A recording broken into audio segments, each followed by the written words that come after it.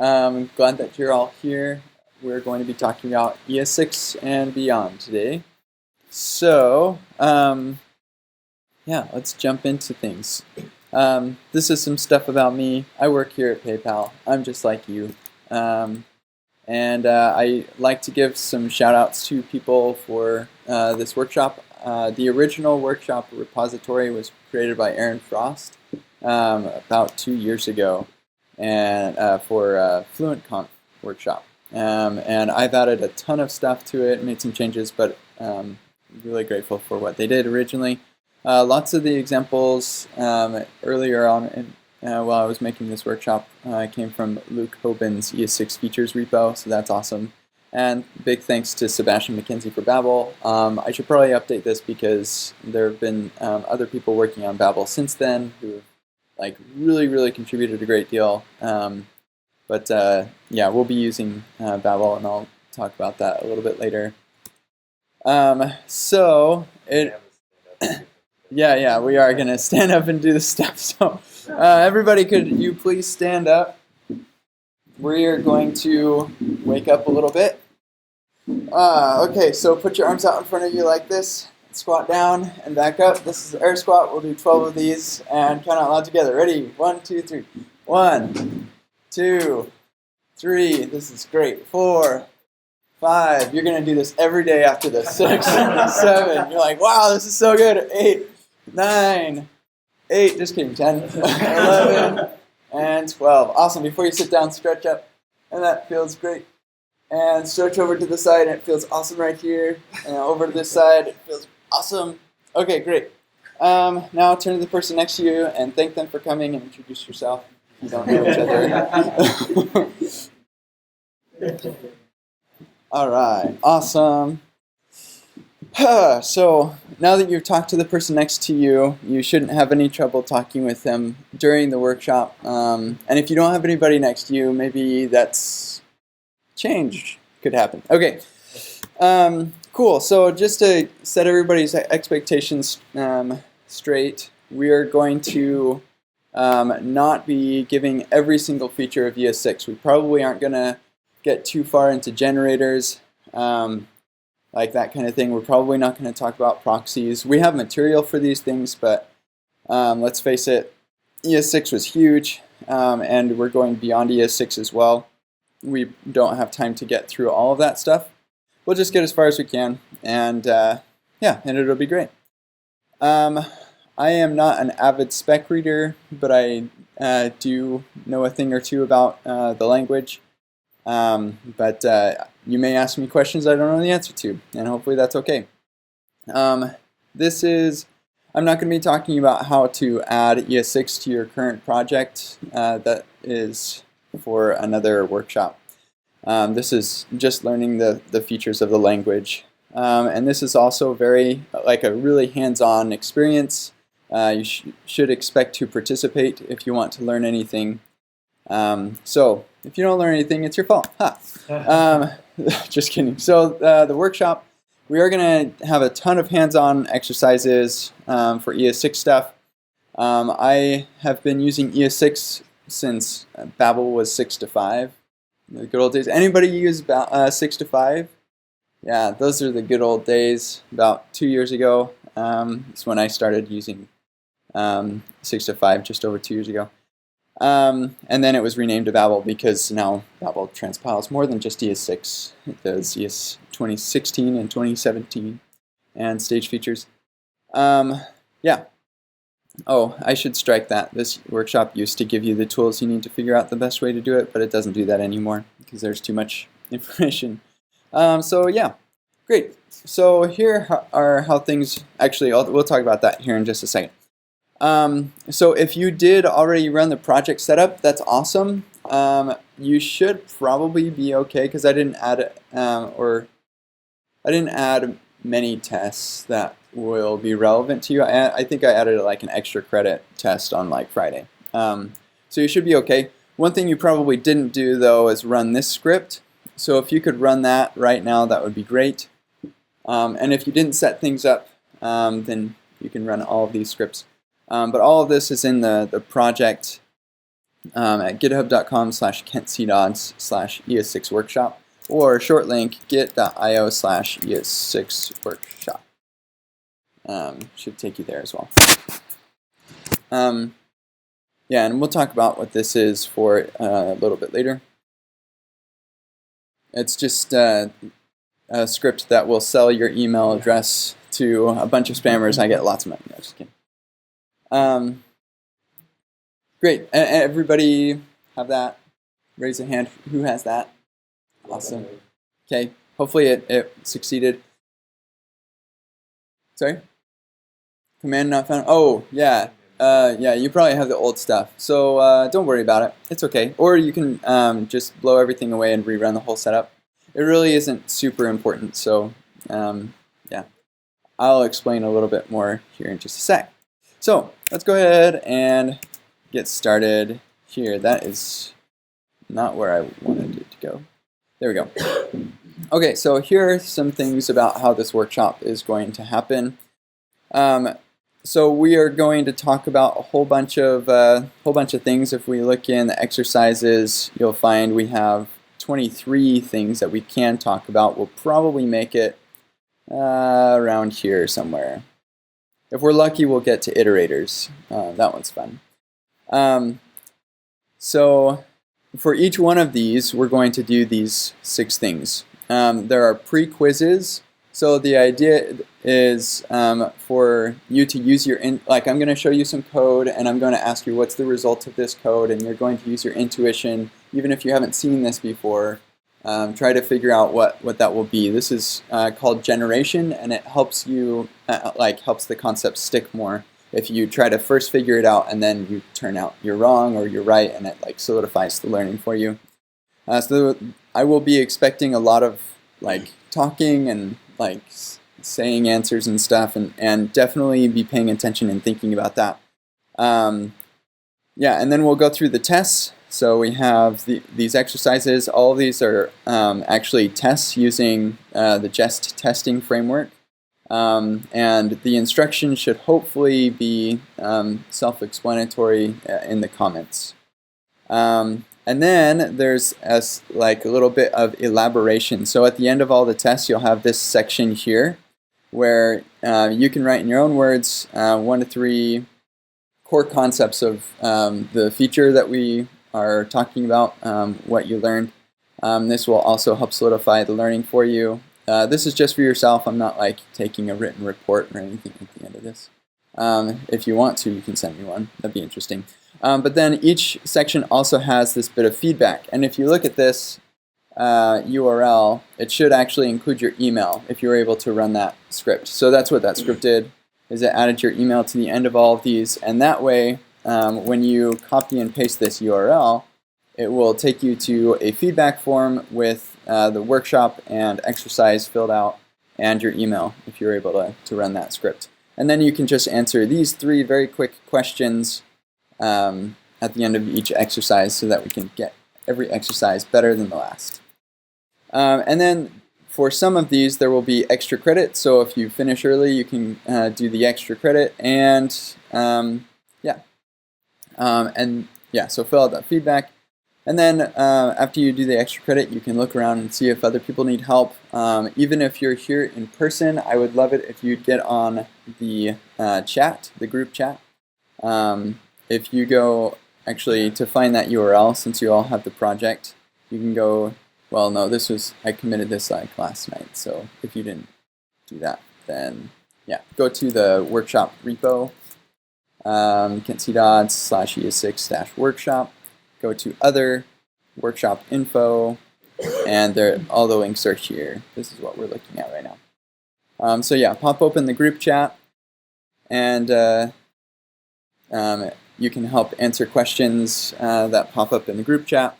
And if nobody needs help and you have the inclination, then you could, and you have the time, then you could even make a pull request to add more tests or something. So you should hopefully never feel the urge to go to Twitter or work email. Who would feel the urge to go to work email, honestly? Yeah, so that's how it will work, and we'll do this over and over again as far as we can. Yeah, and any questions about the order of things, how we're doing workshop?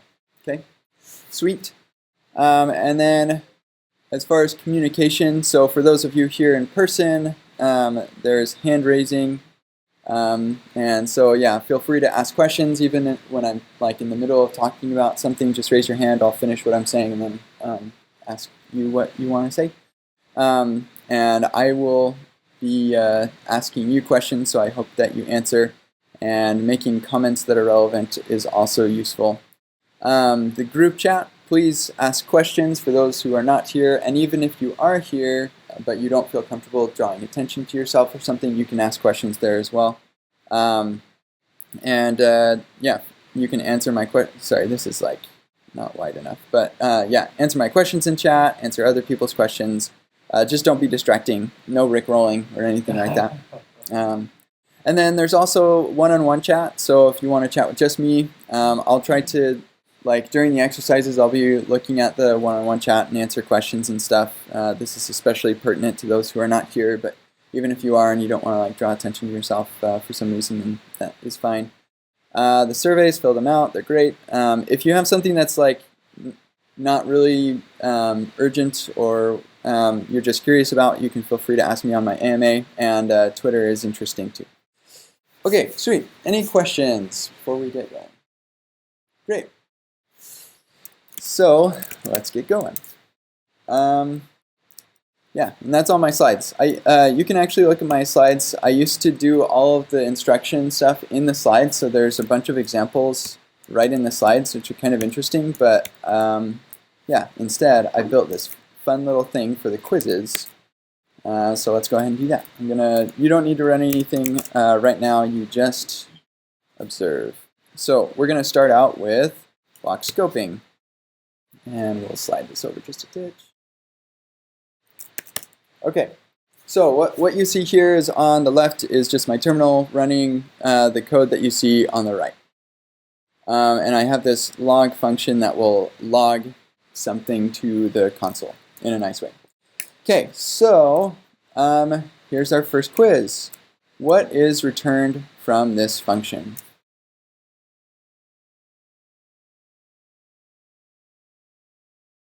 Maybe I should like call on people. You. Oh, sorry, what's your name? Bavrik. What is it? Bavrik. Bavrik? Okay, cool.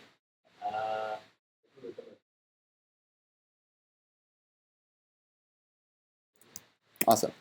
Yep, it's exactly what it is. Not a trick question. Well, it sort of was because you're like, what tricky thing is going on? Yeah, nothing really interesting there. What about this one?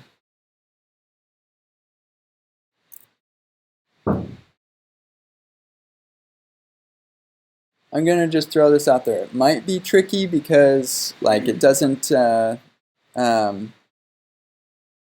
Yeah, like some of these might not actually return anything and might throw an error. So I'm not saying that's what happens here. But anybody want to venture a guess? You could also, like people online, you can do it in the chat and stuff. Hopefully the online is working. I hope it's working. But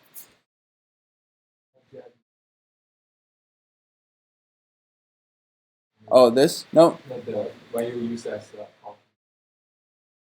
oh, right here. Nope, that won't be a problem. Yeah, so that's lots of people will think that yeah, you can't or it'll throw an error because it's a constant. only the assignment. It's object itself. Right. So the object got a.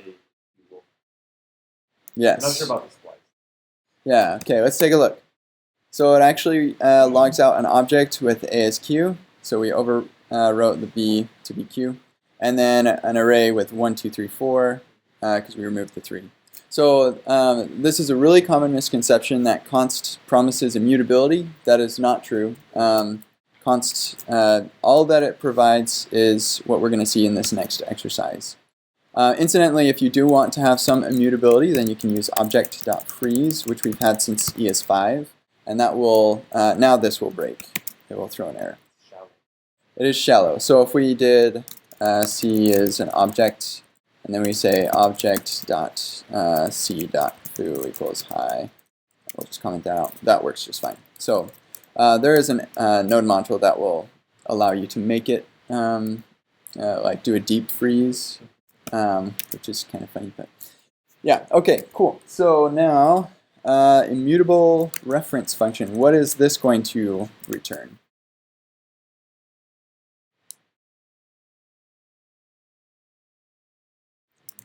Yeah, that will throw an error. So, and that's the like important piece to note is that what's constant about a const is that the reference of that variable to the thing that it's pointing to cannot change. So that is, yeah, that's nice. Okay, so now let's look at this block scoping here. We have an if block, and oh, whoops, I totally spoiled it. Ah. Okay, you didn't see that. Yeah, so what's returned from this? Yeah. So now finally we have the semantics of most sane languages where variables are scoped to the block in which they're defined. Whereas with var, you could declare it hey here, and then we can just return hey. And that actually will work just fine. That to some is a feature and others is a bug as far as like the semantics of var. But in any case, yeah, this is how let and const both are scoped to the block rather than the closure. Okay, cool. Any questions about that? This stuff so far? Okay. So what about this one? It's no longer an if statement. It's just these random curly braces in the middle of my code. What on earth is that doing? So what does this do? Yeah, same thing. So just illustrating, you can actually utilize curly braces anywhere in your code and create a block. Yeah, you don't have to do like if true or something to create a block. I've never really done that before, but I know some people do sometimes just say, hey, all of the variables in here are scoped to this block. I think that would be confusing, but some people like it, so there's that. Okay, cool. Now what about this one? We have let x is 33 or const is 123. Which do we get back? 33. Sweet, indeed. And now we have all kinds of blocks going on here. So we declare a let is 23, and then we declare another let, and then we assign it. And what on earth is going on? What do we get back? 23. That's right. And I would, yeah, I commented this out. I wanted this quiz to be like this, but then the entire file doesn't compile. So there's that. And that's because we're redeclaring a variable. That doesn't work even with var. Correct? Var. Yeah. So, yeah. That still, yeah. Oh, right here? It will not actually, because the variable x was defined, or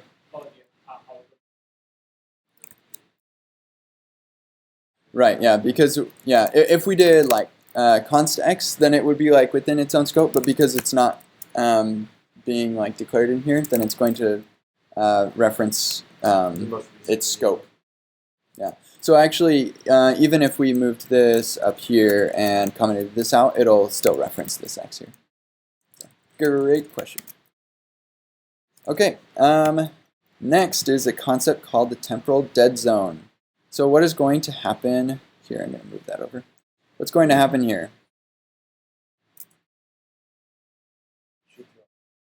Yeah. Why would it throw an error? Because we can console log the. Okay. Which line? With var, with the let. Okay, yeah, there. So we're going to get as far as console log my var. That's where we get the undefined here.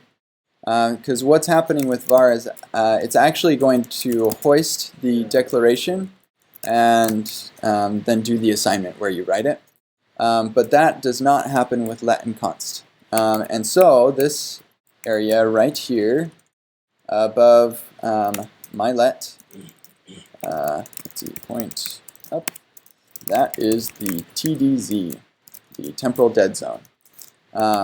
For let, and then right here is the TDD for const, for this myConst variable.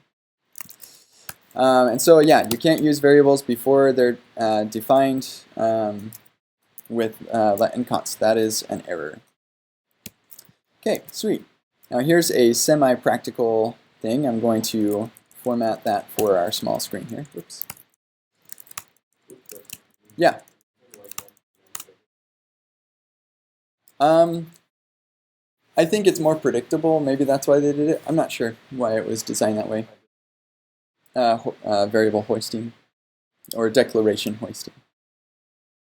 Yeah, maybe. Yeah, like the language is slowly becoming Java It is. before our eyes. Yeah, wait till we get to classes, and then you find out it's nothing like Java. Okay, cool. So here's the semi-practical thing. What is going to happen here? We have a myThings array. We have this callbacks array, and we push this function thingGetter that will return the myThings, so whatever that value is at that index. And then we're going to return callbacks.map. If you're not familiar with map, it takes one array and it accepts a function, and whatever you it calls that function with like the item in the array, and whatever you return back is what's going to be put into the new array. So then it's going to call all of these callbacks, which will return myThings at I. So what are we going to get back for this semi-practical example? Oh yeah, sorry, I should show like the whole example.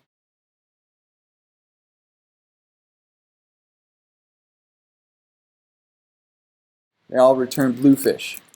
I like your thinking. It's not quite right, but yeah, that's the right idea.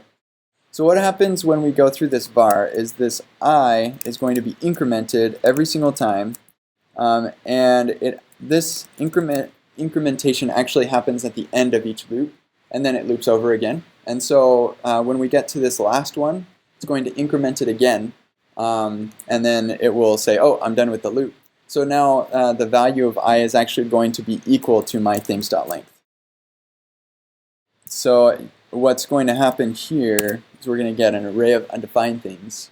And this is, I wouldn't say like it's super common for bugs, but it's like enough of a problem that I'm really glad we now have let. So the problem, or the reason this is a problem is because var, this var right here is scoped to the closure rather than the block, which means that every single time that I gets incremented, it's incremented inside the closure, which means that when these callbacks get called, it's referencing the I in the closure. Okay, so the way that we fix this is how? How do we fix it? With let. Yeah, so now it's scoped to that block, which means this function here is referencing the variable that's just inside the block. So each one of these thingGetter functions has its own I to reference. Great. And that's that. And there are all the solutions right here. Okay, cool. So now we're going to go ahead and jump into the exercises. So if you... Sure.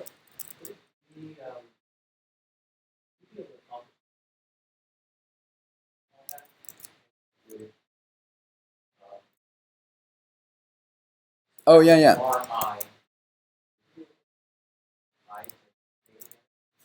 Oh, yeah, so accepting like I variable or whatever. And then you would have to have access to that I variable inside of like in this map function when you actually call the callback. So like you could set up something like that. Like in fact, you could even just say bind with null and I, and that actually would work just fine with var. If we like that. Oh, just kidding. I got it. Well, oh, right. Thank you. There we go. For a second there, I questioned my knowledge of JavaScript like entirely. But yeah, so you just need to have a construct to pass it in. But in that scenario, it's like, why are we doing this? But yeah, great, great point. Any other questions? Okay, sweet. So I'm going to just set you free on these tests. Go ahead and run through them. Make sure that you do this elaboration bit at the end. It may seem like a pointless practice, but it will solidify your understanding of things. And then fill out this feedback. I'd really appreciate it. And then I'm going to give you probably just like 5 minutes to do that, because we have a lot of stuff, and I think you probably are going to get this. And then I will go through the solution, and then we'll move on. So 5 minutes. Is there any way to run just that one? Oh my gosh! I didn't even tell you how to run the tests. Thank you. Okay, so it is actually in the README yarn test. So you can run a single test, or do a single test run with yarn test, and that will run all of the tests, and they're all going to fail abysmally because it's your job to make them pass. But if you don't want to have it run all of them at once, because that output is overwhelming, you can run yarn run test watch, and if you're not using yarn, you can use npm. npm run test watch. And that will start just in what's called watch mode, and it's interactive, which means it's super cool. One of the cool things is its ability to run tests that are only relevant for the changed files. So if you hit the O key, that will activate that. And then you go ahead and make a change to the file. You can add like a single line, and it will run that file's tests. And then you'll see all the output. If you want to focus on one test at a time, then you can add a dot only to test, and that will only run that one test. So you can focus on making that one pass. Got it? Right, sweet. So I will be in the chat and walking about. So let me know if you have any questions. And I'm going to start a timer here really quick for 5 minutes, and then we'll see how everybody's doing. Okay, cool. So couple things came up during the exercises. First off, you may have noticed that if you were trying to run the watch mode, it was actually running all of the tests, even though you said, hey, only run the ones I changed. Well, as part of the setup script, if you ran the autofill email thing, it actually changed all your exercise files for you. So it is running all of them. Simple fix to that: git commit all the things stuff. And yours probably won't run a git commit hook. Well, I don't think it will. But in any case, with that, you should be able to now run the tests, and it will now only run the files that you yourself change. So the way that the watch thing works is it will only run the things that were changed since the last commit. So you just add a commit of all the stuff, and then it'll. And that actually can be useful as we continue on down, changing more tests. You just commit all the stuff that you have, yeah, you're not going to be pushing any of this anyway. So you use the dirtiest commit message. No, just don't do that. But use whatever commit messages you like, and you should be good. Another thing you can do actually that could be useful is using the filter command. You just type the P key. You can type a pattern, so we could say block. It will only run the files that match the term block, like block scoping. So yeah, just is amazing. Okay, cool. Another question that I got during the workshopping was from online. The question is, we can do reassignment with let, right? And when do you use let and const? Should we totally do away with var now? Basically, what's the difference between let and const, and is there any reason to use var anymore? So first off, it is correct. You can do reassignment with let, and you can't with const, and that is the only significant difference between the two, other than a couple, how you spell them. So as far as whether to ever use var or not, I personally pretty much never use var anymore. I feel like let and const are more predictable, but there are benefits to using var. For example, if I have this function called function name, and I have a try catch, and I say var get or thing equals get thing, and then I can say, well, to return thing, and so like get thing, and if there is no thing, just have it be undefined. Like that's something I can totally do with var. If I wanted to use let here, then that actually would blow up because thing is not defined. Right, so that is a bit of a tricky situation, and so the solution, if you want to use let, is to declare it outside of that block and then assign it. I actually personally feel like this is superior because it's more clear as to what variables are available and when. If I don't, like personally, for my personal style, if I don't assign something at declaration time, then I like it to be at the top of the relevant piece of code. And most of the time, my functions are going to be like about this long anyway, maybe about twice as long as this. And so, like, yeah, it really doesn't matter a whole lot. So, yeah, that was a great question. Any questions or comments about that? Feel free to continue to use var. It does have value, but I personally don't really use it anymore. So there's this kind of constant everywhere. Yeah. What do you think about let? So I also prefer const. So I like the signal that it's sending to the reader of the code, that I'm saying, like, here's a const my var equals thing. I know that my var will never be reassigned to anything else, and I don't have to look at anywhere else in the code to know that. That's nice. I like that. Some people disagree with that because it might be sending the wrong signal. People assume immutability of the thing that you're assigning it to, just because const is a little confusing in that way. I disagree. I think that people can learn the language, but It's also a little longer to type. yeah, it's longer to type. Oh goodness. The let is a simple 3. Yeah. Well, and it does, like, if you have a combination of let and var and const, let and var look okay together, but let and const, they're like, there's like 2 extra letters. Yeah. But I think that's silly. Actually, that's something else that I wanted to touch on as well. With ES6, lots of people think that, oh, ES6, thank you for saving me from typing so many characters. I don't have to type the function keyword anymore, and like I have all these things to type less. But that is, as fun as it is, you shouldn't really concern yourself with how much you're typing. There are, like, Getify, Kyle Simpson, one of the people I really look up to, has said many times that there are infinite ways to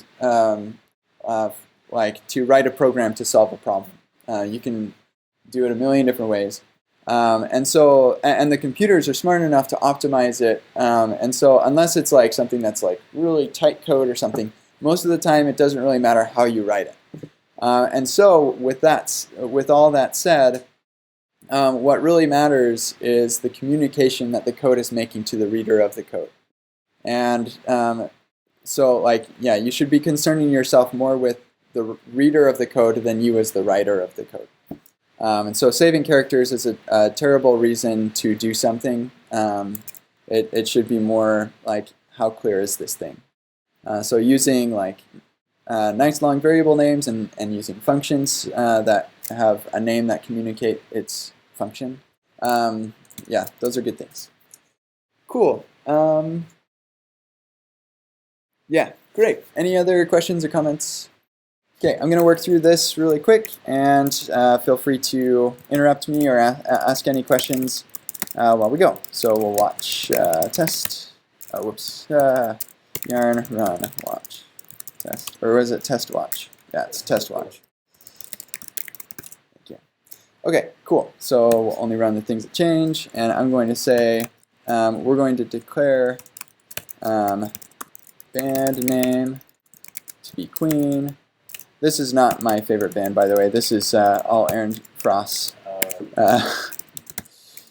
And there we go. We have one passing test right there. Sweet. This is really hard on such a small screen. but we'll just do that. Okay. So then here we have can modify the value of a let variable even in the next block statement. So yeah, we have a release name assigned to ES6, and then it's assigned to ES 2015. So it is actually going to be ES 2015. Even though it's within a new block, it was declared outside of that block. We're referencing the same variable. Then, yeah, here's pick your side. Are you a prefer const kind of person, or do you like let? As for me, I prefer const. I also prefer ES6 to ES 2015. So there's that. Great. And then is trapped inside of if statement. So we have this var, and we want this to throw, and what it's going to throw is b is not defined. So how do we make it so b is not defined? Well, we scope it to this block with let or const, and then it throws. Oh, whoops! I need to actually like run these tests. And let's just make sure that this one's passing. Yes. Okay. Cool. Any questions about that one? I was kind of like all over the place. Okay, and cannot redeclare. So I is not defined. We want I to be scoped to this for loop. So therefore, this will throw an error. So we'll just say let. Now it's scoped to the for loop, and it's throwing, which is good in that case. This is the last one. It means we can start using block statements. Change this to a const. And we're getting an error, d is not defined, which is what we want. Okay, now we have all these passing tests, and hopefully you filled out the elaboration, hopefully you got some feedback, and I think we're ready to move on. Any questions? Okay, sweet. So let's move on to our next bit. Here, let's go ahead and we'll all commit this together, git commit all the things with block stuff. So then you can do the next section without running those tests over again. Oh, you know what I just realized? Are the git hooks running for you all? So like when you commit, does it run all the tests and stuff? It does? No? No? Okay, that's good. Because if it did, then it would actually regenerate all the exercises for you, and all of your emails would be like removed from that feedback stuff. So yeah, that's good. Okay, cool. So template literals, previously known as template strings, and I kind of liked it better when it was template strings because it seemed to make more sense, but it's now template literals. So let's go ahead and I'm going to run the quizzes. So we're going to start out with interpolation. So we're going to take this common case where we're concatenating a bunch of things together, and we're going to use a template literal to do this in a way that makes a little bit more sense. So a couple of hints. A template literal is denoted with a backtick. So here, if I were to convert this into a template literal, I'd change out these single quotes with a backtick. And then if I want to interpolate something, I use this $, curly bracket variable name, whatever the variable name is, to do that. So who wants to help me rewrite this expression as a template literal expression? How do I start? Backtick here. $curly to interpolate. Do I do like all the way across and then just backtick? That totally would work, but yeah, that'd be weird. So yeah, so where do I end the interpolation? So I've started interpolating, and it right here. Okay, sweet. So now remove the plus. Okay. Okay, and remove that stuff. Interpolate noun. Okay, sweet. Then do away with that and that. Okay, let's see if we were right. Add a semicolon. Haha, that's hilarious. Okay, we're not even going to get into that. Okay. Did you know that when Babel transpiles your code, it adds the semicolons for you, so you're not depending on ASI? Yeah. I don't approve of depending on ASI. Okay, cool. So interpolation. That's pretty cool. Actually, one thing that's really important, I don't think that I talk about it in the examples, is interpolation, like this concept of interpolation is actually really powerful. You can do any JavaScript expression in here, anything at all. I don't have a problem with that one. So, like, you can do many lines. You can declare a function and immediately invoke it. When we get do expressions, which we're working on right now in TC39, you can do like const foo equals bar, and then, oops, except with the equal sign, and then bar, which would be like it's not a return, it's just the what this expression evaluates to. But ultimately, like, you can do anything that you want inside when you're inside of an interpolation here. Any JavaScript, all fair game. Just needs to be an expression.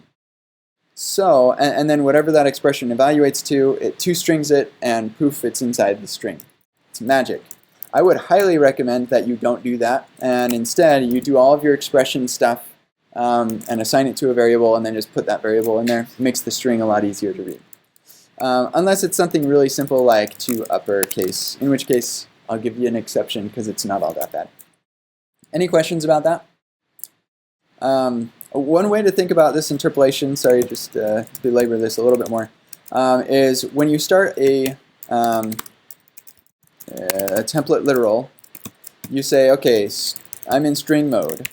And then when you start the interpolation, I'm in JavaScript mode. And then when you end the interpolation, I'm in string mode again. That's kind of the way to think about it. It's like whether you're in string mode or JavaScript mode.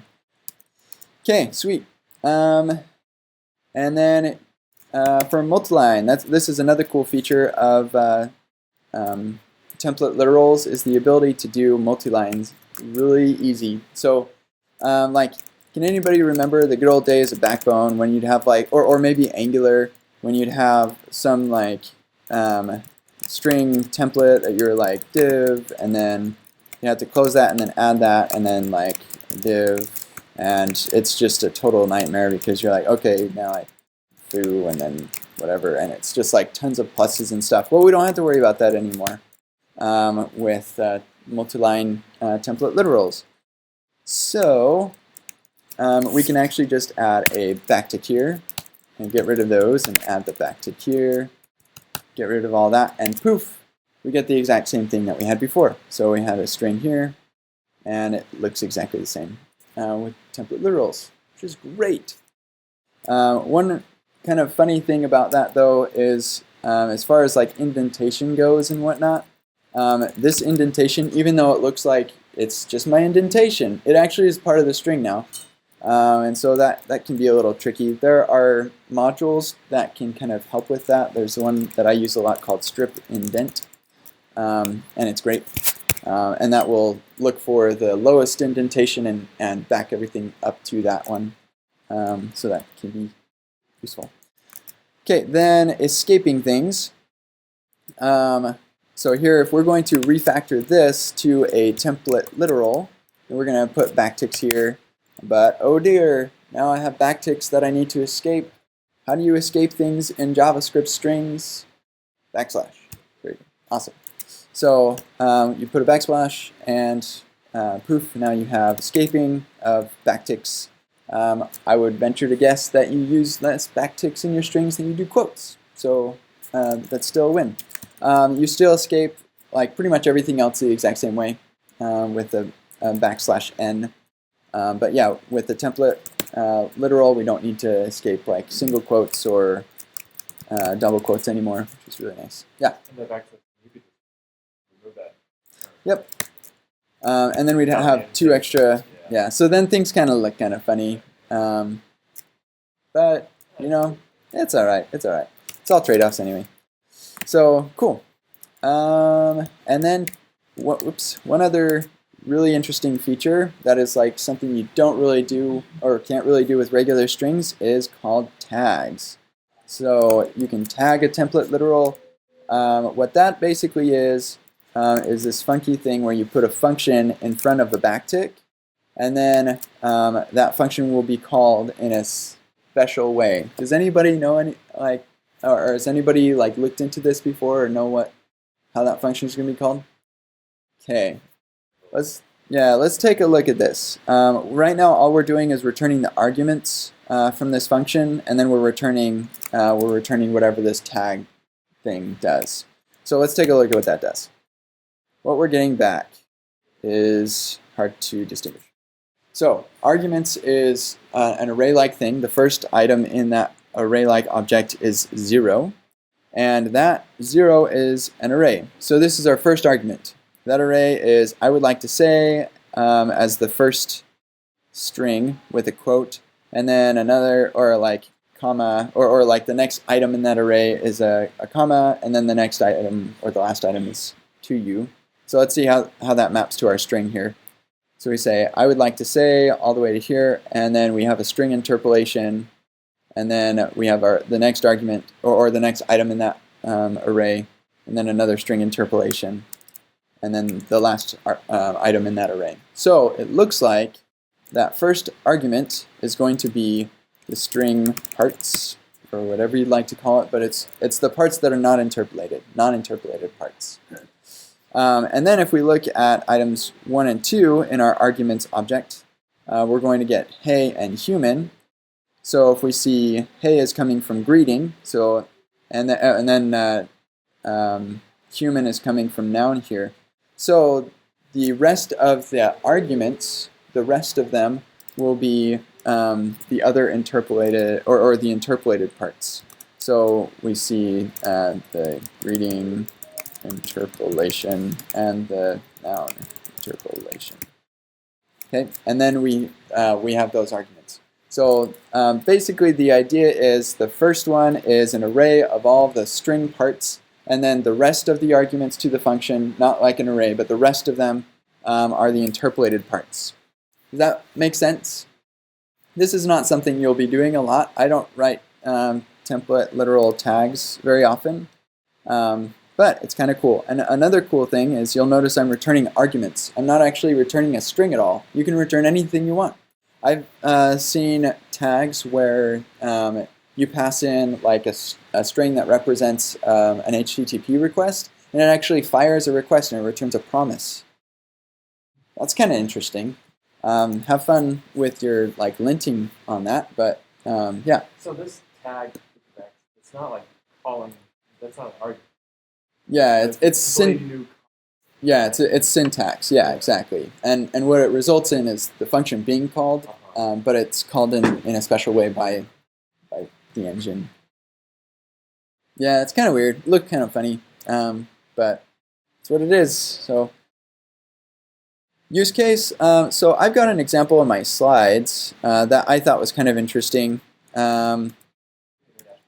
Yes, that's actually my example. So I have this translate template tag that will, you tack it on in front of your backtick, and here I have this example HTML stuff. And then anything that is interpolated, or any of the interpolated parts that have t dot in front of it, I'm going to assume that is a translation key. So I'm going to look up hello in my translations, and your birthday is in my translations. And yeah, it does all this magic stuff. So here are my translations, and I can have it be English or German. So if I do DE, now it's Astu. I don't know how to say German words, but I think it's German. Google Translate tells me that it's German. So yeah, so then I wouldn't actually do things this way because there are some limitations with this kind of implementation. But yeah, there are some interesting use cases. Actually, I think there's a repo out there that has common tag functions that are kind of interesting. But yeah, that's something that you can do. One other thing that I didn't mention, but should probably, is it would be kind of annoying to have to, let's say that you, your template literal, or your tag can expect a dynamic number of interpolations, then you'd have to do something funny with the arguments to get all of the rest of the arguments, right? So here in a couple of sections, we're going to talk about rest, rest parameters, or the ... operator. And that allows you to get all of the rest. So if you're like familiar with Java, you guys have this forever, but you all. So we'll talk about that in JavaScript in a little bit. Any other questions before we move on? Okay, sweet. So that's that for template literals. We can go to the exercises and start running through that stuff. For this one, we just have a couple of tests, like 3 tests, so I'll give you all 5 minutes for this. Okay, cool. Let's go ahead and work through the solution together. So I'm going to go ahead and only this test here should support string interpolation. We want it to be this fancy string, and it's not. So to do that, we're going to say, it looks like it's that person's name, so I'll say person.name has, and then person.friends.length, because that's the number there, and then friends, and then a colon, and then the list of friends, and oh look, that's nice, no and, so we can actually just use join. So person.friends.join with commas and a space. And we have a passing test. Woohoo! Any questions about that one? Okay, so next, supporting multi-line strings. So this one, it's got a couple spaces and stuff. That's just because I didn't want you to have to format things funny. So we say how cool, and then we've got a new line. Is this with exclamation point, question mark, and then a new line here, which is coming from that, and then 2 spaces. So we save that, and poof, we're good. Any questions about multi-line strings? They're pretty straightforward, just have multiple lines, and it's magic. Okay, and then this last normal test, string escaping. So we want to be able to string escape just like we do with regular single quotes. So it'll be hi there. And this one, we need to escape the backticks. So we'll just copy that string, escape the backticks, and poof, like magic. So all of our tests are passing. There's this extra credit if you want to do that one. That should actually be down here. So free pull request. Yeah, any questions? Great. Let us move on then to the new APIs that we have from ES6. So there are actually quite a few new APIs available on strings and objects and things, but I'm not going to show you all of them. I think I don't. Let me get you a link to all of those. I think it's right here. Nope, that's proposals. Sorry, wrong one. Features. Yeah, here we go. So lots of these are laid out in here. Not all of them, but there's additional links. But you have a ton of cool new things on a bunch of objects that you use all the time, and we're just going to look at a couple of them. So we now have string includes. So this is what this is doing. We run the quizzes. Number 3. We're going to get true back here. So we have this phrase in the box. We're looking for the word the inside of there, and this is the way that you used to always do that. And it makes like no sense to especially newbie coders. They're like, what is this? And so now we have the ability to use something that makes a little bit more sense. So anybody want to use their intuition to tell me what function that would be?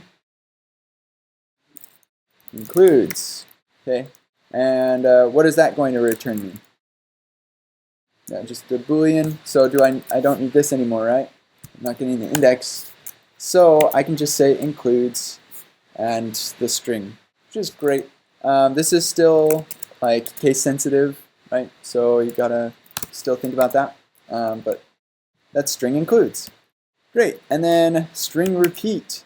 This is pretty great. So I actually use this sometimes when debugging Node, where I'm just like, hey, I need to have a console log, but I need to be able to see it in this mountain of logs that I get every time I run the app.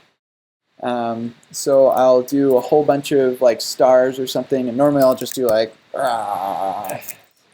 But there's actually a mechanism for doing that, and if we were to do it just like in raw JavaScript, we'd have all this state that we're keeping track of and like concatenate to the marker and whatnot.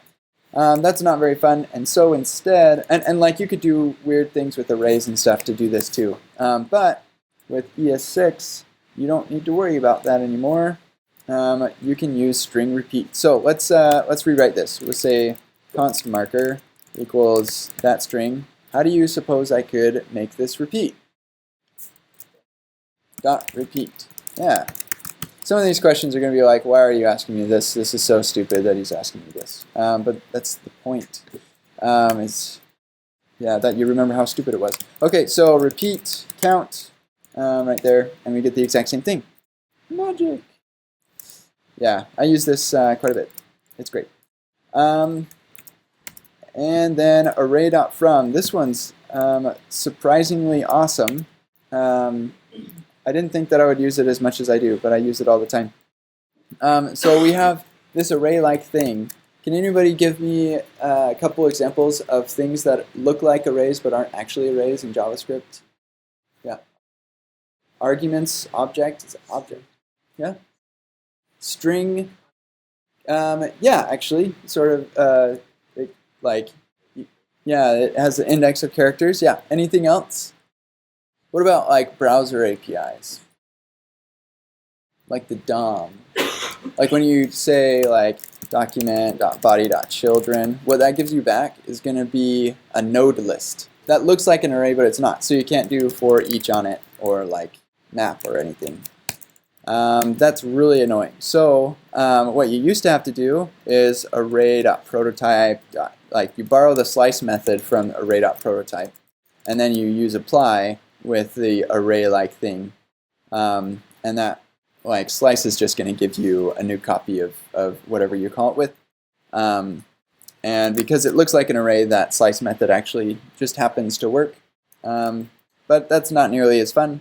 So what we can do instead of all of this gibberish is use array.from. So it's a static method on the array class, and you can get an actual array. Woohoo! Okay, and then array fill. So here is how you, here let's look at what that actually does. You get hey, well the first index is nothing, and then you get hey, hey, hey, and then you get a couple more indexes of nothing. And it's just this array of 7 things, and we fill everything between the start and the end inclusive with the value. Okay, so this is a bunch of imperative code that we don't like. So there is now a new way to do this, and that is with array.fill. And that is going to accept, oh, I turned off my turn.js, that's why. That'll accept a value and a start and an end. And then we can just get rid of all this stuff. And we get the same thing. So you have, yeah, and if you don't provide a start and an end, that'll fill every single item with it. If you don't give an end, that'll fill everything from the start to the end. And I don't know, if you don't give a start undefined, I bet that it starts at the beginning. So there's that. Any questions about array fill? Okay, hopefully very straightforward. And now object assign. Object assign is actually, why did I include it in this? Object assign is actually available in ES5, I think. Isn't it? Isn't it? Assign. Huh, I thought it was. Nope, I guess according to this it's not. But that's actually kind of the problem with using ES6 for so long, is I kind of forget what's not available in older versions. Yeah. So, okay. So object assign is cool. Anybody use object assign before?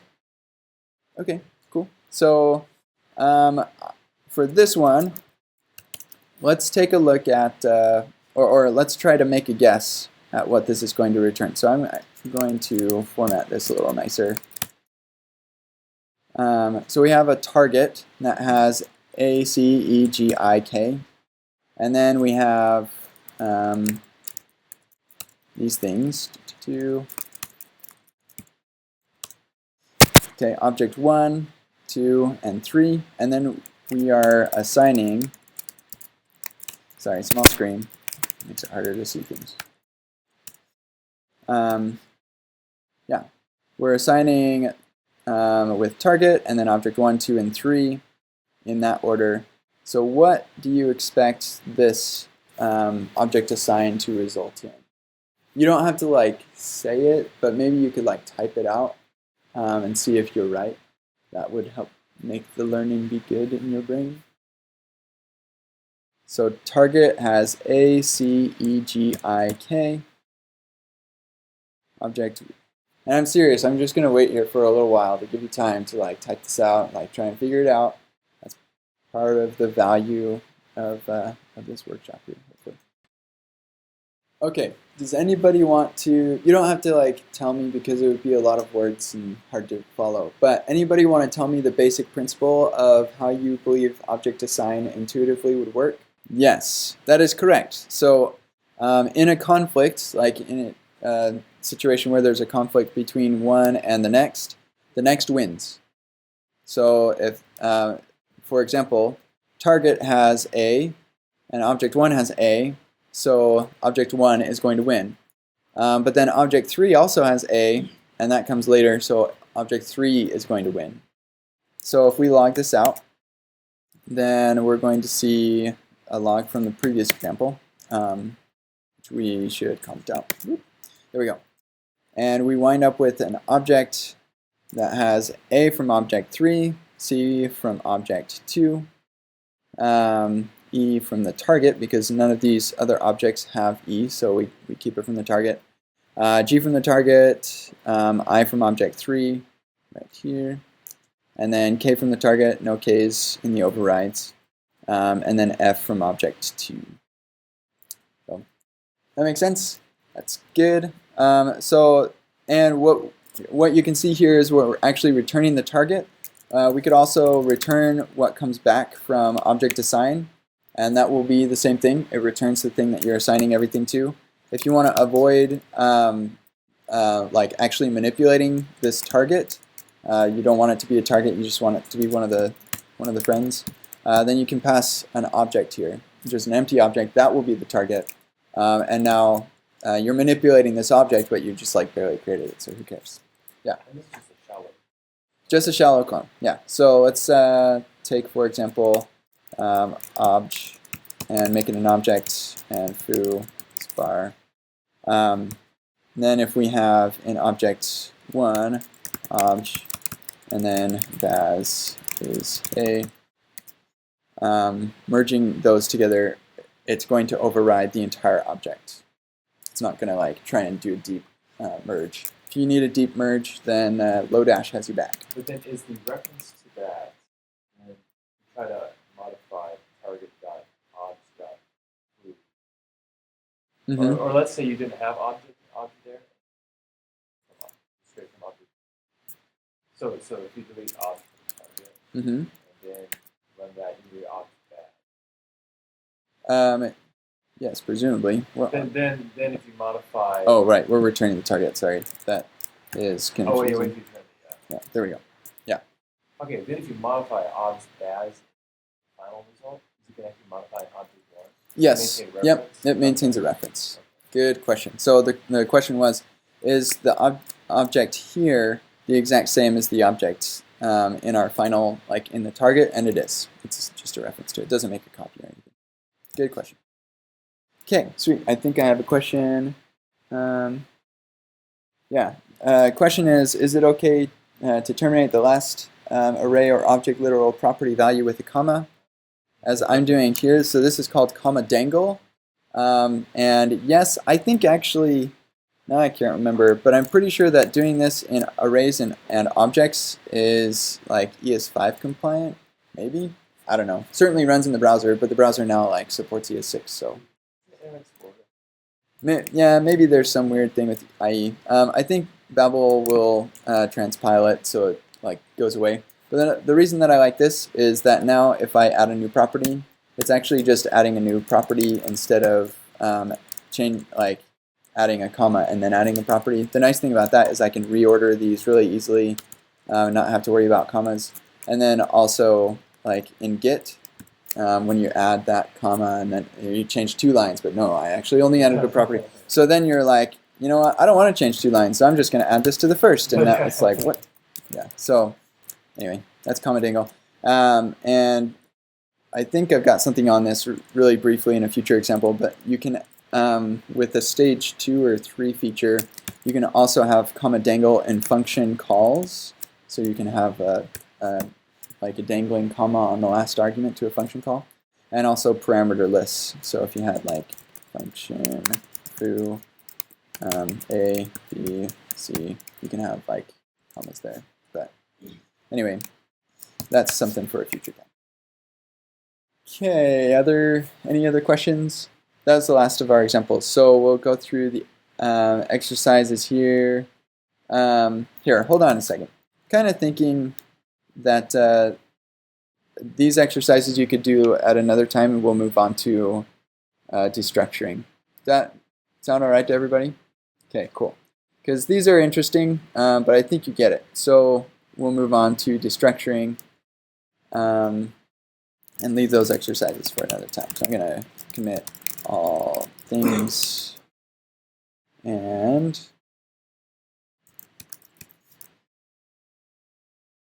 should probably just run with no verify. Okay, cool. So destructuring, probably, I think it's probably my favorite feature of ES6. Probably. I love destructuring. I think it's really awesome, and I use it all the time. So, what is destructuring? Well, we have this object here, and then we're using this object in this math.floor call, and we have to reference obj every single time we want to use something on it. Let's say we didn't want to reference obj, and we just wanted to have x, y, and z available in our scope. How we would do that before is we'd say x equals obj.x, and y equals obj.y, and z equals obj.z. And if we really wanted to save on characters, don't do this, but if you wanted to, then you can use that same variable declaration for all of these, and then my linter gets mad at you because that's hideous. Yeah, you can do that. But with destructuring, it becomes even easier. So what we're going to do is we're going to have this funky little syntax to pull things out, declaratively pull things out of obj. And that itself looks like an object, but it's not at all. It's called a destructuring pattern, similar to pattern matching in some ways. And we can basically give a pattern that we want to pull things out of obj from. So anybody familiar with this concept? It's not unique to JavaScript. So anybody want to tell me how I can pull out x, y, and z? X, comma, y, comma, z. Okay, sweet. Then I can uncomment that. And we'll get rid of this obj now because we have those variables. Is that only Yeah, we'll look at that in just a sec, actually. Good observation. So, yeah, the observation is like, what if I wanted to change the name of these things? Then, yeah, we'll look at how to do that. But that's basic object destructuring. Just the name of the thing, and now suddenly you have a variable with that name. You can also do var or let. Any of those things will work. But const is king, so just kidding. Haha. Okay, cool. So that is basic destructuring. Now we have this other example here where we're destructuring, or where we like have this object that has deeper properties or properties that are objects themselves, and we're digging down through weather to get to those properties. We want to get to them in a single destructuring pattern. So I'm going to destructure weather. And one of the cool things about destructuring is that it is really hard to read if you're doing it on a single line and you're doing lots of patterns across that single line. And it's a really common thing to do because, I don't know, we just feel weird spreading things over multiple lines and having this equal sign. And it's, I don't know, it looks kind of funny, but you'll get used to it because it's nice to have white space when destructuring down nested objects. So anyway, a couple of things that we need. It looks like we're using unit, so let's pull out unit, and then we'll get rid of weather here. Then we have max and min that we're using from today and tomorrow. And so here we can get today and tomorrow from the root of the object here. So we'll say today and tomorrow. And so now we could like maybe destructure off of like max from today and stuff, but we can actually do all of this in a single destructuring pattern. So any idea as to how I could continue my destructuring down into today? No ideas? Okay. Colon. Yeah, another destructuring pattern here. And poof, max, min. I can get those out. But the problem is, we don't want to, like, I don't want to go ahead and change this code more than I have to. And so I need to, and like additionally, these two objects have the same structure. So now I'm creating two variables of the same name. So how do you suppose I might give those an alias or tell the engine what variable I want to use? Colon, okay. So this is the max of today, so max today. Exactly. That is exactly how to do it, just with the colon. Min today. And then we'll do the same for max tomorrow and min tomorrow. And poof, we get the same thing. Yes. Yes. Yep. So we could give this a different name, like the unit or something, whatever you want to call it. So one like sort of kind of drawback is when you start doing nesting destructuring of objects, now I can't use today in here. So like I couldn't say console today because I'm not actually creating a variable. I'm destructuring that into smaller variables, and that like goes all the way down. So that's kind of sad, but if you really need that, then you can destructure it out and then do another destructuring pattern. And yeah. Can you destructure it today? Oh no, you can't. That would make Yeah, actually, today and then oh snap. Can you? Yeah, you totally can. I just learned something here. This is tweetable. Okay, I'll tweet about that later. That's awesome. I didn't know that was possible. Yeah, it seems like it should be allowed. Yeah, but it's not an object, so yeah, it's just a pattern. That is awesome. Okay, cool. Thank you for that. And actually, I wonder if we could say max and the max today. You can call whatever the... Yeah, that's cool. Cool. All right, destructuring. That's awesome. Wow, I'm so excited about that. Anything else? Any other questions? Okay, so there's one other thing. Well, here, let's see. Yeah, okay, we are going to get to that. Yeah. Oh, and create a new variable in the same declaration? Not within the pattern, because this is just a pattern. But I'm going to show you how to do like defaults, and you can reuse variables that you're using. So I'll show you that in a second. But if you wanted to like use this in the same declaration, so like this being like this whole thing being called a variable declaration, you can add another declarator with like foo equals max tomorrow plus min today or something like that. And that would totally work. But like I said, don't do that. That's really confusing. Just kidding. You can do whatever you want. It's JavaScript. That was a great observation. Any other questions? Okay, sweet. So you can do the same with arrays. Hoorays! So we can get the first item and the second item like this with get the array 0 and 1. But like, who likes to write that? It's much more clear to do it with destructuring. So when destructuring an object, you would do those braces. What do you suppose we'd use for an array? Square brackets! Yeah, great. And then with objects, you would give property names and then what you want it to assign to if you want to alias it or something.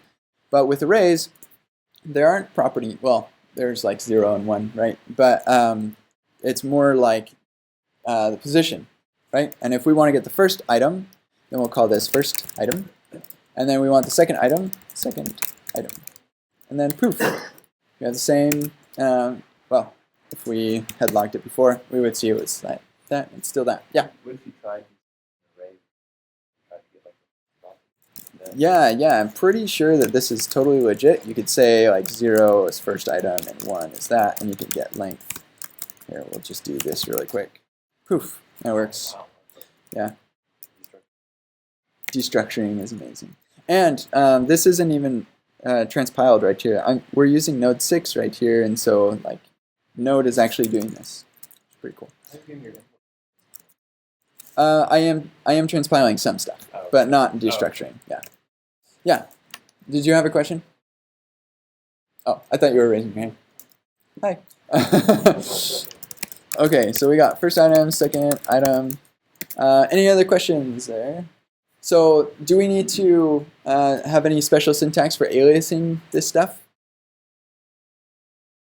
For aliasing arrays, I mean, like we did with the object destruction, we could give it a different variable name. Is there any need for that here? Nope, because it's all positional, is how you know which one. So you name it whatever the heck you want. Okay, cool. So what if, though, like with, yeah, sorry? Yeah, that's what we're talking about now. Good question. Yeah, so because it's positional, you can't just like grab like random bits unless you do the object version, which is kind of wonky, but it works. And actually, it really does work. Like, if this was like item 365 that you wanted, then that's totally legit. I wouldn't say anything wrong with that. But here we're getting the first, the second, and the fifth items out of the array, and one thing that we could do is we'd pull out the array here and we'd say first, second, third, fourth, fifth. That would work. But now we have all these variables that are just like sitting around doing nothing, hanging out. That's no fun. So actually what you can do is just get rid of them. Just have empty slots and they just does nothing with it. And then if you're really wild and nuts and you can just do no spaces, I don't know how I feel about that. I don't think I like it. Yeah, that's formatting. Who cares? Questions there? Okay, sweet. So now we talked about nested destructuring of objects. Now we're going to talk about nested destructuring of arrays. So we have this food thing. It's an array of arrays. And if I want to pull out pieces of each of these, so we're going to get the first item, or index 1 of each one of these. So we have beans, mango, and cake. Lovely combination. Sounds really gross. Yeah. So we're going to start our destructuring here. And to get our first item, it will be like the first food right here. But I need to destructure that into something else. So how do I destructure, and what I'm destructuring is an array. So how do I destructure an array? Yeah, I just pull out another one. And because I'm getting at index 1, I don't care about the first one. So how do I skip one? Yeah, just skip it. Don't give it a name. So this would be the first thing, but I don't care about it, so I'm going to skip it. And instead, this is going to be our first item. So those two things equivalent. Okay, and then we'll do the same for the others. I'll just copy paste that and call these second item and third item. And we have what we're looking for: beans, mango, and cake. But that, especially on a small screen, is hard to read and parse with your brain. So we're going to do this. White space is the reader's best friend. That is quite helpful, and you could even like do it lower and stuff. But I don't care how deep you're destructuring, as long as you have good white space, I think it's okay. It's just like having a really big object. Yeah. Of this rather than like the object version where you'd say 1 is first item. Yep. Yeah, you could do it that way. And especially if we were getting like the fourth item, so we'd say that 3 is lettuce. Because the alternative would be that, and then it's like, okay, 1, 2, 3. So I could see how that could be more valuable. To be perfectly honest, I don't have a ton of use cases where I've had to like skip a whole bunch of things in an array when I destructure. So yeah, if I were to go like 3 items in, I could totally see myself doing something like this. Yeah. It might be just like your brain has to do a little skip in a dance to realize, okay, they're destructuring an array like an object, but it might be a little easier than 1, 2, 3, 4, 5, 6, 7. Okay, they're getting the 12th item. To destructuring versus... So that's an excellent question, because just this morning I saw that an engineer working on Chrome made destructuring 17 times faster than it was before, and so now it's faster than regular property accessing. What? Yeah, it's amazing. So yeah, actually I should probably mention, as far as like performance goes, you should probably like almost never really care. Because especially with syntactic things like this, because the engines are always optimizing, they're going to figure out a way to make things fast. In general, if you really do care about performance, I would say syntax versions of things is better, especially like statically analyzable stuff like this, because it can statically analyze it and optimize it really cool ways. Whereas like doing dynamic property accessing and that kind of thing, it can't really optimize that, because it doesn't know until runtime. So, but most of the time you shouldn't care. It doesn't make it much of a difference. Okay, great. So, any other questions before we go on to nested arrays and objects? Okay, cool. How many people have seen Once Upon a Time, the TV show? Yeah, me and my friend Brian back there. Yeah, we love it. My wife and I just binged it over the last month. It's been awesome. But here we have some info about the show, Once Upon a Time, and we have a protagonist, and she has some enemies, except Regina is like super awesome these days, and Zelina's alright. But we're like pulling off all these things just so we can have this template that will result in Zelina, the Wicked Witch, is an enemy to enemy swan in Once Upon a Time.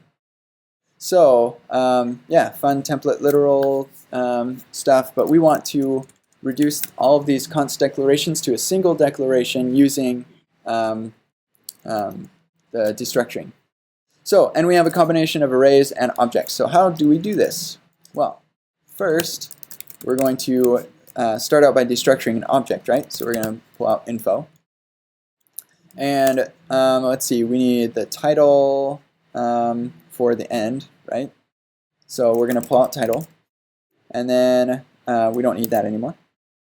And then we have the protagonist name that's coming from protagonist.name. So we're going to destructure from protagonist to get the name. But then it needs to be renamed to protagonist name. Okay, great. Everybody following along so far? Okay, sweet.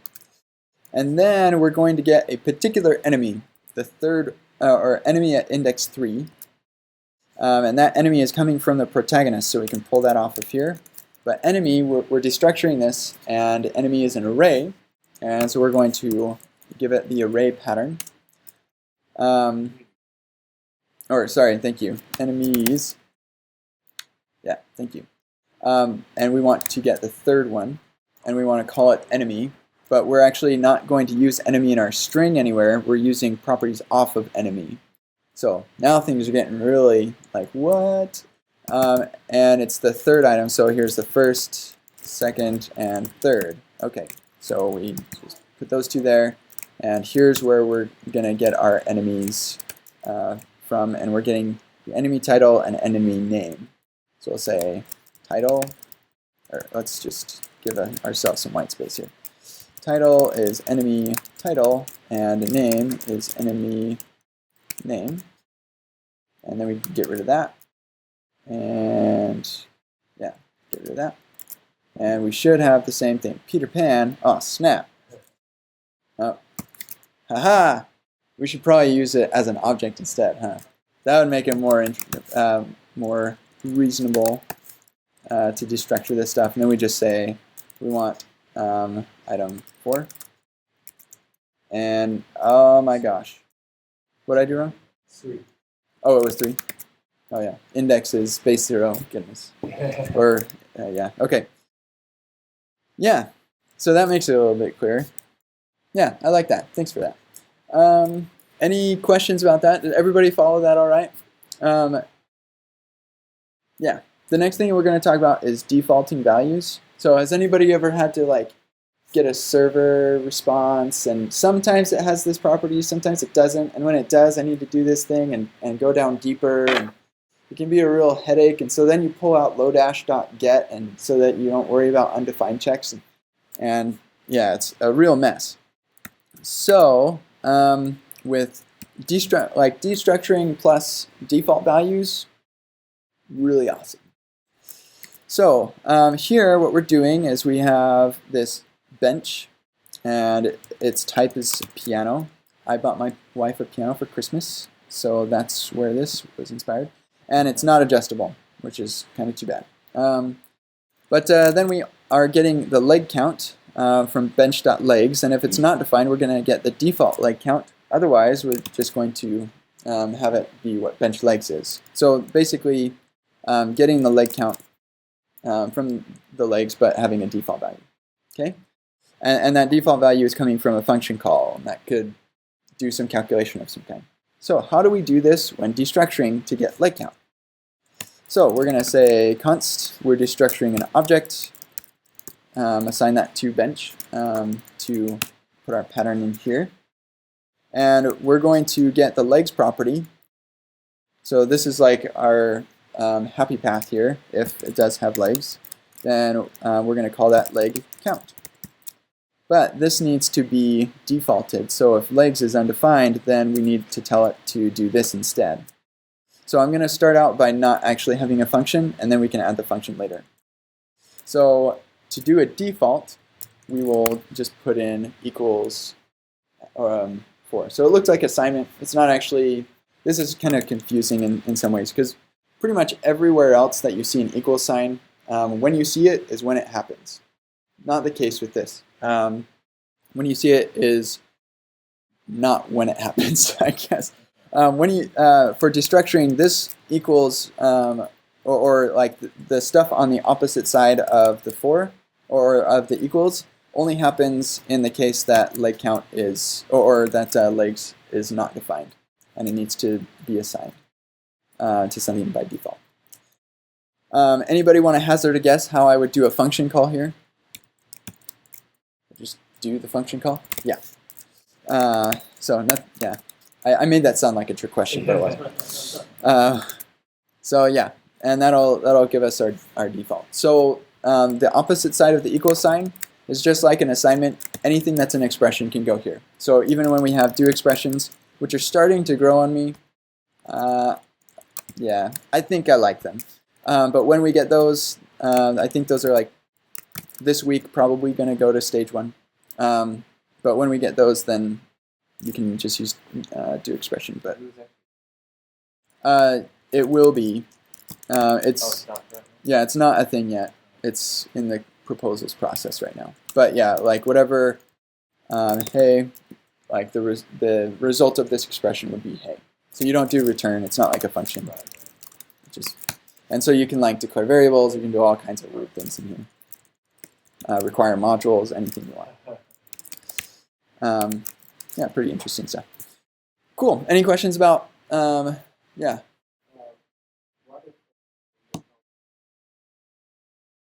Oh, yeah. Great question. So like if we were to go back up, yeah, this is a great question. Thanks. You ask good questions.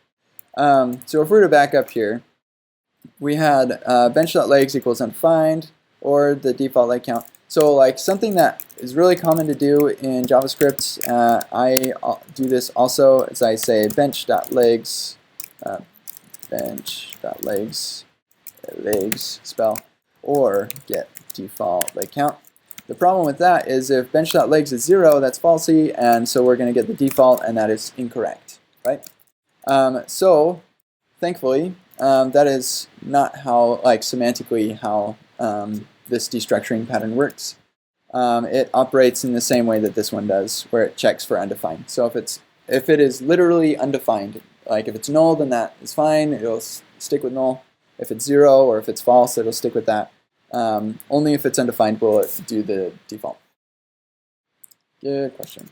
And now I lost my solution, but yeah. Yeah, we'll just do it again. Bench, because it's so fun. Leg count equals get default leg count. Yay. Okay, sweet. Any other questions about that? It's great. Yeah, sorry, I should probably show that example as well. So if you don't need to rename it, you just leave that off. Fun syntax.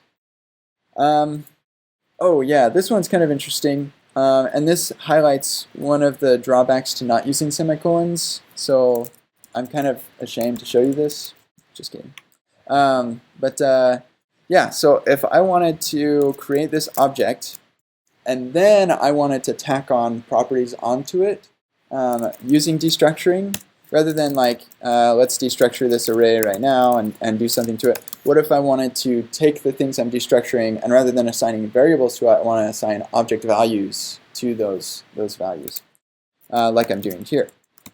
Well, I can do that using the destructuring pattern right here. And I have to use a semicolon there. Otherwise, it's like trying to get property access on that. Yeah, semicolons.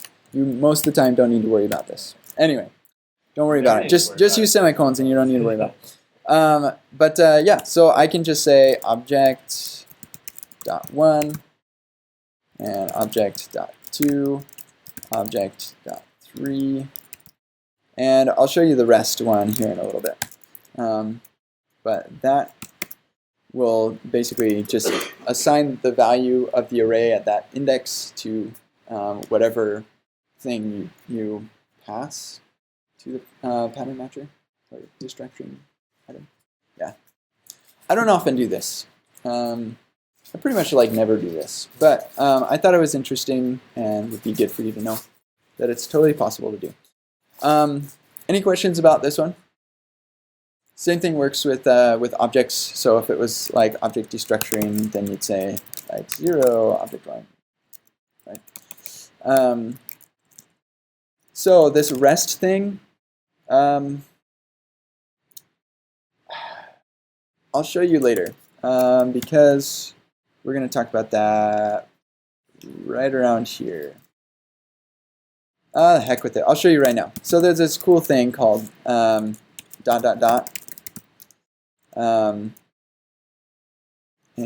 yeah, you don't need a comma after a rest. But anyway, that will basically say, hey, I'm going to take all these things, and whatever else comes after it, I want that as an array.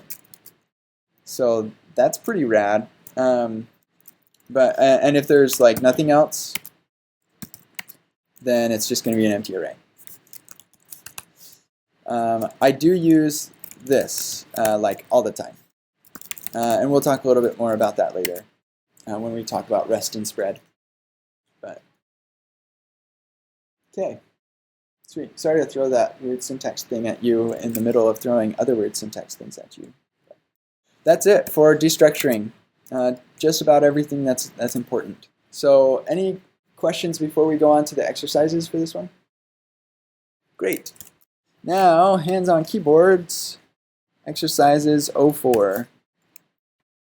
Actually, for funsies, node.green, green is a top-level domain name, but node.green will take you to a compatibility chart for node support of the latest features, all the way back to 0.10.48. And it will, then you can see what is available in your favorite version of Node. Mine is 6. That's my favorite. Well, yeah, actually, there's nightly. But yeah, my favorite, or the one I use, is 6. I'm dangerous, but I'm not that dangerous, I guess. So, quick break if you want to just somebody asked me a question that I thought people might be interested in. So if you've used Lodash's .get function, that allows you to provide an object and then, or I can't remember the order. Lodash get. Get. There it is. Object and then path and then default value. So we have like foo and then bar and then baz and then x I. So we can say foo.bar.baz and then .y and provide a default of true or something, right? So now we don't worry about whether, or here, and we could even say like thing.yo and then default. And so now we don't have to worry about like, does this exist? Does this exist? Does this exist? You just like use Lodash and it'll do all that checking for you. So the question is, would it be better to use this from Lodash, or would it be better to do destructuring with default params or with default values? From a performance perspective, I'm going to guess that it would be more performant to use destructuring with defaults if it's supported natively in your environment. But again, I would say that it's probably not your bottleneck unless what you're writing is like really tight code or really hot code, in which case maybe you benchmark it or something. Lodash is pretty darn fast anyway. So yeah, I wouldn't concern myself from a performance perspective. And yeah, code size, yeah, Lodash's .get or Lodash's get method has some fancy, nice things that make the API really nice, but also make the code size enormous. So from a code size perspective, you definitely use destructuring over .get if you care about code size. And then yeah, from a like everybody knowing the code base well perspective, more people will probably be familiar with destructuring eventually when we all learn this thing. And should learn destructuring than they should necessarily learn Lodash's APIs. For example, I just had to look up what get's API was because I don't know it. So that's a couple of words about that. Another thing here, let's pull this out into an object. So if we have this object here, one thing that is maybe, I think this week we're going to talk about what is it called? The Elvis operator, I think is what they're calling it. But basically it's the idea that, or it's the existence, what is it? Something operator. Ah, goodness. Let's see, proposals. I think we're talking about it this week.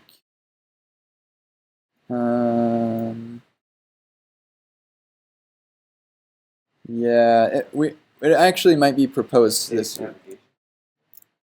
Yeah, I can't remember. Anyway, it's called something interesting, and you can get, yeah, so you could say food, here, this is a bad name, food. So food question mark dot foo question mark dot bar.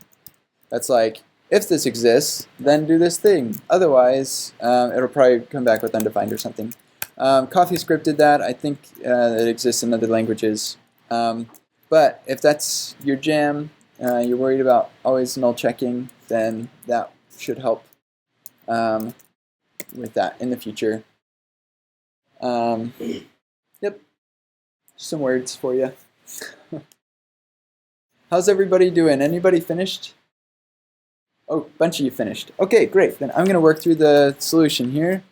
And yeah, then we can talk about other things. So we'll run test watch. And we'll do only this one. We're going to get the address and get the city, state, and zip. So city, state, zip from get address. Sorry, I should have pointed out that get address is at the bottom here. Yeah, function declaration hoisting, one of my favorite features ever. But it just gives us back a city, state, zip, and chords, which is an object here. So yeah, we pull those off. And it's still failing for me. Oh, there we go. Yeah. Okay, so there's that one. And then we want to destructure address or using destructure, create an address variable. Oh, yeah. Sorry, this one was confusing. I should fix this one. But basically, I think, and this one came from Aaron, but I think what he wanted to illustrate is that, like, if something doesn't exist on the object, it's going to be undefined. Should probably just say, like, I don't know, planet. Yeah, that one makes more sense. Free pull request for anybody who wants to make that change. Great. So then test only, you can alias things. So we're going to pull out const equals get address. And we'll say city is alias to C, and state is alias to S, and zip is alias to Z. And we're good there. Any questions so far? Okay, sweet. And then this one, like I said, the comment was confusing. I actually updated it already, so future people won't have that problem, which is good. But what we're trying to get to is the chords and get lat and long from it and get address. This is about as far deep as I'll go with nested destructuring on a single line. I feel like that's okay readable, but if you don't like it, then that's nice too. Okay, so get numbers. It's going to give us an array 1, 2, 3, 4, 5, 6. And so here we'll say const 1 and 2. Let's get numbers. We'll do only there and take away the only there. Oh, actually, I should have totally showed you this. You can leave only on the previous tests, and if you have only on 2 tests, it actually runs them both. So that would have been nice for me to tell you that. Sorry. Yeah, so it's not really only. It's more like only this one and the other ones that you say only on. So yeah, that's nice. So we can skip indexes. So 1 and skip 2 and 3. Get address or get numbers. Whoa, numbers. And then we can reach deep down in the get nested numbers. So that one is 1, 2, and the new array, 3, 4, new array, 5, 6. Really confusing data structure. Please don't do this to people, but if you have to, then destructuring is nice. So get nested numbers, we're going to do 1, and then skip 2, and then 3 is an array, and skip 4, and then 5 we'll skip and get 6. If that isn't confusing to you, it was to me, obviously, because I got the syntax wrong. There we go. So there's that. That's confusing, so don't do that. Yeah, the object version might be nicer here. Yeah, just don't do data structures like that. That's confusing. Yeah, and that's that. Any questions about destructuring? Ready to move on to modules? Modules is actually a really big topic, and I have actually I have an entire talk. Talks. If you go to kentcdobbs.com/talks, you'll see my really well designed website where I have this talk called More Than You Want to Know About ES6 Modules, and I even gave that at I gave a presentation here at JS at PayPal a couple months ago. It was great, and probably the meetup video is probably better, but in any case, it's kind of an interesting talk, and that will give you more information than I'm about to give you, or at least it will give it less quickly. So yeah, let's look at modules. We're going to actually start out not in destructure, but in module A in our helpers. Yeah, the quizzes for this one is kind of hard because you can't do it with a single file. So sorry about that. So yeah, here we go. We have this. Actually, I'm going to pull this out because we're not actually going to be running these quizzes, so I'm going to give us a little bit more space. So first question. Actually, most of you are have developed with Node, and so you have a pretty good feel on CommonJS. But just in review, to export something or something from a module in CommonJS, you use module.exports equals if we want to export add, then that's how we do it. So this module is the add function. And then you can tack on things to that. You could say .foo equals foo, or you could even just use exports, which is also available. The thing is, you can't say exports equals because that just reassigns exports. So that doesn't work, which is why I always do module, because that makes more sense. But in any case, that's how you do it in CommonJS. But now we have an actual standard, and the syntax is supported in I think all modern environments, but actually loading modules, that is not supported in any environment. Well, I think there are some environments like Chrome and Firefox and Safari, maybe even and Edge, where you turn on a flag and now you can start using modules, but it's still not clearly defined. So anyway, we are still transpiling ES modules. And in Node land, we're transpiling those down to CommonJS. But yeah, for CommonJS, it's module exports equals add. Anybody want to venture a guess or share their knowledge on how you would export something in a similar way using ES modules? So I'll give you a hint. Export is a keyword that is now available, and we want to make it the main export or the default export. So we'll say default. And the thing we want to export by default is add. So that is how you you export something. So now any module that imports it, and we'll look at the import side of things later, but any module that imports this module, by default, they will get this add function. And they'll get a reference directly to that same add function. It's not like a copy or anything. It's the exact same instance of that function. Yeah. Okay. Sorry? Yeah. Yep, that's to denote that this is the default export.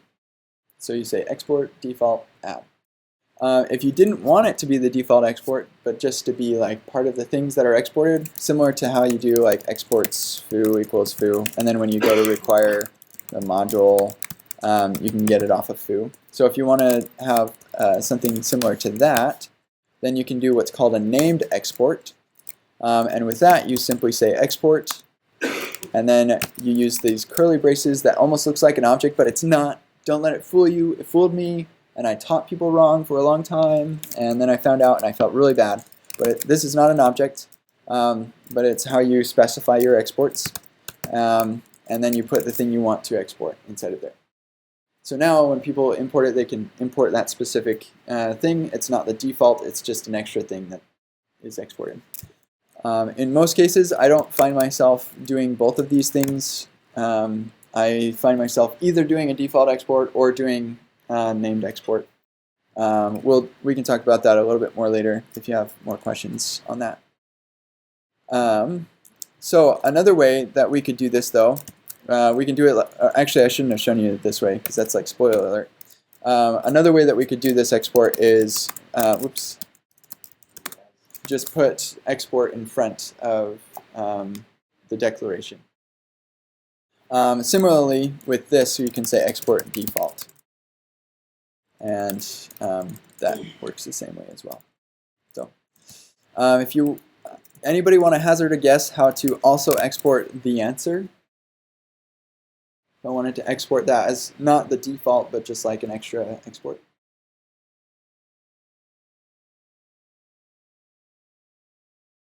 Yes, yeah. We're all friends here. Okay. No wrong answers. Just intuition and learning. So yeah, we export, tack and export onto that. So now this module right now has a default export of add and 2 named exports of foo and the answer. Whoops, that wasn't supposed to be there. Pretend that wasn't there. But it can be anything. You can export const the question equals this array of life, the universe, and everything. Okay, so what if we don't want to spread exports all over our file, but instead want to put a single line or a single place where all of the exports happen, which is a good practice. So people don't have to scroll through your file to see what you're exporting, but they can look at one place and see everything. Well, that is possible, thank heaven, with the kind of the thing that I showed you earlier, this object-looking thing that is not an object. You can just pass these as like comma-separated bits of text. And a question. And now these are redundant. We can get rid of those. Oh, except we like declared those, so yeah, can't really get rid of those. There we go. Oh, editors are awesome, but sometimes they're annoying. Okay, there we go. So those are functionally equivalent things. I prefer this like so much more because it means that I can look in one place and see everything that's available from this module. Great question. Yes, that's a great question. So where did I put? Oh, I'll talk about that after this one. Yeah, because this will help build the foundation of intuition there. So let's say that we have this variable foo, and we like calling it foo in this file, but we don't want people to call it foo in their files. So we can do that with what's called aliasing. So export foo as bar. Okay, sweet. So what if we, for some reason, don't like using the default keyword here and would rather export this add function as default, but using this curly brace syntax? That is a contrived what if, but it is a thing you can do. So you could say export add as, what should it be? As what? As default. Boom. And because it's exported twice, it's doing red line. But yeah, so you can do export default inside of these curly braces. And so now equipped with all of that knowledge that you had before, or that you have now, how could I export all of these things with a single export declaration, and including like the default and whatnot? So I'm going to give you a second to think about it, maybe type it out, and then somebody tell me. Quick question. Yeah. You're exporting twice, and that's foo by itself. Yep, that's totally fine. That could be good for having like an alias of one thing to another. So actually, the same reference. Right? Yeah, the exact same reference. So most JS, I just recently found out or heard, exports a function called of, or I think it's called of, and then it exports an alias called, or no, for. Anyway, it's some keyword, and then it exports an alias called just, because if you were to like import just that thing, that's actually a keyword, so you can't just like import that one thing, and so you have to use like yeah, you can use the alias. So like aliasing things, like exporting things twice with different names, it's totally okay. Okay, cool. Anybody want to tell me what to type?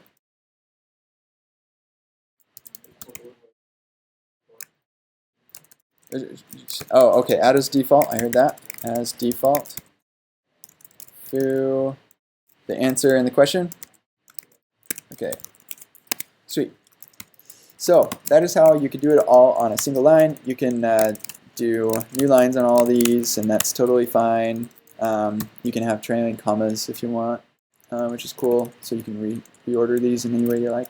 Doesn't really matter. Default can be at the end. So I will sometimes do this, but I don't really like the way this looks. So normally I'll do, if I do have named exports and a default, then I'll do the export default add, and then the named exports just next to each other. So yeah, that's all style stuff. You do whatever you want. It's JavaScript. Okay, sweet. So now there's this module B here, and it exports a function called IAMDefault, and then it exports EX1, oh, that should be an X. Yeah. EX1, EX2, and EX3. It doesn't matter what these things are, just that there is IAMDefault and then these other things. So, actually, we're going to look at the import side of things, and then we'll come back to this, because that will help build some foundational knowledge for what we're about to do. So this is pretty much, with the exception of a couple of other things, this is pretty much everything about exports that is pertinent to your day-to-day right now. Any questions about exports? Great. So the default one is export add as default. Yeah, no quotes. Yep. Your editor's complaining. It says hover over default. Import default. I'll take a look at it in a second. Yeah, editor problems, fun stuff. Okay, cool. So if we go to the quiz here, then we'll see we're importing stuff from helpers module A. So actually, I'm going to split down, so we can see what we're looking at here. And this is what we have available to us. So how could we import a module without doing anything with what we get back? So what if we didn't care about add, we didn't care about the question or foo or the answer, but this is like, I don't know, imports something and like says fire the missiles or something like that. It does something in the root of the module, and we just want to say, hey, module, I want to require you, but do nothing with you. How would you think that you could do that? I'll give you a hint. Import is a keyword that is relevant here. Star. So that is also an important thing, but it's not actually what we're doing here. So in CommonJS, we would say require helpers module A. And so if instead of require we're using import, then we don't care about what comes back or anything, right? So we're just going to do that. Oh. Yeah. So if you're following along, yeah, we're in 05 modules and quizzes. So yeah, if you don't care about anything that comes back, you just say run this code, just import it. I would look at this and say, why are you doing that? Don't do that normally, because that makes your code harder to test, and like, yeah, you're doing something globally, like it's normally not a good thing. Normally you should export functions and variables that were initialized via like pretty much nothing. If you want to like initialize some state or something, you should export a function that allows you to initialize that state. It makes things so much easier to test and mock out and whatever. So, but in any case, that is how you would do it. And then importing the default export. So let's just copy this back. We're going to modify this to, because we do actually care about this. So I'll give you a hint. We're going to import, well, that hint ruins everything. So we're going to import from this thing, but we need to name the thing that we're getting back. So where would we put the thing we're naming? So we're going to import something. Does it need to be called add? Could it be called like whatever? Yeah, it can be called anything. And so that's the unique thing about the default export, is that it doesn't matter what it's called in this file, and it doesn't matter what you call it in this file. It's the default, and so it's what you get when you import. So we can call it add, we can call it whatever we want. Cool. So then, here, let's pull this down here. If we want to import the answer and the question, how do you suppose we'd go about doing that? If we look at kind of how it's being exported, yeah, intuition tells us we do some sort of destructuring-ish looking like thing, but it's not destructuring. Don't let it fool you. It's not an object. Yeah. So, but we will pull out the answer and the question. And these are actually, what these are called are import specifiers. So this is an import specifier, this is an import specifier. We are specifying what we're trying to import. And we do that inside of these curly braces that are not an object, not destruction. Yeah.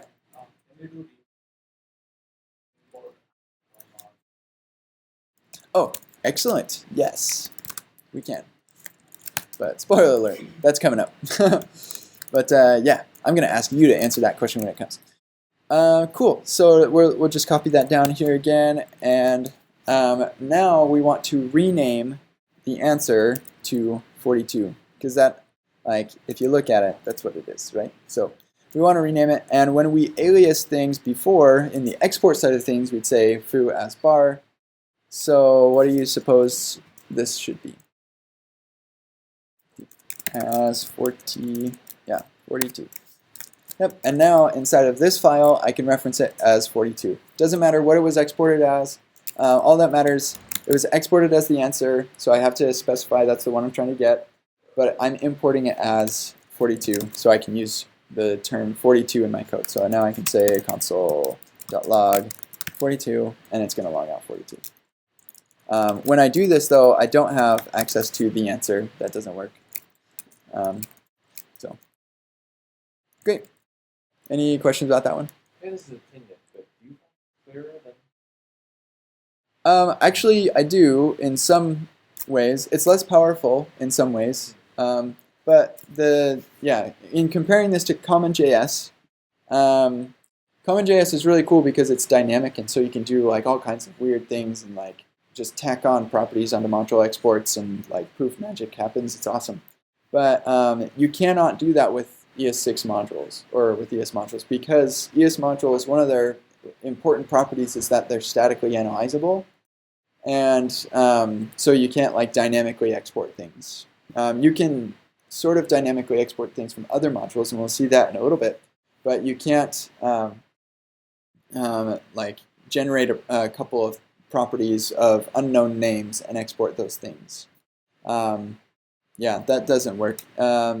There are a couple of benefits to that, and a couple of reasons why that is, but like some of the benefits of it being statically analyzable is I could say stuff, and I'm going to get, oh, actually I have it turned off, but normally I would get like a linter error that says, hey, stuff isn't exported. And when this is actually like implemented in browsers, you'll be able to get that as well, like a warning or an error that says, hey, that wasn't exported, you can't import something that wasn't exported. And that works because it's statically analyzable. It'll also like probably be faster because the static analyzation capabilities. But yeah. Can we redeclare? Oh yeah, good question. So like, what is this thing? It behaves like a constant. So what you're getting is an immutable binding to that export. So yeah, you couldn't like reassign this to something else. My linter isn't going to work right now, but yeah, so you can't like reassign it. You can like modify it. You can make changes to it, like append properties and stuff. But yeah, like, or you couldn't redeclare it either. That wouldn't work either. Good question. Okay, sweet. But the answer is available, right? At least it is 42. You can do it. Well, yeah, right. Yep. So I can declare the answer. Yep.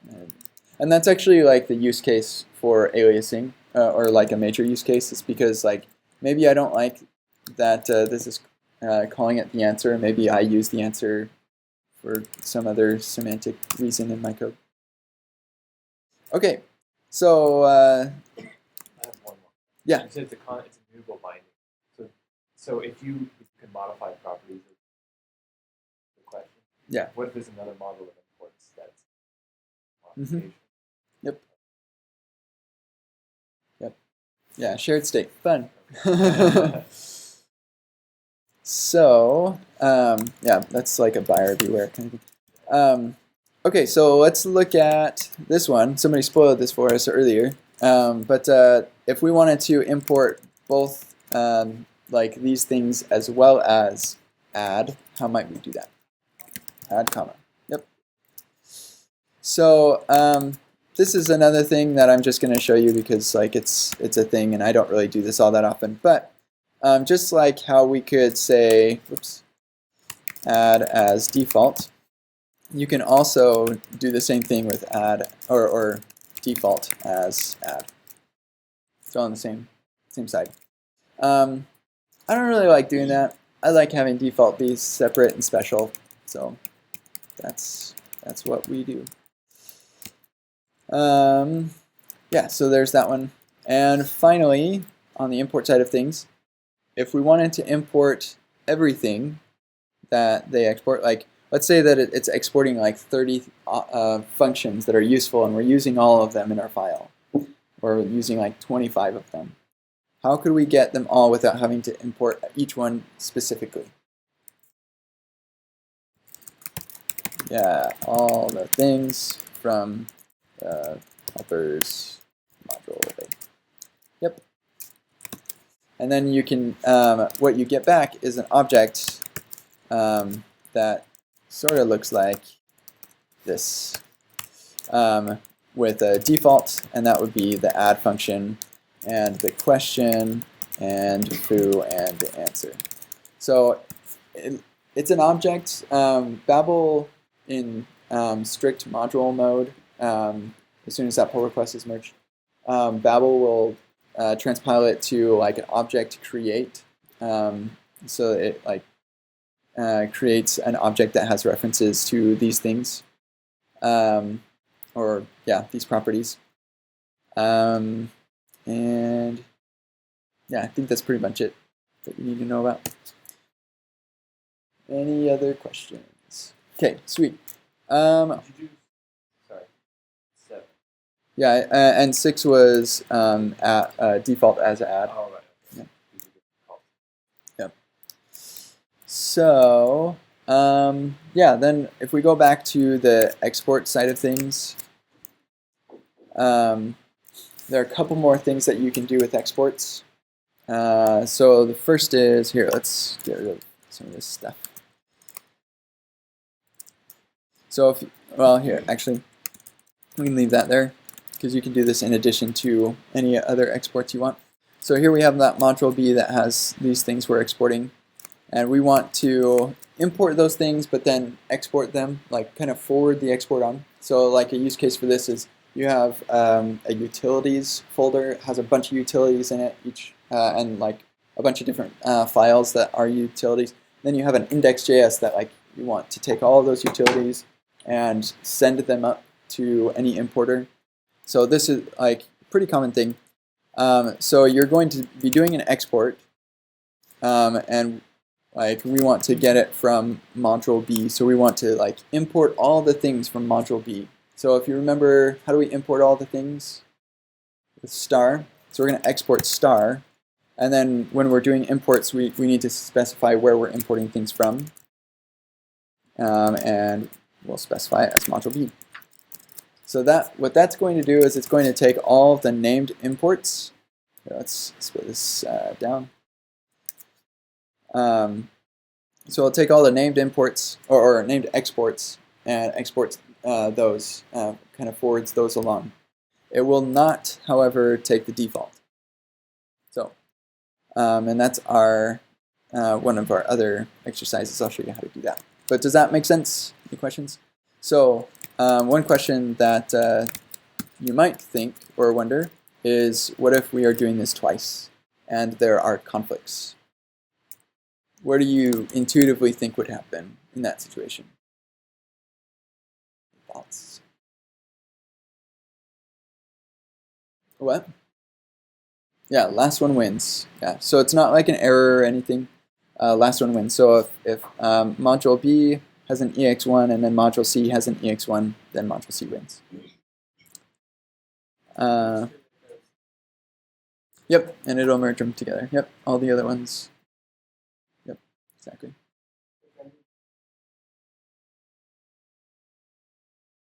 Have duplicates like that? You could definitely make one. I don't know if one exists, but yeah, that'd be a sweet rule. And there's actually, if you're interested in that, let's see, plugin imports or import. That's a fantastic plugin that I use to get most of like my import, export, even CommonJS stuff, linting stuff. If they don't have it, then they would love it, and you could contribute to this project to do that. Cool. So then, if we only want some from module B and re-export those, then we're not going to export star, right? We're going to export some of them. So how would we get some of them? With some specifiers. Yep.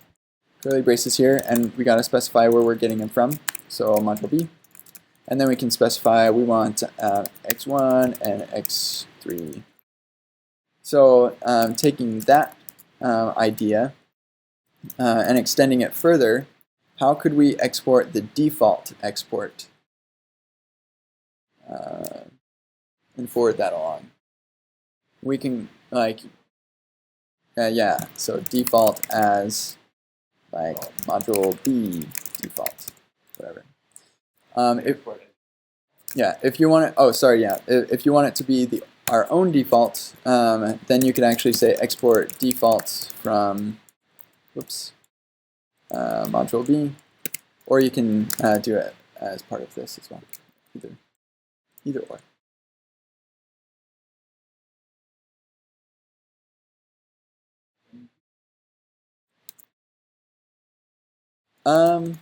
Good question. As I'm not sure. I think that makes sense. I think so. Yeah. As module B stuff. Pretty sure that still won't pick up the default, but yeah. There's what name what? Oh. I'm guessing no. Well, so what this is going to be. Yeah, maybe it does have the default, but in any case, this is going to be an object that has references to all of those. And what you're exporting, like if somebody wanted to import this, then it'd have to say import from helpers, yada yada. Yeah. So, great observation. Okay. Anybody really hungry? I am getting hungry. Let's look at these modules. So these tests are not quite as extensive as the quizzes or the things that we looked at before. I should probably add some for exports and things. It's a little bit challenging with because it takes multiple files. But anyway, if anybody would like to contribute, then this is one area where we could probably use some more help. So cool. All right. Mathy. So if you look at Mathy, it is this module that exports a couple of things: square root, square, and diag.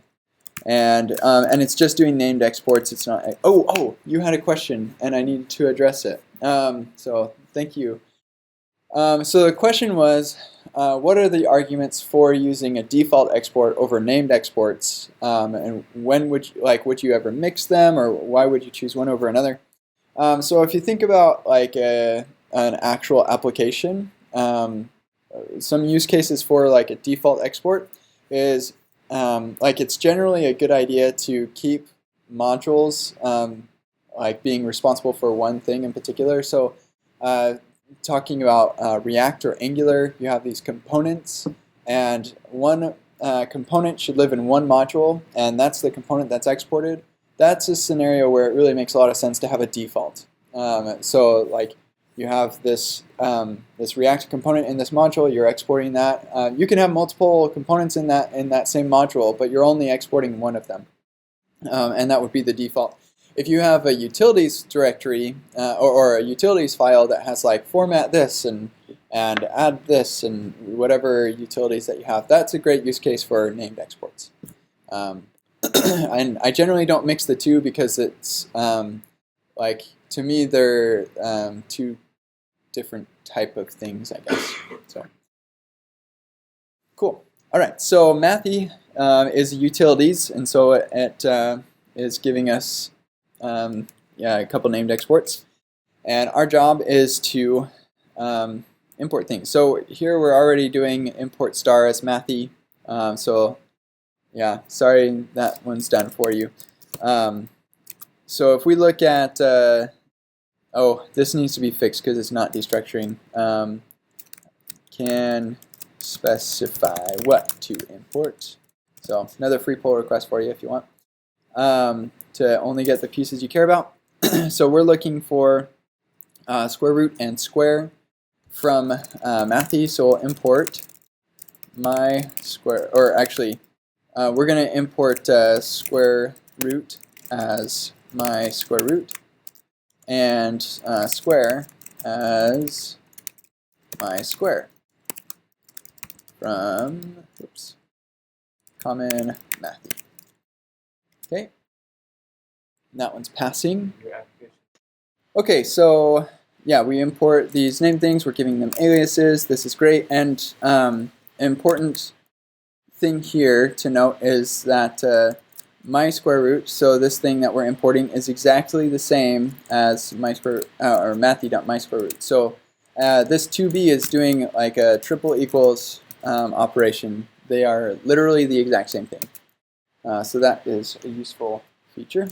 This test is sort of like kind of just yeah.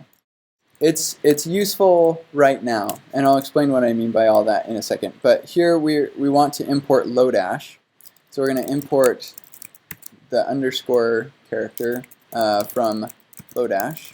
And if you see in our package.json, you'll find Lodash right here. So it is available in our Node modules directory. This is a Node application. It's running in Node. And so what's actually happening here is Babel, for all intents and purposes, is converting this import statement to require Lodash. And so like that's why you're able to import things from your Node modules directory, is because ultimately it winds up being similar to a require statement, which then will be run by Node, and it resolves to the Lodash module. But when things are actually implemented in browsers and in environments and things, the resolution of how like these strings to represent the module path is resolved to an actual module may be different. In particular, like in Node, you'll probably be able to do something like this. Either that or you'll do star as, something like that. The specification is not totally complete, so we don't really know what it's going to be. So most people are doing stuff like this, or if they want like get, they'll do something like that. But when it's like implemented in the browser, you'll have to have some kind of shim that says this is how you find that module, because well, with Lodash or with Node, it can say, okay, look for the closest Node modules directory at my parent directories, and then look for a Lodash module in there, and then look for the package.json and find the main property, and like there's this whole resolution process. You can't do that in the browser. Otherwise, you'd be making like a million requests, and most of them fail to resolve these modules. So all of that said, just use a bundler like Webpack, and you won't worry about it ever, and it would be great. So there's that. So yeah, if I do only on that, should have passing tests. If I get rid of these altogether, then all of them should be passing. Anybody have questions or comments or concerns? Great. Ready to move on to object literals. So object literals are new, but or not new, but we've taught them new tricks. Here, let me just commit stuff with no verify. Okay, cool. So this is actually, like, some of these features are some of my favorite things about ES6. Some of the things I couldn't really live without these days. So if we look at what this is giving us back, then we're going to see we get back red, green, and blue. It's doing these calculations, getting like random values for those things. It's pretty clear, but what's really frustrating is that we repeat ourselves over and over again. Wouldn't it be nice if we didn't have to do that? If it just assumed that the property we're trying to assign this thing to is the same as the variable name. Well, that works now. Woo! Yay, TC39 people. Oh, yeah, it's great. So this is something that's called shorthand property names, and it's great, and I use it all the time. And I will often do something like this.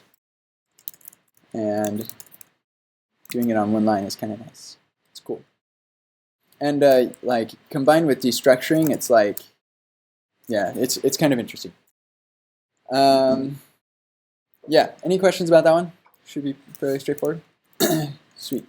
So this one is, I use this one less because I pretty much never use prototypes in JavaScript. Like pretty much ever. I never really do. But if you are one of those people who like using prototypes, you'll like this. So if we wanted to create a parent-child relationship between parent and child, then one way we can do that is with object.create. Or you can do like .prototype and like all this madness, which I don't really actually know very well because I never do it. But this is one way to do it. This was the favorite way that I could find when I was looking up how to do this the old way. Yeah, so we say, okay, create a child with its prototype being this parent, and then here are property descriptors for the properties this child should have. So there's a child prop and an overridden prop, which incidentally is the same as name as a parent, so we can see that overriding going on here. And then we have this get all props in object, which is going to return us an object that has inherited props and own props, so that we can just see what this object like really looks like. And what we get back here is it has own props with the child prop being child and overridden prop being child overridden, and then one inherited prop called parent prop assigned to parent. So again, we have the parent prop here, and then we're overriding the overridden prop with child overridden, and then we have child prop being child. Okay, so that's what's happening. And it's kind of confusing with all this property descriptor stuff going on here. With ES6, this becomes much, much easier with Proto.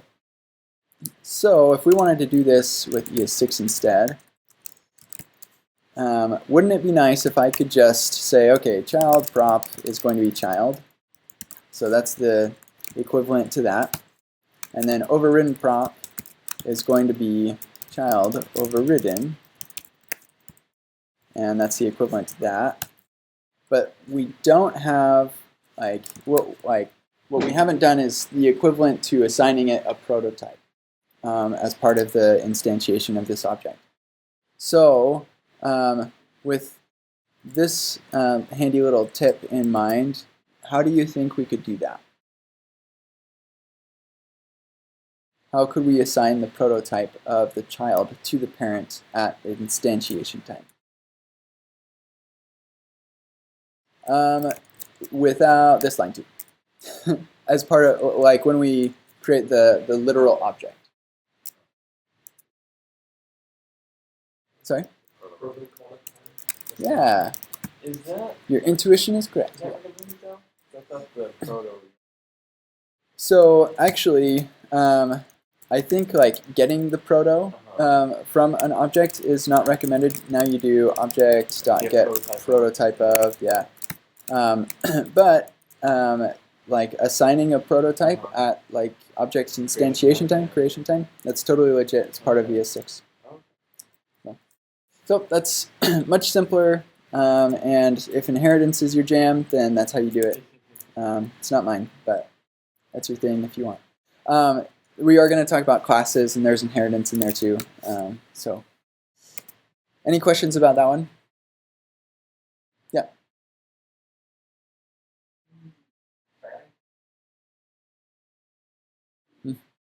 So the child's prototype is parent.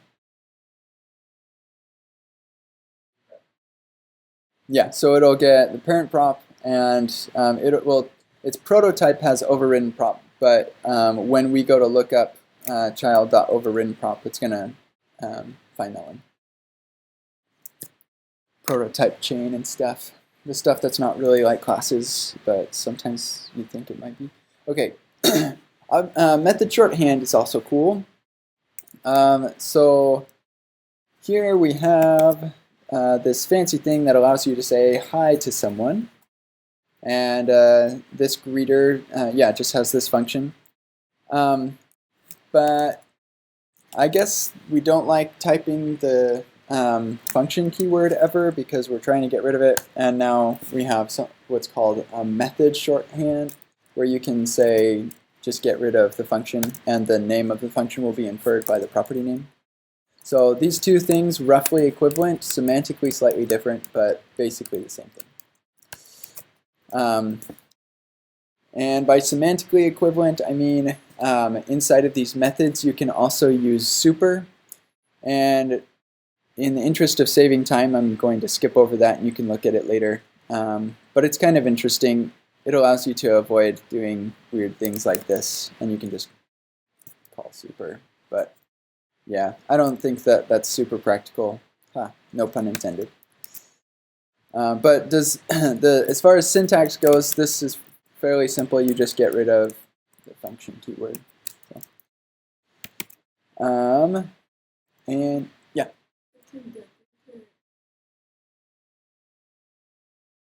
Yeah, you could have like say hello. Yeah, and you can just leave off the function. And with this, the function nowhere. Correct. Yep. If you want it to have a different property name, it's like say sup. Yeah. You pretty much like. In fact, I even have a linter that says the function name should match because it's weird. Otherwise, it's probably. Yeah. Yeah. It could be a copy paste error or something. So yeah, keep them the same. I pretty much like almost never do this anymore. It's almost always methods. Yep. Cool. And then computed property names, another really cool one. So back in the good old days, if you wanted to make an object and then have a dynamic property attached to the object, you'd have to first create it and then attach the dynamic property, and then you can do whatever. You don't have to do that anymore. So let's redo this with computer property names. So if we're just going to return, I'll comment that out. So we can't actually store this in a variable now. We have to like create it as part of the instantiation of the object. So somehow we're going to need to get the make.to lowercase in here somehow, and then that'll be the model. So if you look at the syntax here, we have like brackets around it, square brackets. So what do you think we would do inside of this object literal to accomplish the same thing? Square brackets. It's like magic. And yeah, and then we get the same thing. We run that again. So one cool thing about this is anything inside of here can be an expression of any kind. So like here you could, here, let's just do something really weird that you would never want to do. Does that be a string? It has to result in a string. Okay, the expression has, yep. So actually if you were to put an object in here, then it would object. Yeah, two strings, the expression. So we had another object, like a different computer property, that was another computer object. Yeah, actually. So you'd say, sorry, the question was if you have an object, or if you, give it an object here, oops, and then you do another one, then Like it's not going to throw an error. Huh. It overrides. So like Oh, okay. duplicate properties isn't like a runtime or type error or It's anything. only Yep. So, yeah, but it'll override. Yeah, so anything that's an expression, like when we get do expressions, like I mentioned in times past, you could do a do expression in here. But again, doing expressions in the middle of things can sometimes lead to code that's a little harder to read. And so I normally like do the expression, assign that to a variable, and then put that variable in here. That's what I would do. Okay, that's pretty much it for object literal enhancements. Any questions about this before we go on to tests? Excellent. Some of my favorites. I really, really like some of these things. So exercises number 6. Okay, I'm going to go ahead and start running through the the solution. How many people finished? Okay, got most of you. Great. So let's see. We'll run the test that I changed. Okay. How many people got all the tests to pass? Okay, great. I guess that is insinuated by finished. Great. The test actually will pass even if you're not using the features, so yeah. But hopefully you gathered that you could make these changes and poof, everything should continue to work. Yeah, feel free to remove that semicolon if you want. And yeah, that one's good. So can only use expressions as property, or can use expressions as property names. So we need to add an expression where it's given by type to uppercase plus type.length. Yeah, it's kind of contrived, but basic idea is, oh wait, what is it supposed to be assigned to? Oh yeah, description. There we go. We have 2 tests passing.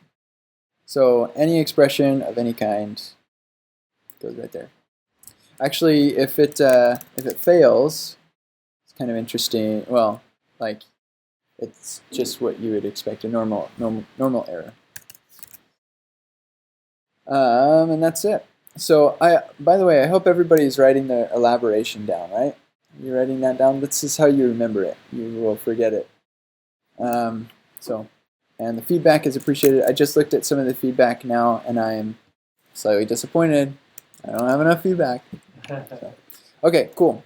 Any questions about object literals, the shorthands? Like this is one scenario where you're saving characters, and like in some instances, that's pretty much the only like value to the feature.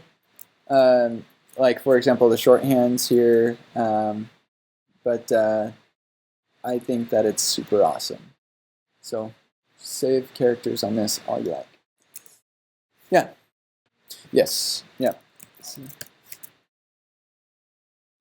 So it wouldn't know what to infer as the name. Yeah, so it's not so much whatever the key is that will be the value. It's more, actually, here, let's take a look at, I forgot to show you this. So if you're ever confused by syntax or want to learn more about it, then there's this really cool thing called an AST.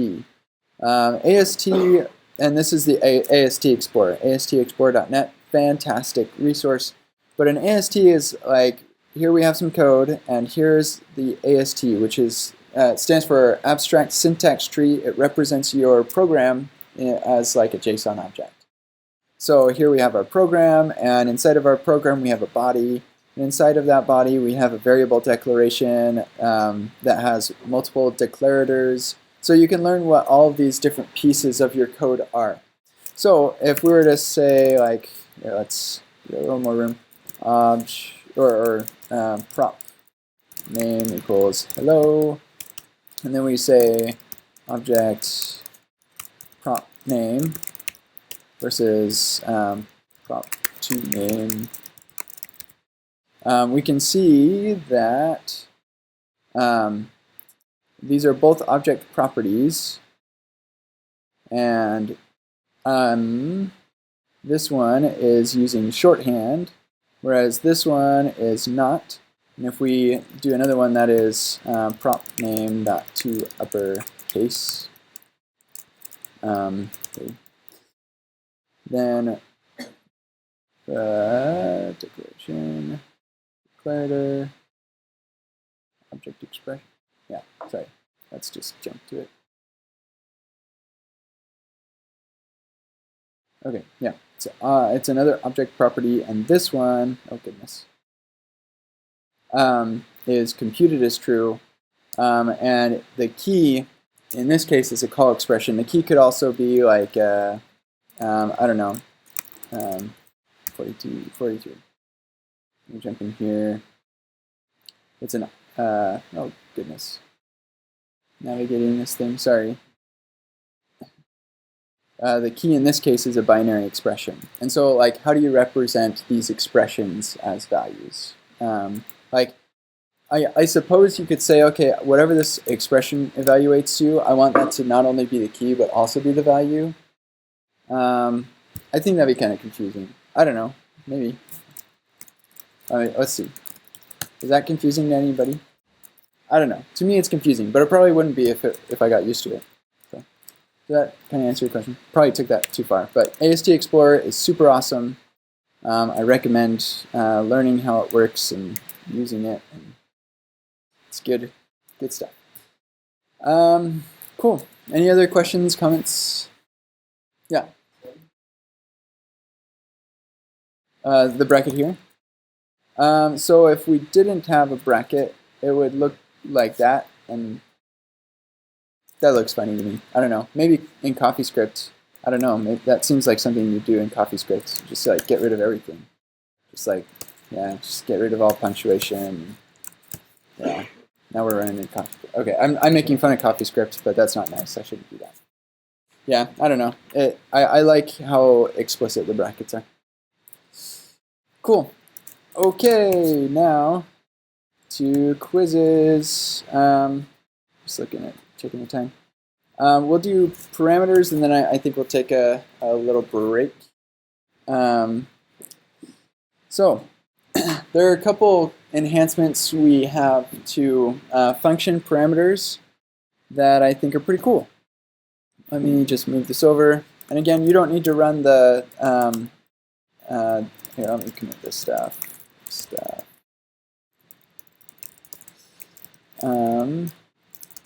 You don't need to run the quizzes yourself. Those are for me, for you to watch, so don't worry about running the quizzes. If you do want to run the quizzes, then you can run npm run quiz, I think. Yeah. And then, like, as you save files, it'll rerun that file and stuff. It's kind of magical and stuff, but yeah, don't worry about it. Okay, basic default param here. We'll just uncomment that, and we're going to get a randomly generated number between the number that it's given, or that'll default to 10. And then that'll generate a random number for us. We do that 3 times, and that's what we're getting back is 625. We run it again, and again, and again. Random numbers. So there is a subtle bug in this function. Can anybody identify it? One of our favorite truthy-falsy bugs with JavaScript. Yeah, if I pass 0, then it's going to default me to 10, which I don't like. And so instead, what we need to do is say n equals undefined, then do 10, otherwise do n, right? But who likes writing that? So instead, we can say, hey, I want, like, we can encode this this intention in a declarative syntactic way using the latest syntax. Yep, that was a lot of words. So how do we do defaults with destructuring? You remember? Of course you remember. Equal sign. So intuitively, you would assume you could just do equals right there. And indeed, that is exactly how you do it. And so now we don't have that problem. In fact, we can, like, we're going to get 0 on the last one every single time because random number is 0 to 0, 0. So that bug is fixed. Yay! So equal sign, and again, like it's almost counterintuitive to, because pretty much everywhere else that you see the equal sign, it's like, okay, this happens when you see it. But that's becoming less and less true with things like public class fields and stuff like that, where it's starting to just have different semantic meaning altogether. But yeah, we're going to see more about that here in just a second. But in general, like syntax-wise, anybody have any questions about how this bit works? Okay, just equal sign. Okay, cool. So then this doesn't have to just be like a static thing. It can be in any kind of expression. We're in love with expressions today. So here we have this getCandy function where we can specify the kind and the size, and because I was running out of ideas, the upper kind and a callback. In our case, we're omitting those because they are optional. So if you don't specify an upper kind, then we'll to uppercase the kind that you give us. Otherwise, we'll use what you gave us. And same with callback, we'll do a no-op if you don't give us one. And then we create the result object, we call the callback with the result, and we return the result to make it so we can do synchronous stuff. But one of the cool things is we're defaulting these two, but we're saying these two are required. And so we'll check whether you've provided those to us, and if you haven't, then we'll say, hey, that's required. So here if we omit the size, then we're going to get an error that says, hey, size is required. So how do we do this with the latest feature? Well, let's just space this out a little bit because we're going to start adding some stuff. So first off, with let's start with the easiest one, this callback. So if it's not defined, then we're going to do no-op. So how would I do that? Equals, and I'll just paste that thing in. Okay, so now we can get rid of that. That's nice. So let me just clear that. So then this one's a little bit more tricky though, because it depends on another parameter, right? So what do? Well, this is pretty awesome. You can actually use a different parameter in your default. This also works in destructuring as well. So if you're destructuring something, you can have it default or have the default reference one of the other things you're destructuring. So this is actually super cool, and I use this really heavily in a new package. I want to show you really quick. It's so, like, I'm just really amazed at how awesome this feature is. So it's not important what this library does, just that, like, what I'm able to do with this pattern. So this format function takes text and a file path and an ESLint path, and if you don't give it to me, then I'll find where your ESLint is based off of the file that you've given me. And then same for the prettier module. And then, whoops, I totally blew it. Going back. So then, yeah, your ESLint config, if you provide it to me, then I'll default to the ESLint config you gave me. Otherwise, I'll get it based off of the file path and the ESLint path. And it's basically same thing. Well, and then for prettier, I'll get that from the ESLint config, which I just got from getting the config. Like, so cool, so cool. And all of this is totally statically analyzable, totally declarative. Or at least the function call itself isn't, but the fact that it's calling a function is, and yeah, I just love this. Can the expression refer to a parameter That's coming up later. That's a great question. I think so. If we were to, maybe. I know. No, I know you're not supposed to. my linter doesn't like it. So yeah, it looks like they're defined in order. So yeah, that makes sense. But actually, in this case, it would be okay because we're actually destructuring an object. So if this were taking an object, then we have all of these variables all at once, and I can mismatch them. My linter doesn't like it, but I'm pretty sure that's just fine. But no, we're taking arguments, and I'm pretty sure that order does matter with the arguments. So, but isn't that just the coolest thing? You know how many lines of code it would take me to do that same kind of thing? Probably this many, but still, it would look really ugly. So yeah, super awesome. I just love it. Man. And every single option that I started out with just like these options, and then I added a whole bunch more. I was like, wow, I can actually just infer that or get that from the previous options. So cool. Okay, anyway, now for the required param stuff. So we actually kind of have this same kind of idea. What we're doing right now is we're saying, okay, when this function starts running, let's check the arg. If it's undefined, then we'll throw this error. Well, if we are going to do a default, if it's defaulting, then we know that it's undefined, and so we don't need to check. We just, if this required param function is called, then throw the error. So we say, we just put the required param kind. We don't need to provide kind. We just say required param, and arg isn't necessary anymore because we're not doing the if check. And in fact, we could just, instead of doing a function, we could just do this. Or not, just kidding, I made that up.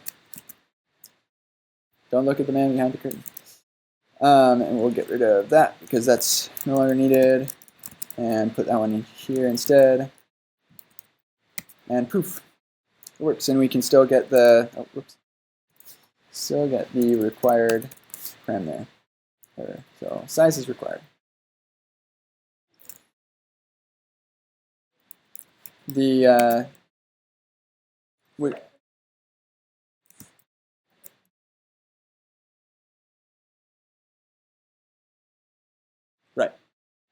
So and the same thing applies here. So like this is kind of a I shouldn't even be showing this because this isn't really a feature of the language of like checking your arguments. This is more of abusing a feature of the language to do something interesting. But basically, it also illustrates an important fact of default params, and that is that the default expression is never evaluated if the default isn't needed. Meaning, if I provide a kind, then I don't need to check whether, or I don't need to evaluate the expression to get the default value because I have a kind. And so, yeah, basically that means that if this function is ever called, we know that it wasn't provided. I'm pretty sure that this should work, so I'm just gonna like wrap this in parentheses. That just like doesn't make any sense. Well, it's not an expression. Yeah, I guess it's not an expression. You're right. But you can wrap it in. Here, AST. Yeah, that's true. Then, so if I look at this, it is a throw statement. Statement is not expression. Yeah, good call. AST Explorer, saving the day. Okay, cool. So yeah, that's all declarative niceness and cool, awesome stuff. Using other params and defaults, I think is the coolest. Any questions about what we just experienced? Okay, it's fun. Another cool feature is REST parameters. So here we have this function called weather on demand. And what weather on demand allows you to do is you pass in available cities. So these cities where you have your weather. And then you pass in any number of arguments after that for the cities that you want to get the temperature from. So if I uncomment this, then we're going to get the city of London has a temperature of 50.1 and city of Bali has 62.3, which is pretty cool. But the way that we have to do this in old fashion is to borrow the slice method and call that on arguments to get all the arguments. And then we get the weather array from all args and the rest of the cities for everything after the first item to get the cities. And then we do our magic with filter and stuff. So that's no fun. We can use these new features of the language to do this a lot easier. So we don't need to worry about all args. We'll just go ahead and say weather array to get that first one. And then to get the cities, we're going to use what's called rest params, cities, which we talked about a little bit earlier, and it's probably familiar if you're used to Java and stuff. I remember when I discovered this in Java, I was like, what is that? So cool. I got to think of use cases for this now. which I sometimes feel that way about JavaScript too. I need to use this feature. This is a solution looking for a problem. But yeah, that basically is the same thing, just in a declarative way, supported by the language, and it does, yeah, it's the same thing. So in cases, like there are a couple of interesting things about REST params which you're going to need to know for the tests. First off, this is an actual array. So the cities will be an array, will always be an array, even if I don't pass anything else. It'll be an empty array. And so yeah, that it differs in arguments in that way. Even if it was just the only argument, still going to be an array of all the arguments. Yeah, that's pretty much it for that one. Any questions about that? Pretty awesome. I think we're good at that. That's it for parameters. Pretty cool stuff. Anybody have any questions? Okay, so I think the tests on this one, there are quite a number of them. Lots of them are like comparing the REST params with arguments and making guesses on what things will be, figuring out when expressions will run for the default and stuff. All this stuff is valuable and important, so I will give you time to work on that. Okay, so Daniel made an observation on this last one here, so I'm going to just cover that because we didn't really talk about this in the quizzes. You might have gotten it mostly intuitively, but it's, yeah, kind of confusing. So here we need to be able to cover all these cases where we're defaulting it to, or like defaulting all of these to be defined. Whatever they are, we don't care. We just want them to be defined. So we can default all of these fairly simply. And how old am I? I don't know, something like that. And journey, oh yeah. So we can default those all right, but what about covering this last case here? That is a little bit more tricky. So if you recall, we are destructuring the object that we're getting right here. So this isn't actually, like we're not doing default params, we're doing defaults in our destructuring. So we can default our parameter to be an object, just an empty object. And here, let's pull this down to make it a little easier to read what's going on.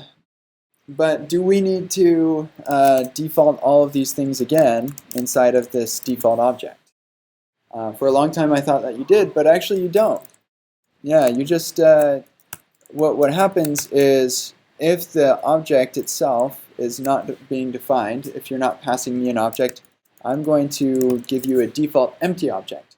And then it's order of operations thing. After I give you that default object, then I'm going to destructure these properties out of that object, and then each one of those properties will get a default. So you don't have to like duplicate your default logic. You just say default to an empty object and then take on the destructured defaults. Does that all make sense? All right, raise your hand if you're finished. Okay, most of you? Great. Then I'm going to go through and do the solutions and let me know and interrupt me if you have questions. So we'll start out with this. It can be triggered when the incoming argument is undefined. So when we, boy, this is a really small screen. You know, I'm gonna, well, no, we'll be fine. So if we pass in Aaron, then we expect this is an identity function, right? So it gives us back what we pass it, and it defaults to Mercury if we don't pass anything, or if we pass undefined. So we can say Aaron, and this will be, this is undefined, so we can say Mercury. Null is not undefined, so it is going to give us back null. And nothing is undefined, so we'll get Mercury. And a closing parentheses. Great. So that one's passing.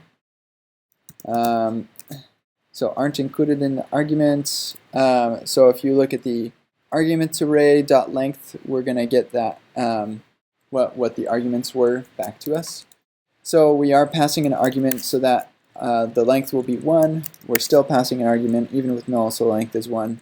But even though the name is being assigned to Mercury, it's not included in the arguments. We didn't pass that argument, so we're going to get 0. And only trigger, or can trigger a function call. So here we have this get default, trigger count. Probably should just be using just spies, but what do you do? So trigger count starting out with 0. So we haven't like called the function or done anything. When we pass it with error, or when we call test, test is an identity function, so it's just going to give us back what we gave it, and it'll default to Mercury. So basically the same thing as the first. So we're going to get Aaron back. And we give it nothing, so we'll get Mercury. And then when we give it undefined, we're still going to get Mercury. And then the trigger count, let's think about this for a second. So the first time, not going to call it. This time it will call it, so that's 1. And with undefined specifically, it's going to call it, so that's 2. And that will be our trigger count. Okay, does that make sense? That's just like a reminder that this expression only evaluated when it's necessary. Great. And catch non-specified params. So resty is a function that takes a first, a second, and then it uses the ... operator. It's the rest params, or gather, as Getify likes to call it. Getify uses the ... operator. That's not really a thing. That's just what he calls it. I'm pretty sure nowhere in the specification is it called that. Yeah, it's also not called gather. But yeah, the name maybe is helpful to some. So yeah. So here what we're returning is whatever the others would be. And so when we call it with nothing, this will be undefined, this will be undefined, and this will always be an array. And that's why we can call .length on it, because we're returning an array. And that length will be 0. We're passing in something, but we're not passing in a second, and we're also not passing in anything after a second, so it's still going to be a 0. Now we are passing in a second, but nothing after, so that will still be 0. And now we're finally passing a third, so that's going to be 1. And then we have, this will go into others, so that's 1, 2, 3, 4, 5, 6, 7, 8. So it doesn't skip. Does not skip undefined. Yep, and that's exactly what that assertion is illustrating. So, good. Any questions about that one? That one is a little bit tricky with the undefineds and stuff, but yeah. Cool. So, the rest object or array is not the same as arguments, and like any similarities are purely incidental, as we'll see here in just a moment. So this is going to be false. Well, actually, sorry, they will be true because 0 and 0 would be the length. But this one will be false. Oops. And this one will have others will be 0, arguments will be 2, so that'll be false. Now the arguments will be 3 and the others will be 1, so that'll be false. And then this is, yeah, goodness gracious, it's false. That also will be only on that one. Here we go. And I think we totally skipped over that one, so hopefully those are actually passing. Close call. Okay, cool. And it's an actual array, so this is all just like probably should do get prototype of and stuff here, but args or argy is going to return, or sorry, resty is going to return us the rest version of args, and then argy returns us the arguments object itself, and then we can compare the two. So even though they're called with the exact same thing, they actually are different things altogether. So the protos are not the same. Args.splice. Does args have a splice method? Does not. That's one of the reasons we hate it. So, or to be undefined. And rest does actually have a prototype, and that prototype is array. So it literally is an array. Splice, well, that's a given. Huh? Oh, yeah. Well, I've got a failing test. Hold on. Yeah, I think it is. Yeah. Yeah, I don't like prototypes either. So if it looks like I don't know what I'm talking about when I'm talking about prototypes, it's because that's accurate. I don't. Okay, I should actually take a step back and say it's important for us all to understand prototypes and the prototype chain and everything to do JavaScript effectively. So I make fun of it sometimes, but I shouldn't. This is a mistake, and I don't know why that is there. But anyway, that's correct. I should fix that so that you have to correct it. Okay, cool. And then the defaults we already talked about. Anybody have additional questions about the defaults? Okay. Are you all feeling like, wow, you really get this ES6 stuff and can't wait to actually use it? You really simplify your code stuff? Yeah, it's good stuff. Okay. Good. Elaboration, do that. That's good. Feedback, also good. I hope you appreciate this feedback link.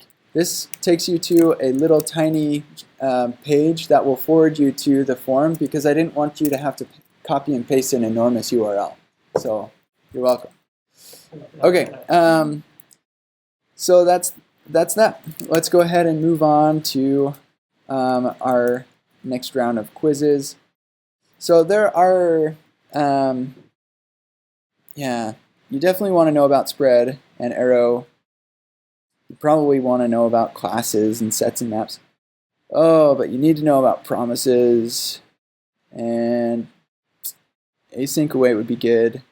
I'm just a little worried about our time here. So, yeah, well, maybe. Skip the TC39. Yeah, that's hilarious. Okay, so we'll just get through this as reasonably as we can, and if not, like there's plenty of material here. You can hopefully learn it on your own. I was never expecting us to get through all of this stuff, so no worries. We're learning at the pace of our learning, and that's the important part. So, great. Let's talk about spread, and then I think I said I was going to do a break right now, but I think we'll do spread, and then we'll do a break during your exercises. So, okay, cool. Spread function call. So if we look back at the good old days of our youth, then we would do something like this, where you say, okay, I want to take this array of things and I want to apply that to a function call. So this is effectively, this math.max.apply is effectively the same as 5, 6, 8, 9, or 4, 9. Except what we're doing is we're spreading this array, the values in this array, across the arguments of this function. So that's effectively, those are the same thing.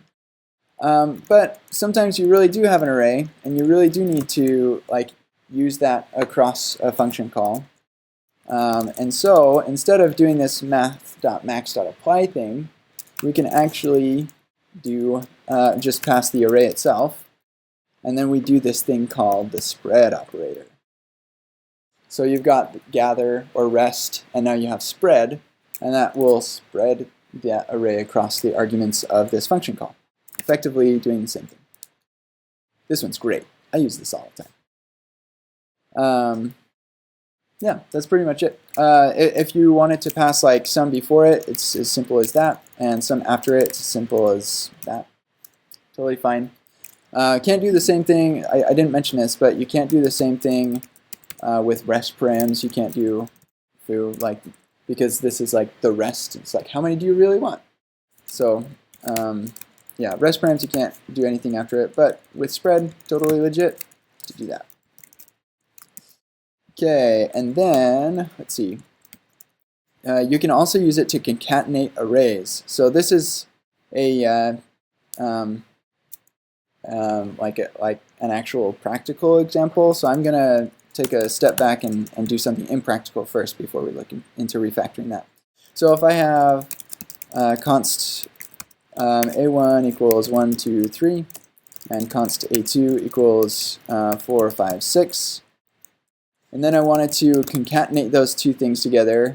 I'd say a1.concat a2, and we'll just log that. And we're going to 1, 2, 3, 4, 5, 6, right? Concat method. It's great. We love it. So what if I wanted to do this syntactically using this fancy new spread operator? Let's go ahead and do that with this array. How could I spread array 1 and array 2 into this array?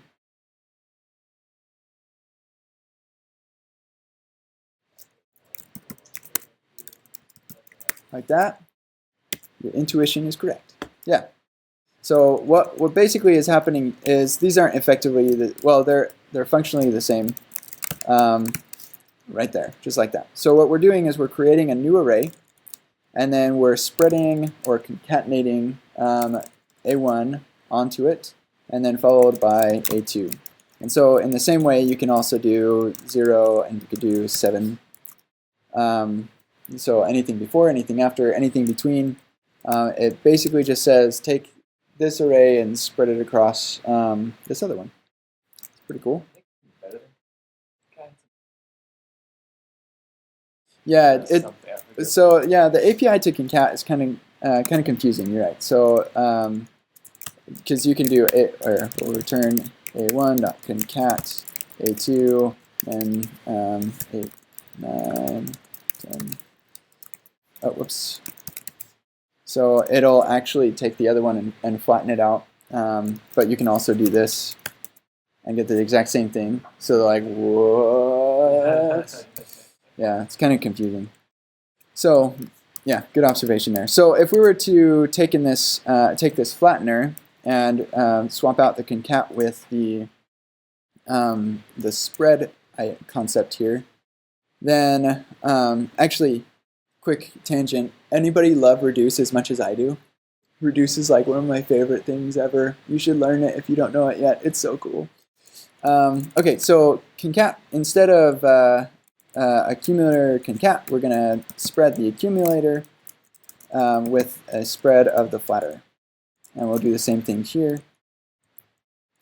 Spread that with item. What is going on? What did I do? Oh, I think I need to look at the solution. What? Oh, item, because item is not an array. That's right, because it fails that if statement. See, is array. It's not an array. Cannot do that. There we go, like magic. You didn't see this. Yeah, so that actually is fairly practical, and I think it's great. Any questions about concatenating arrays? Okay, cool. So in a similar vein, this actually is not part of the standard yet. This is stage 3, I think. But you can also do the same thing with objects. So remember that fun exercise we did with object.assign? Well, you can, if you are not assigning it to a particular target, like we were doing with that other one, but you were like, have this object that you want to like create anew and then just get the return value, then you can do this with objects as well. So remember how we had return that array and then we spread the things across it. So if I wanted to spread object 1 and object 2 across this, how do you think I'd do that? Yeah, object 1 and object 2. And we'll log that. And yeah, you can look at that and it's like magic. Basically, the one that comes after wins in a conflict. It's also not, or it's a shallow, and so like this is what is going to, like the D property in object 2 comes second. That's why we see these object 2 things inside D. And then this object is actually a direct reference to the original. Same thing. It actually, I'm pretty much 99% positive that Babel transpiles it down to this. Because, yeah. And then you need like a polyfill or something.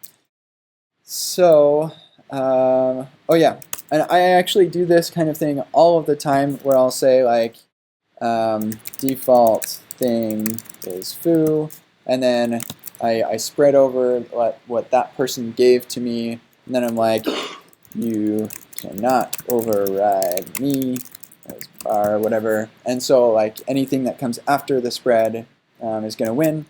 And so defaults go up here, things you cannot override go below. Sometimes I'll add comments to that effect so that people don't resort it or something. Cool. And guess what? This spread operator actually is a little bit more generic than just objects and arrays. It actually applies to iterators or things that are iterable. There are a couple of things that are iterable, and we won't have time to talk about iterators probably, but they're really cool. And string implements iterator, and so it is iterable. Iteratable? Good. Iterable, yes. And so you can actually use this spread operator with a string. So this join function takes a delimiter and a string, and it spreads every character in the string and joins them by the delimiter. So what is this going to return for us? Yeah. PayPal. Yeah. So yeah, string's totally iterable, and it's cool. And what that means is that you can also destructure it with REST params, or with REST with the REST operator. Yeah. ... Whatever you want to call it, that thing. So what is this one going to return? Here, let me format this a little bit better. That's nice, so you can see it. So yeah, what is, oh yeah, and you don't need a comma after that because nothing could possibly come after it. So that's actually a syntax error. Yeah, so what is this going to give us back? World. But it's spread, right? So yeah, it's an array. Or it's the rest of the characters as an array. Cool, so that's spread. Any questions about that? Okay, sweet. I have this terrible feeling that there's a test in here that you won't be able to do without me talking about it first. Nope, I think you're good. So go ahead and run through those. Okay, how are things coming? Anybody finished? Okay, great. Then let us proceed to test this.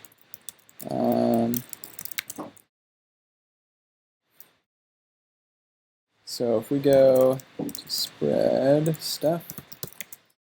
Okay. So we have some arguments. We expect calls to be 1. We need to call my function using the spread operator with args. So my function args. And we called it once. We're good. Only concatenating arrays here. So we're going to say our result equals the array 1 with 4, 5, and 6. And we're good there. Anybody have any questions so far? Okay, sweet. Then we're going to create a result object that spreads out object1, and we add on eggs and span. Okay, that's it. Got it? Excellent. Then let us move on to arrow functions. How many people have used or are familiar with arrow functions? Okay, great. Sort of, mostly? Cool. So arrow functions are fun, and they're the source of many missing keystrokes because people like to use them to save keystrokes.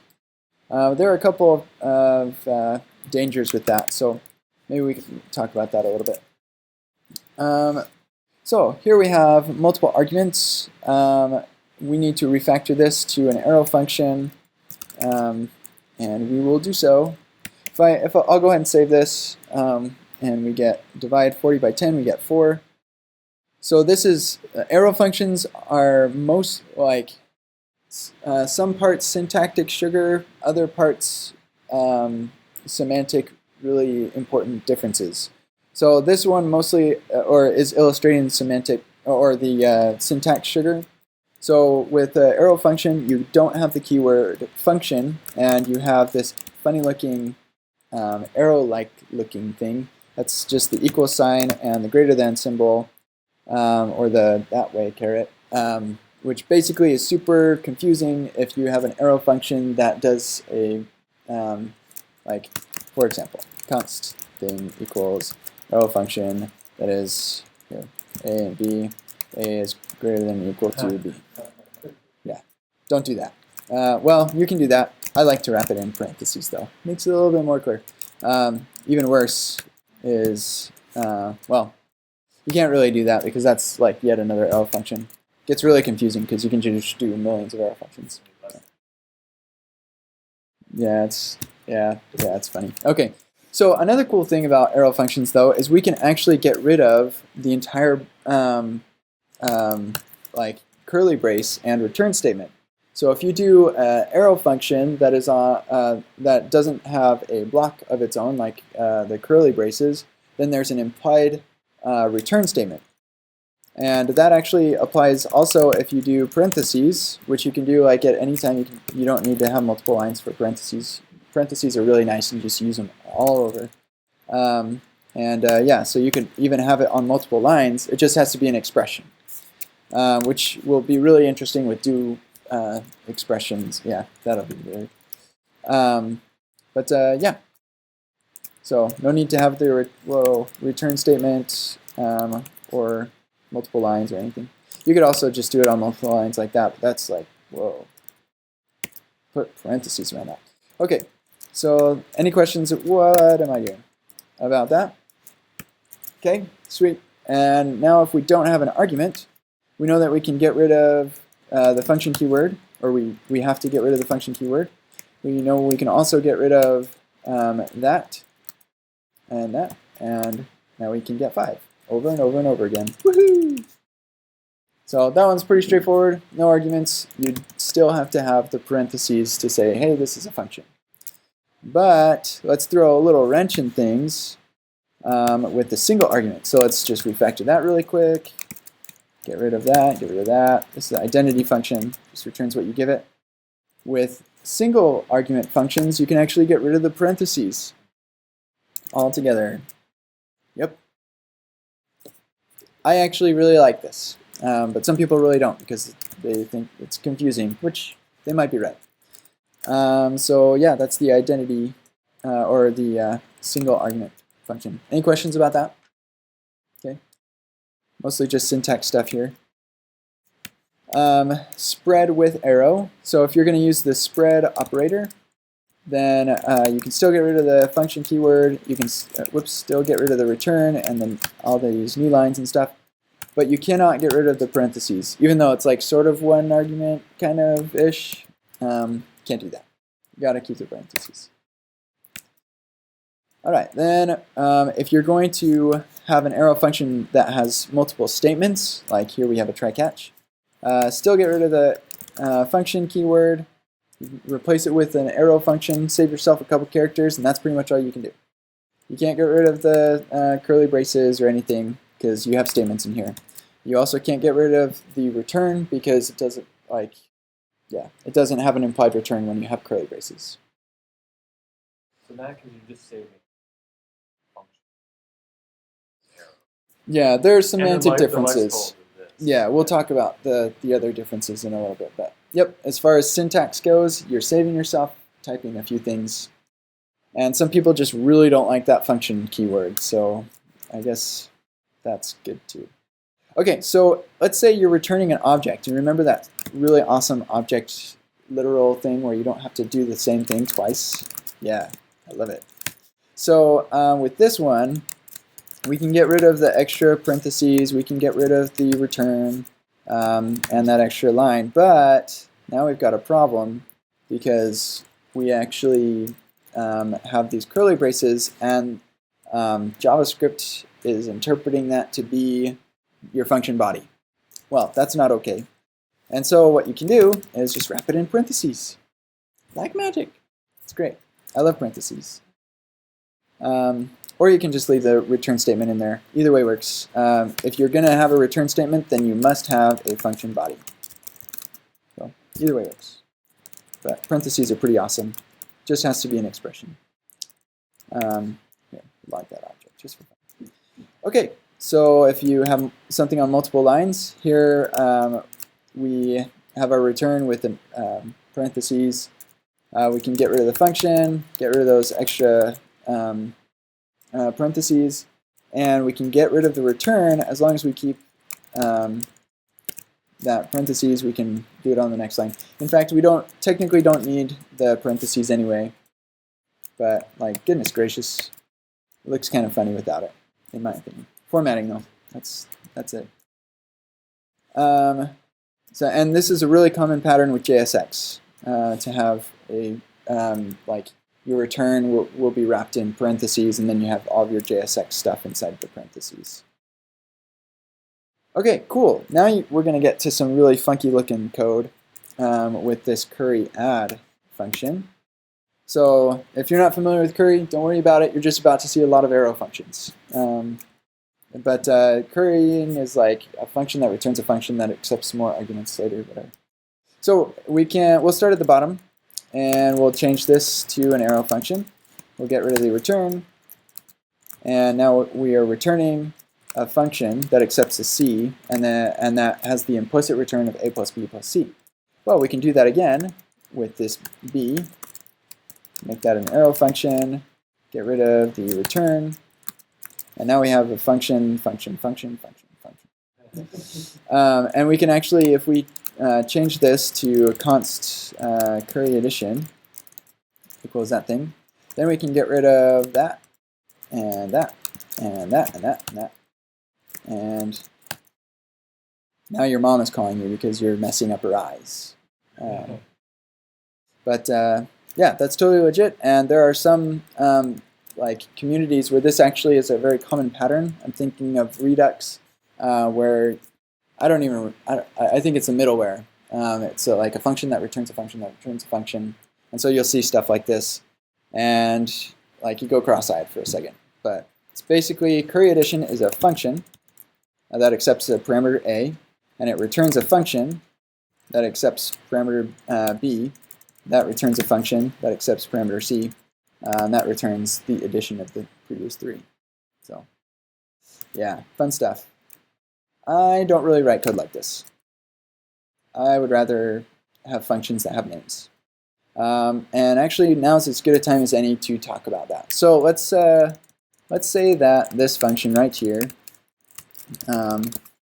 has a body, and we're going to throw a new error I. So now what we're getting in here is, oh, just kidding, is, well, no. Better example. If this doesn't take an argument, because we get an implied name. Okay, so now we're going to get error high at, we're not getting a function name like we do with curry add. We get a function name. It's really nice and helpful. We don't get a function name here, and that's because even though like arrow functions have what's called inferred function name. Is that what it's called? Something. The function name is inferred. There's nothing here with this arrow function to infer. Like it doesn't have a name to infer from anything, and so we don't get a name in our stack trace. That kind of stinks a lot. Like you're on a production code base, you're seeing a billion errors that say error thing at line number that's like line 1, column 3262. It's not very helpful. So for that reason, I think that saving characters, like the argument for saving characters using arrow functions, not a really solid argument because you're just going to be upset at yourself later when you don't have a good stack trace. So it's a trade-off. I use arrow functions still, but most of my functions are still function declarations. Okay, cool. Any questions about that? So we talked about all the syntactic differences. Now we're going to talk about the semantic differences. So how they behave differently. The biggest one, the most pertinent to you, we're not going to talk about all of the semantic differences, but the most pertinent to you is the this binding. So if I'm going to save this here, we're calling this context function that has a population object, and we're calling display on that population object. That display function is taking the data, which references this thing, because this is this. I don't like this, but that's just the world we live in. And then we're mapping over this data, and we have a function in because we care about stack traces. And then we take each element and return that. So, and map as its second argument accepts a this binding, which is pretty neat. And so when we use this.unit, it knows what unit we're referring to or what this is. So, yeah, if we remove this binding here, which like most of the time you will, you're going to save this and you'll wind up with an error because this is not being bound to anything. And so this is actually where arrow functions kind of shine, and why one of the major semantic differences here is that when we convert this to an arrow function, here we can't have a name because it's an arrow function. They can't have names. And then we can actually, we'll make that a parentheses, we'll make that a closing parentheses, and remove the return, just because we can. Now this is okay, and we don't get an error. We get our unit just fine right there. And that is one of the main selling points of arrow functions, is you no longer have to worry about this binding. For all intents and purposes, this binding, or the arrow functions, this does not have a closure that it's bound to, like normal functions. So it, like lots of times you'll hear people say that arrow functions, this is bound to the parent's, the parent functions this, but it actually, in reality, has no binding at all. It just doesn't have a binding. You cannot bind it. In fact, I think it throws an error if you try. So we got arrow function, and we say fn dot bind thing. I don't think it actually throws an error, but it it doesn't make a difference.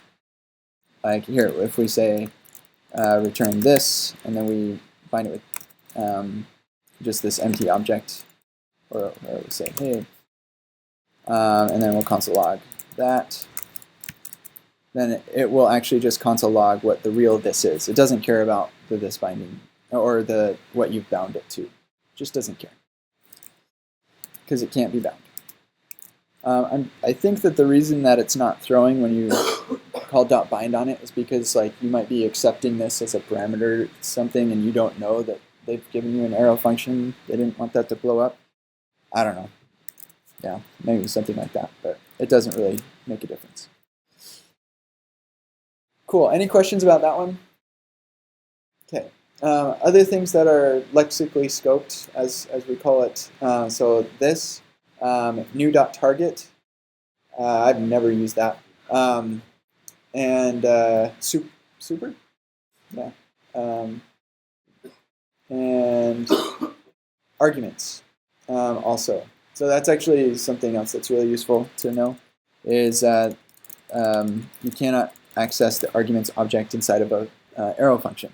It will access the one that's next available in its scope. Okay, sweet. Oh, hey, there's the example of the bind right there. No bind. So, yeah, sorry, spoiler, but the bind doesn't work. It doesn't do anything. We're still going to get 42. Okay, I think that's it for arrow functions. Ready for the exercises? Oh, I totally forgot to give us a break, the last one. So we're going to take a break now, do the exercises, and we'll come back in at 3:20. Is that all right? Is that enough time? Yeah? Okay.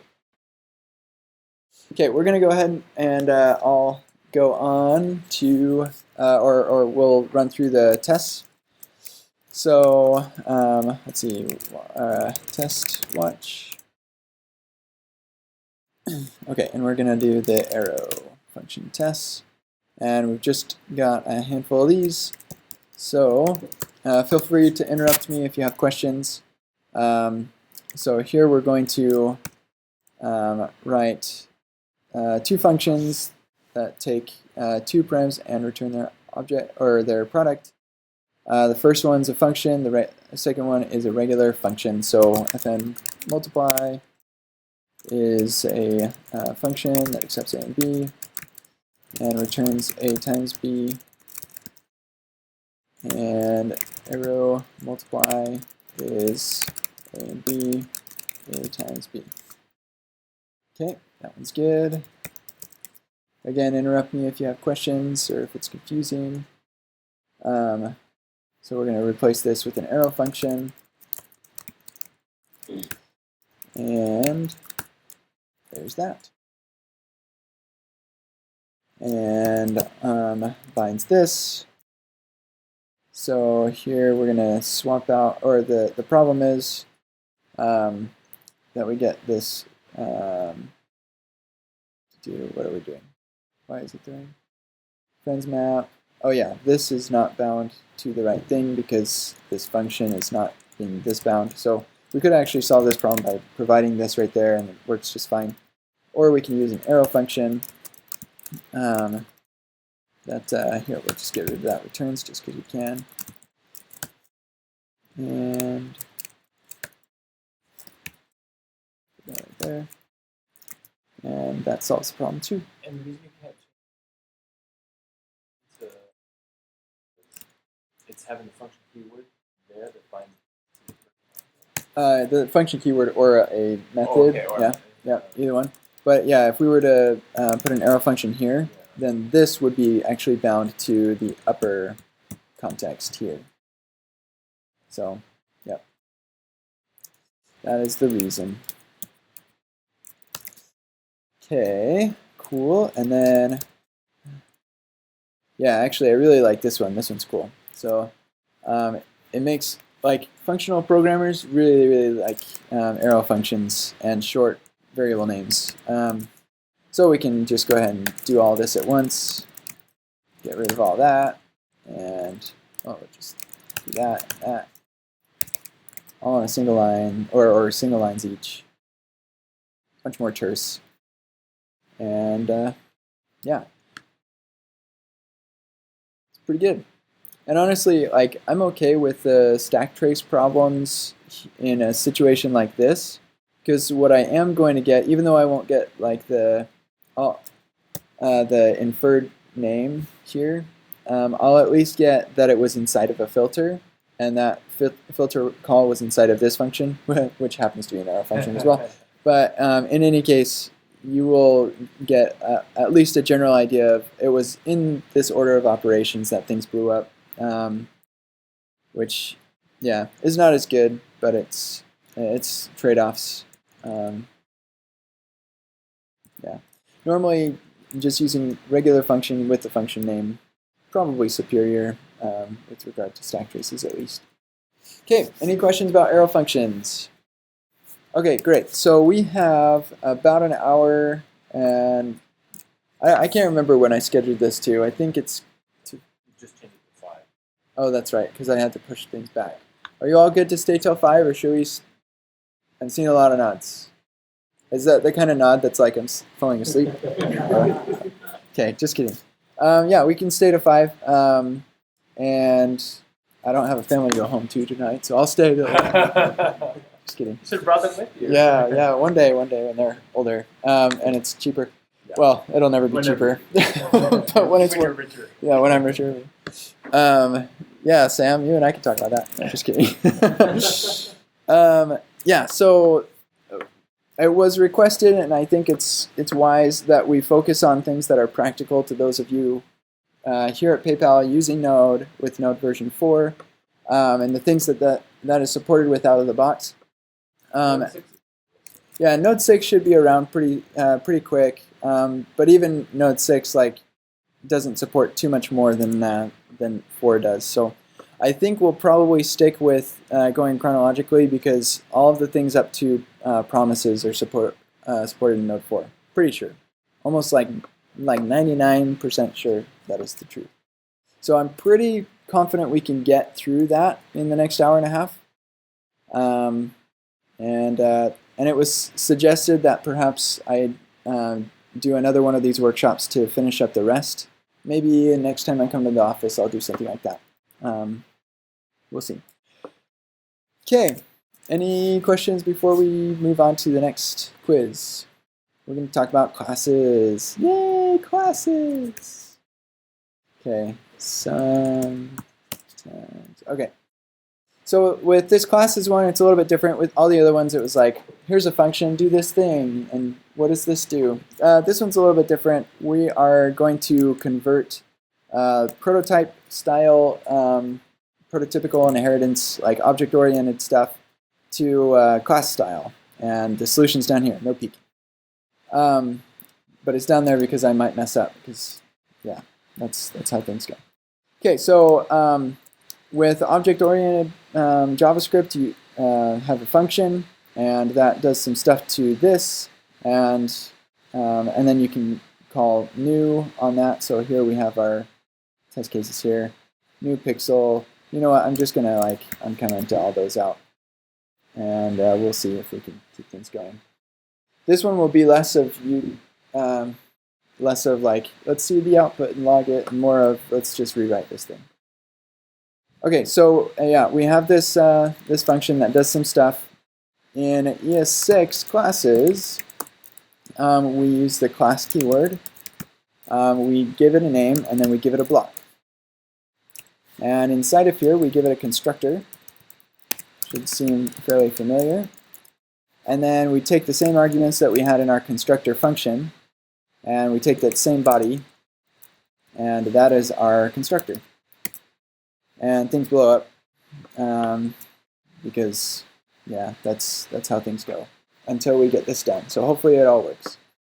But yeah, we are functionally equivalent to that constructor function by itself. So now we have some prototype methods on here, and we are going to add those to this. So one thing that you'll notice, it sort of kind of looks like an object body right here, but it's not. There's no comma. If you add a comma, that is a syntax error. So these are not properties on an object. These are methods on a class. Different thing. So here we're going to go ahead and take the same function. Oh, and by the way, this is disallowed. Cannot do that. That's also an error because, again, it's not an object body. And in the same way, you can't say foo bar. You can, however, have static properties, and we will have some of those. And you can also have something called public class fields, but that's for a later day. We can look into that later. Okay, so let's go ahead and we'll take that parameter, we'll put it up there, we'll move these up here, and we have that one. Okay, and we can do the same thing here. We're just going to do this and that and the other, move that up. And we'll do the same thing here. We're going to override the built-in toString method like that. And now this one is not on the prototype.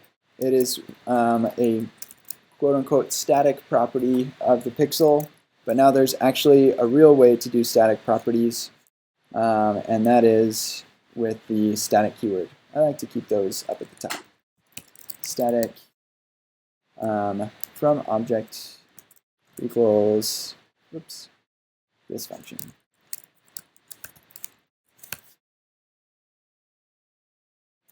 Okay. So again, another instance where the equal sign is actually in a place where it's not actually being, well, in this case actually it is being evaluated at the time you see it, but public class fields looks similar to this, and it, well, this is what a public class field looks like. But in this case, the equal sign is not being evaluated at the time that you see it. It's being evaluated when the instance is constructed. So, ta-da! You just learned public class fields. Yeah, you can actually. Yep, and that's a fantastic use case for public class fields so that, well, I'll give you a video you can watch that I made about public class fields, and that'll explain the use case and why it's great and stuff. But I think you know what you're talking about. So, okay, cool. So now we also have this getter and setter thing. I'll tell you, there's pretty much not really any time that I've used getters and setters in a real application in JavaScript, but I thought it would be worthwhile for you to know at least how to do it. So it's fairly simple. It's just get. Oh goodness, it's fairly simple, except I don't ever do it, so I don't know how. Okay, got it. It is get, and then whatever the property name you want to have the getter for, and here we'll say return this dot ID and set whatever you want it to be setting, and the val, and we'll return this dot or let's see, this dot ID equals val, and that is roughly equivalent to this defined property on the prototype getter setter nonsense. The only reason I use classes is because React components. And most of the time I use function components anyway. But if I need state or anything like that, then yeah, then I'll use a class. Okay. Any questions about that refactor to a class?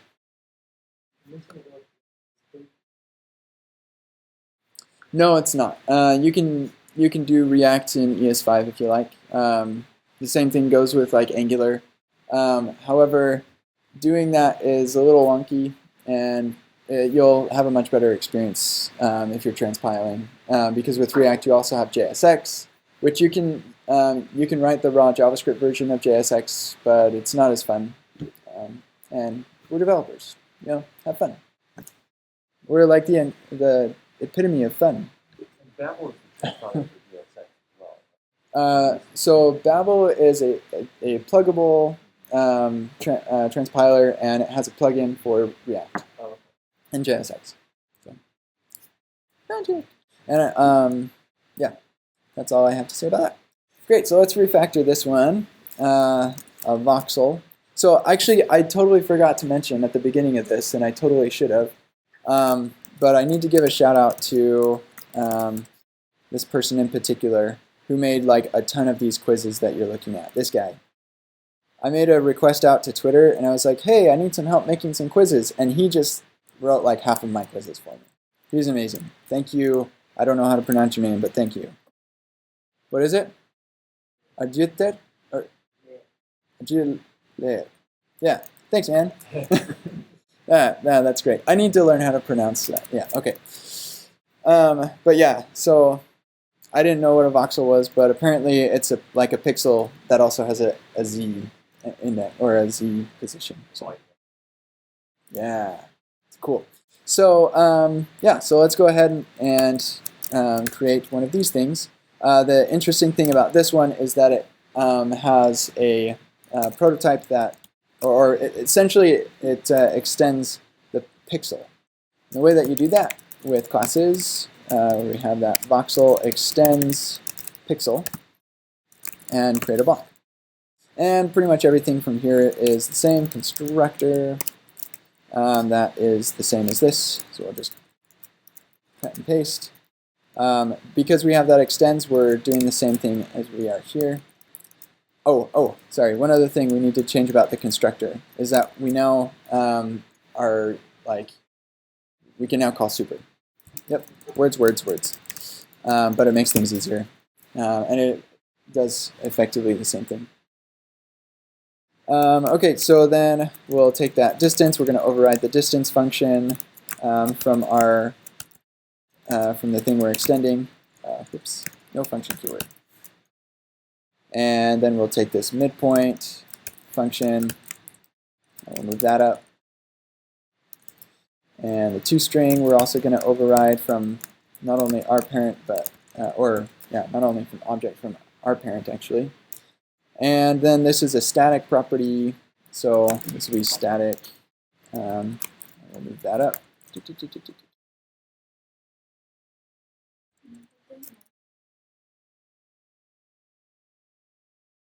Because you're assigning it to yeah, to a value on the class. Yep. So it's not actually a member method. Okay, cool. And with that, yes, it works like magic. Woo. It's coding. Love it.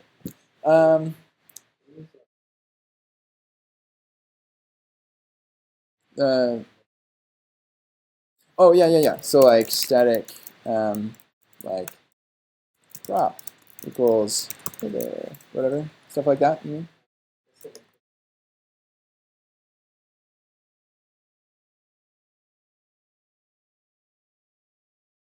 Oh. So if you wanted to in the pixel, you say, hey, don't override this thing. I don't think so. Yeah, I haven't heard of anything like that. Can you do that in Java? Oh, private. Yeah. So actually, yeah, I'm glad you brought that up. Private methods are on their way. Like private thing equals blah.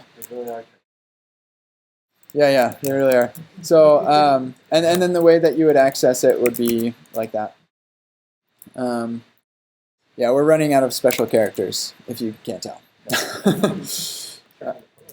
Yeah. So there's that. Classes. Okay. Anything else? Yeah.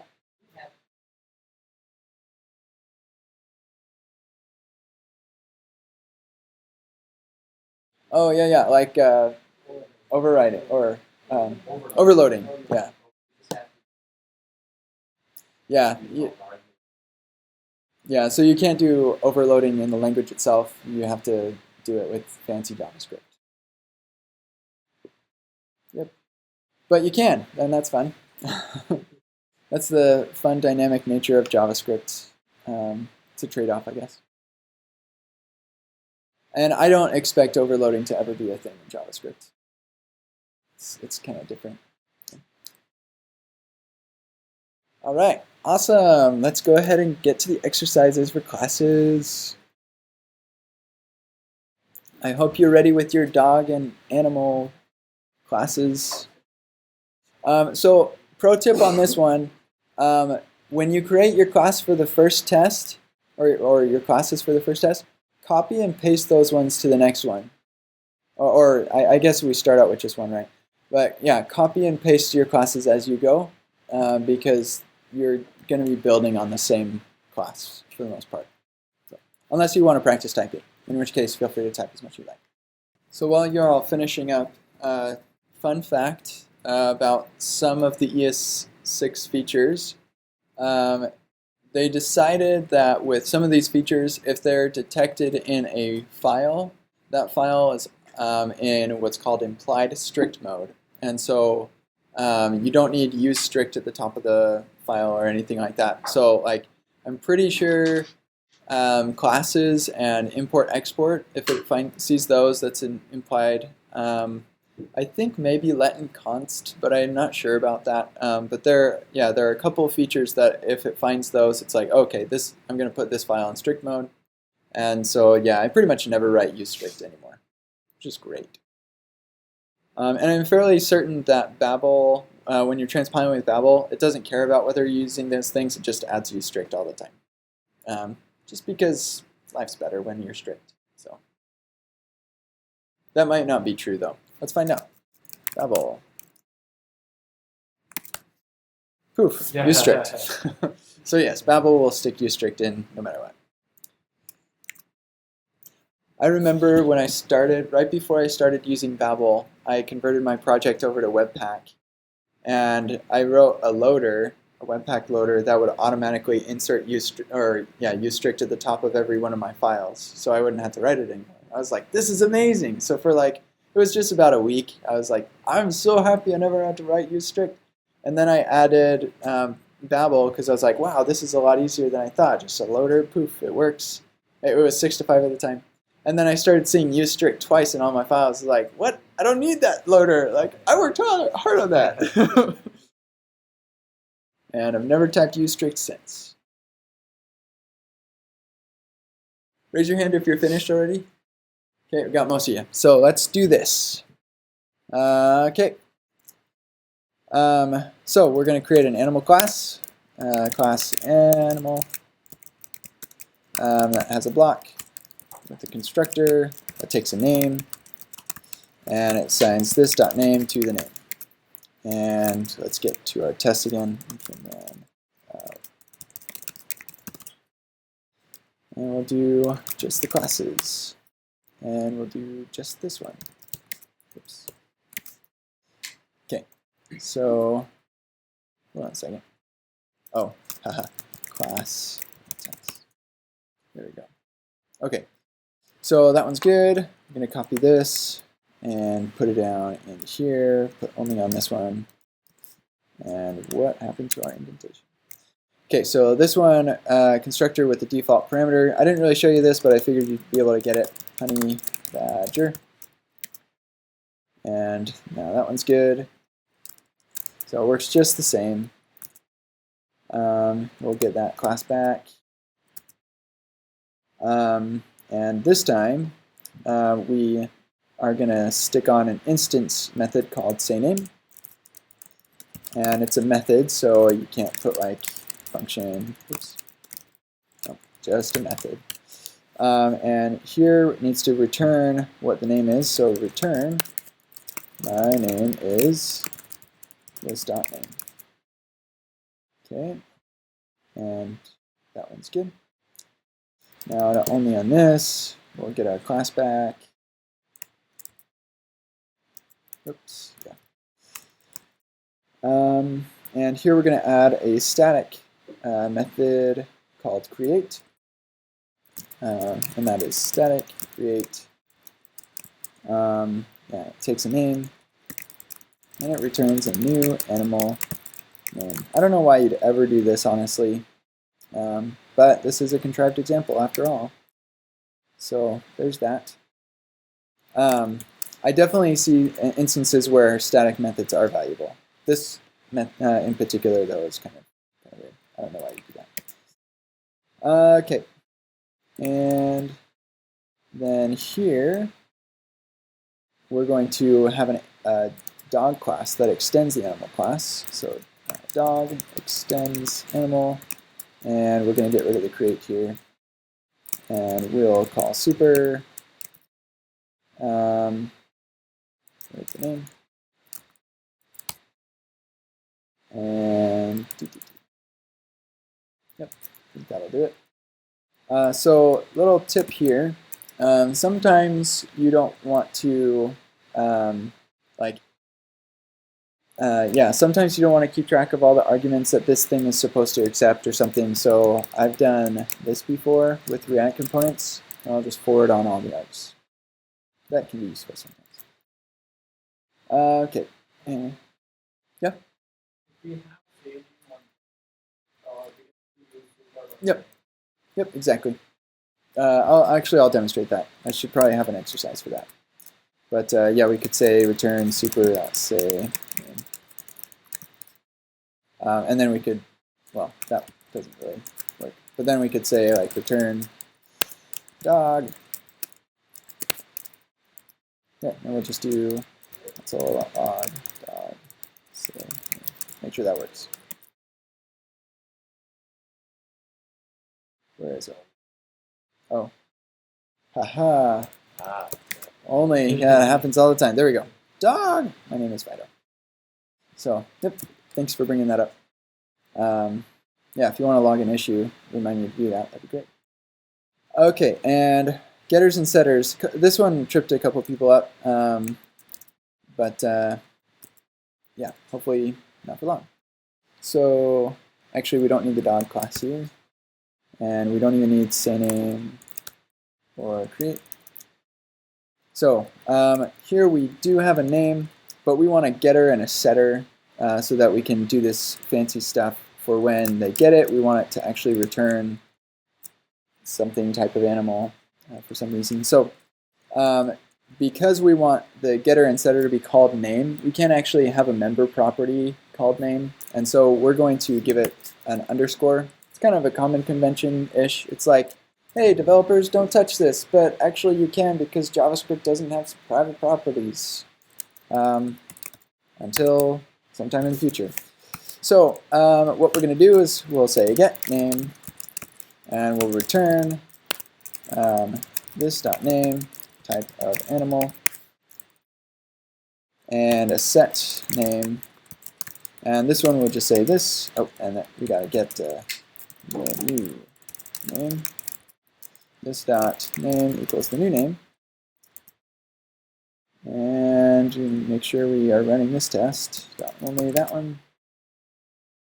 And it blew up because, oh, what did I do? Oh, this dot underscore name. Close call. Whew. Sorry. Oh yeah, this is one of the reasons I don't like getters and setters, is because it's not clear. You're actually calling a function when you do this. Well, actually, so in this case we're calling a function the setter, and then in this case we're calling the getter function. And who knows, that getter function could be like a really expensive operation. I was just getting a property. Come on. So yeah, getters and setters. I don't really. There are some. Sorry. Yep. Yeah, so basically don't use these. There are some cases where they're really useful. Like, let's say you had a situation where it's like you're debugging something and you have this object and somebody's making a modification to this object and you're not sure why, like when or why or how. So you can just say debugger and pop open your debugger and it'll stop, and then you can step back in the debugger. That's one use case. There's actually, since we're talking about it, break on from Paul Irish, among many other people. But this is a really neat script that allows allows you to say, hey, break on anytime somebody does anything with a cookie, or break on whenever scroll top is red from the body. Like, actually really, really useful. And all it takes is for you to take this and you copy it, and you pop open your DevTools, and you go to sources and go to snippets and create a new snippet called breakon.js and paste it in there. And then you can run it with that. And you can say break on document dot cookie. Then you say document cookie equals hi, then you get a breakpoint like that. Magic. You can get Yeah, I do this all the time when I'm debugging. test. Yeah, you're like, this state is changing and I don't know who's changing it. Yeah, break on. And then you can back up in the debugger and it's like, oh, I did it in the console. Why was I doing that? And I just cleared my cookies. So if I refresh, aha, they're not using cookies. Okay. Thank you, local storage. Any other questions? So yeah, getters and setters, I rarely use them. I could actually see them maybe be useful when we have private properties. It's like only allow people to access this when this other property is set and never any other time. But yeah, cool. I hope that you did the elaboration to solidify your understanding and the feedback to solidify my workshop. Great. Any other questions before we move on? Yeah. Getter and setter access available to hidden by it. Yeah, actually. So then it would look. Yeah. And it would pretend it would look like it. Yeah. Dot. But yeah, the implementation details are hidden in the closure. This is actually why I'm sort of excited about private properties, because I have to use classes because I use React. But if I didn't have to use classes, I wouldn't care about private properties because I have closures. But you know, I'm using React, so that's life. So I'm gonna reset all my stuff to origin master. There we go. Okay. Great. So now let's go back to a quiz for set. How many people have heard of set before? Okay, set is cool. We've got a couple good quizzes that'll give you a good intro. So here's a basic set. What do you think this function is going to return? We're creating a new set. We call add 3 times and we return that set.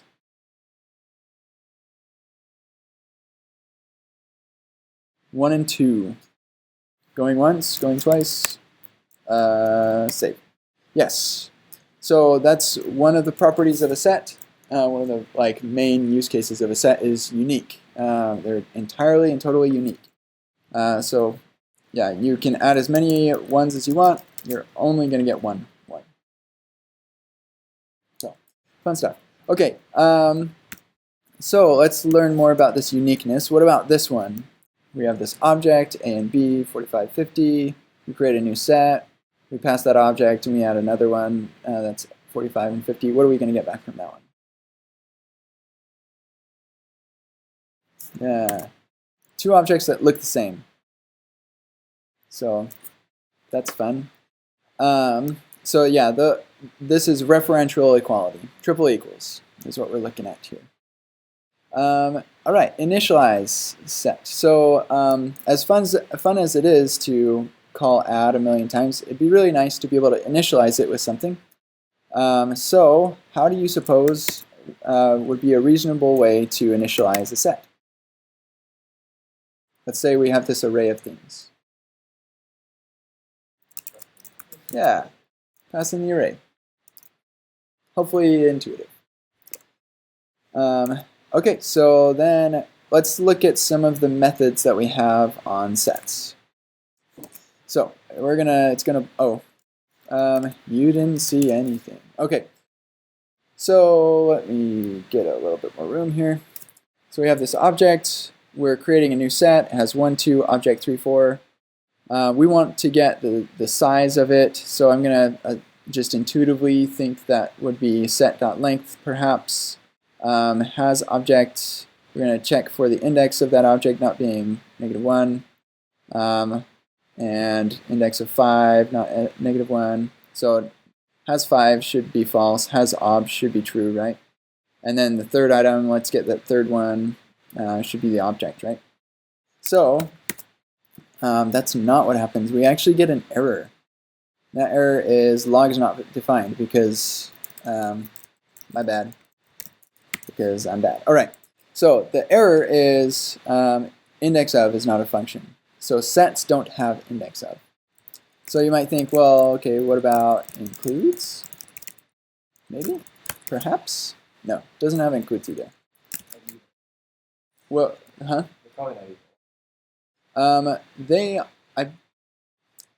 I believe that they are technically ordered, and I believe you can get the order, or what you can get something that will give you them in order. Yeah, so it's not includes. What else could it possibly be? My intuition is killing me. Has, yeah, it's has. Great. So has obj is true, has 5 is false, but size is undefined and third item is undefined. So how do you suppose we get the size of a set? Yeah, with that size. All right. And then to get items out of a set, holy criminy, yeah, get. No, it's not get. What happened? Oh, yeah. Sorry, it is not that simple to get items out of a set. Yeah, actually, here let's just take a look at our what just happened to my life. Okay, let's just look at our Chrome DevTools here really quick because they have sets. So we'll say s equals new set. By the way, I use var in Chrome DevTools most of the time because if I use const, then I can't do it again. So yeah, but we're gonna say s equals set or a new set, and then we can look at all of the things that we have on it. So we have an add, we have clear.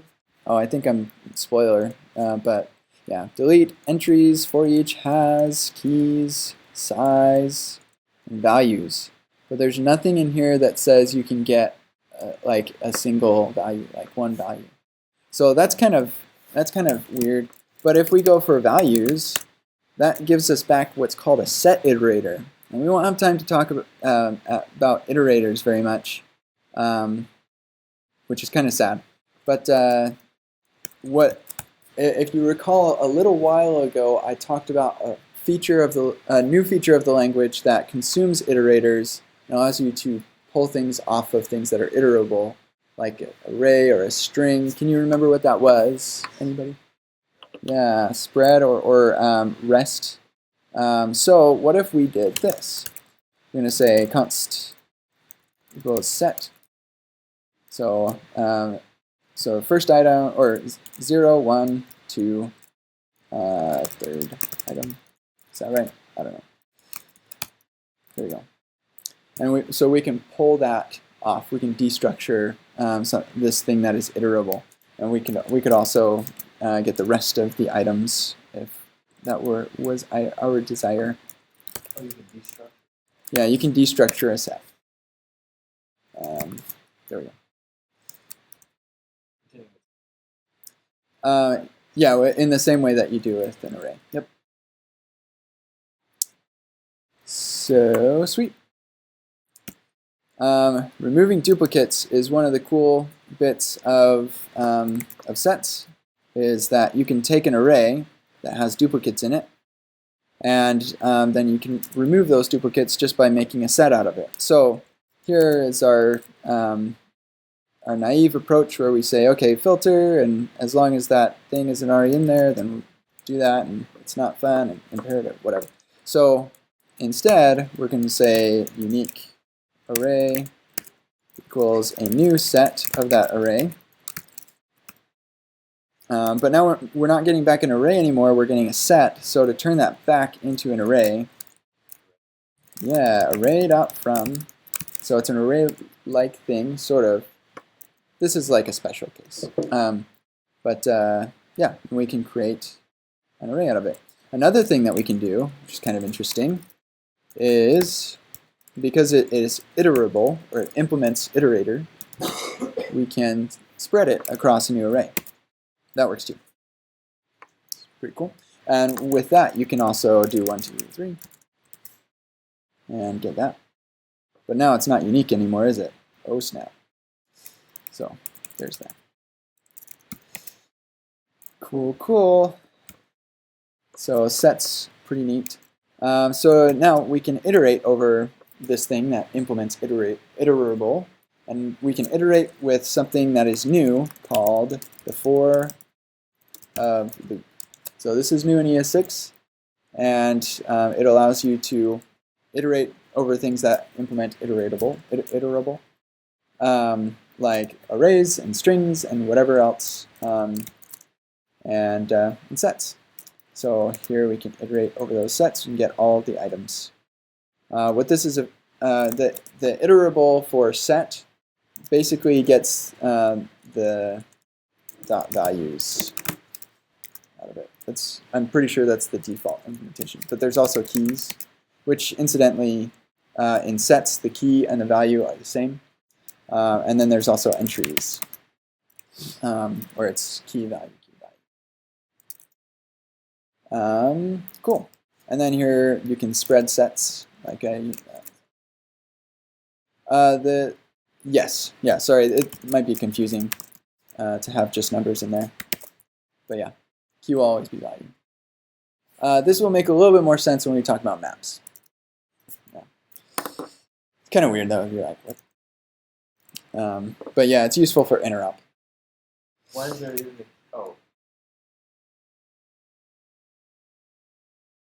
Yeah, to have the same interface so that it can have keys and entries. Yep. Okay, so then spread. I kind of spoiled this one already, but you can make an array out of by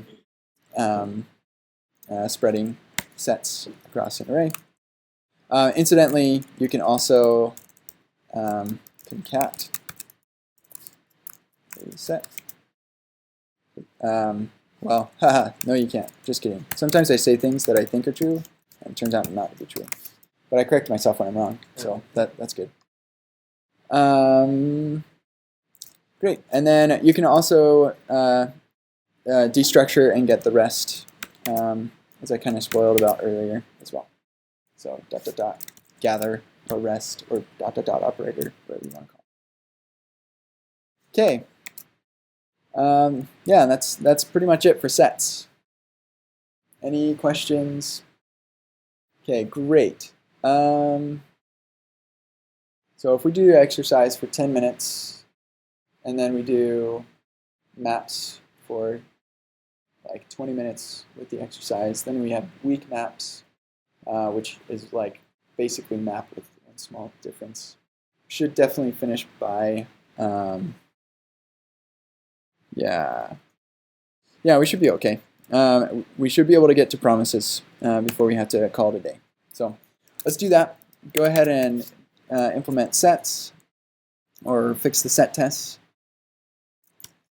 And yeah, you got 10 minutes. I think that, oh, we only have 2 tests for that. You have like 5 minutes. Yeah, that'll be faster. Okay, so yeah, let's create my set. It's a new set. And because we're, well, because we have to learn about the add method, we'll say my set.add1, and we'll do that with 2 and 3. And we'll get out of test mode or run test watch and set. Cool, got that one done. And doesn't allow duplicates, so we'll say const my set equals a new set.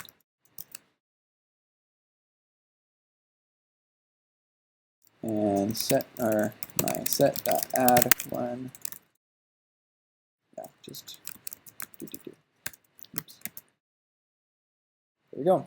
Cool. Probably should do like a size check. But anyway, there's that. All right, maps. Maps are also fun, and we're gonna learn about them right now. Okay. So, using our previously gained knowledge from sets, how do you suppose we add things to a map? Dot add, yes. We're going to add a as the key and 3 as a value, so a and 3. Let's go ahead and console log that. Nope, set. So, yeah. So what we're doing here is we're setting the value, or at the value string a, set the value to 3. Set.add. Yeah. Yeah. Yeah, that's kind of funny. So we'll set this object key 7. So that's interesting. Now what? This is, sorry this is so confusing. Oh, I know why. Because I have an example down here that's not commented out, I bet. Where is it? No peeking, don't look. There it is. Ah. I didn't think the output looked that bad. Okay, so this is where things get really interesting with maps, is now you, like what I really like about maps is it allows you to attach metadata to anything without actually manipulating that thing. So like let's say you have a person and you want to say that that person is in a sleeping state, but you don't want to say like person.sleeping equals true because that would manipulate the person itself. This is like metadata about the person. So you can have a sleeping map and you say sleeping.set, give it the person and set it to true. And now you have a mechanism whereby you can see whether that person is sleeping, but you don't have to manipulate the person object itself. So that's pretty cool. And that itself kind of comes with some memory leak issues that weak map will solve, but we'll worry about those for a little bit later. So yeah, and then we can do like literally anything. We can have a function be value of 8, and then of course the values can be anything. It doesn't have to be numbers. We're just using numbers here. Yep, key could be anything. Anything at all. So we could do new map here. Except you never got access. Yeah, well you can iterate over it though. Oh, right. So, yeah. Yep, but that was a good observation. You have to have the thing itself to be able to get stuff, to get a specific one out. So, great. And initializing. So who wants to call set all the time when we could initialize it with what we want? So if we want to do this same thing except at initialization time, how do you suppose we go about doing that? We can't do, like, my first impulse was like, oh, it's like map is basically like an object except, oh wait, keys are messed up, right? So we can't do an object. What else could we do? What? Array, yeah. An array of what?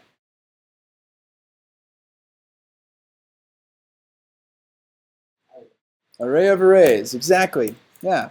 Where the first item in the array is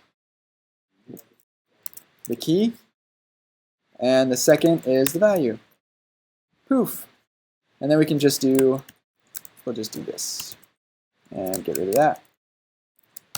Make that an array.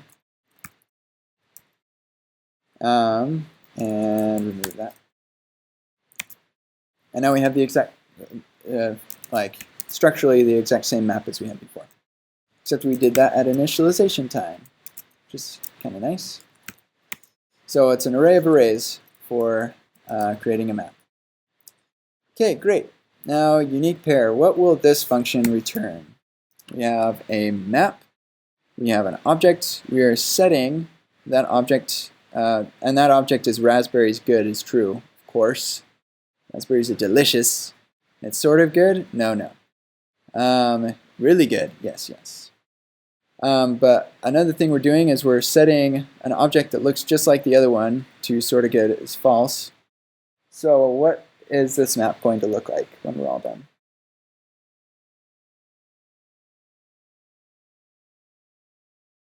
What's the size? 2? Yeah, it's 2. And the what is, so I'm, We have two values. uh-huh, One's going to be X, the other off. uh-huh. Yep. So we'll have, like you said, we'll have 2. They both look like they're referencing an object that's raspberries good. It's true. One of them is really good is true, and that's this one, the first one we inserted. We are overriding it, or overriding the value that was stored before. And then the other one will be the one that we inserted in line with sort of good is false. It's not sort of good, it's really good. Okay, great. Now let's look at some of the methods that you can get for the map. Just kind of a naive approach here, the object value. So we have this object key, awesome is true, and we're creating a new map. It's only one item in there. So we're going to try and get object key out of it. We're going to get the size out of it by getting all the keys and getting the length out of it. Has true, does it have own property of true? Oh, hold on, don't look at anything. I think I accidentally, yep, it was supposed to have 3 things. My bad, right there. Okay, so does it have true? Does it have 32? That should be false. And get all the keys, get all the values. So I'm not going to make you guess what this is going to return. It's going to return a honking mess because none of these things is good. The first off, getting something out of the map, you use get. Okay, so now we can get the value of object key being 42. To get the size, it looks like getting the keys and then getting the length of those keys isn't working. So how do you suppose we get the size? Awesome. Okay, it's got 3. Does it have true? Honestly, I can't remember it. Let's change this to has 45. Just going to do that. So instead of has own property, we're going to say map.has. And it has 45. So that one's the same as set, which is nice. Sorry? So yeah, you can has works with the key. So does it have this? Does it have a value by this key? And yes, it does. And then you can get that value with get. Um, Other, the value does it have this value in any of the or by any of the keys? I don't think so. We can look real quick. So we'll say var m equals new map m dot. So you can clear it, you can delete something specific, you can get the entries for each keys, size. Yeah, I didn't think so.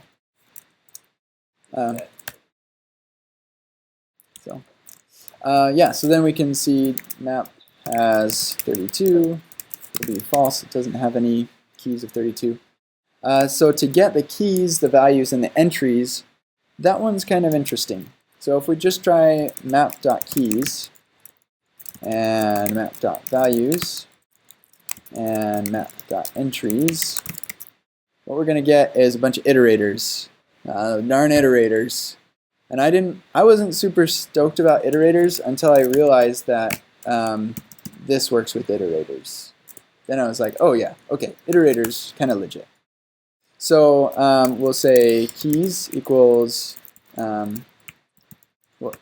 we'll like, give me all the keys. This is an iterator consumer, this ... operator. So I can say map, and I can, keys, yeah, there we go. And then I can get the values, map.values, and entries. And then we'll just get rid of all these. And now I have all those things, so let's look at what that looks like for realsies. Okay, so the keys, object, object in 45, if you recall. Can you see that? Okay, I'm just joking. Let's look at it for real. So yeah, objects, empty object, and 45. Values, just the things on the value side, and then entries is an array of arrays, just like when you initialize it. So you could actually make a copy of the map by getting the entries and sticking those in a new map. It will, like the values and the keys will be a reference to the same one. So if your key is an object and you put it in a different map, each of those maps will have a reference to that same object. So, questions about that? Okay, sweet. Removing items. Yeah, let's just take a look at what we would expect from this. So we're creating the same map. We're going to get the first size. So before we do anything, then we're going to delete something, and we're going to get the next size, and we're going to clear it, and then we're going to get the clear size. So what do you think that's going to give us back? We have first size, after delete size, and after clear size. What's first size going to be? 3. After delete size, 2. And after clear size, yeah. Yep. So map.clear, get rid of everything. Pretty reasonable name, I'd say. Okay, and then iterate. Yeah? Yeah. Yep. Cool. And then we create this map with key 1, 2, 3, 4 with corresponding values. And we're going to just loop over it and console log that. It's just to show for of works, or like syntactically how for of works.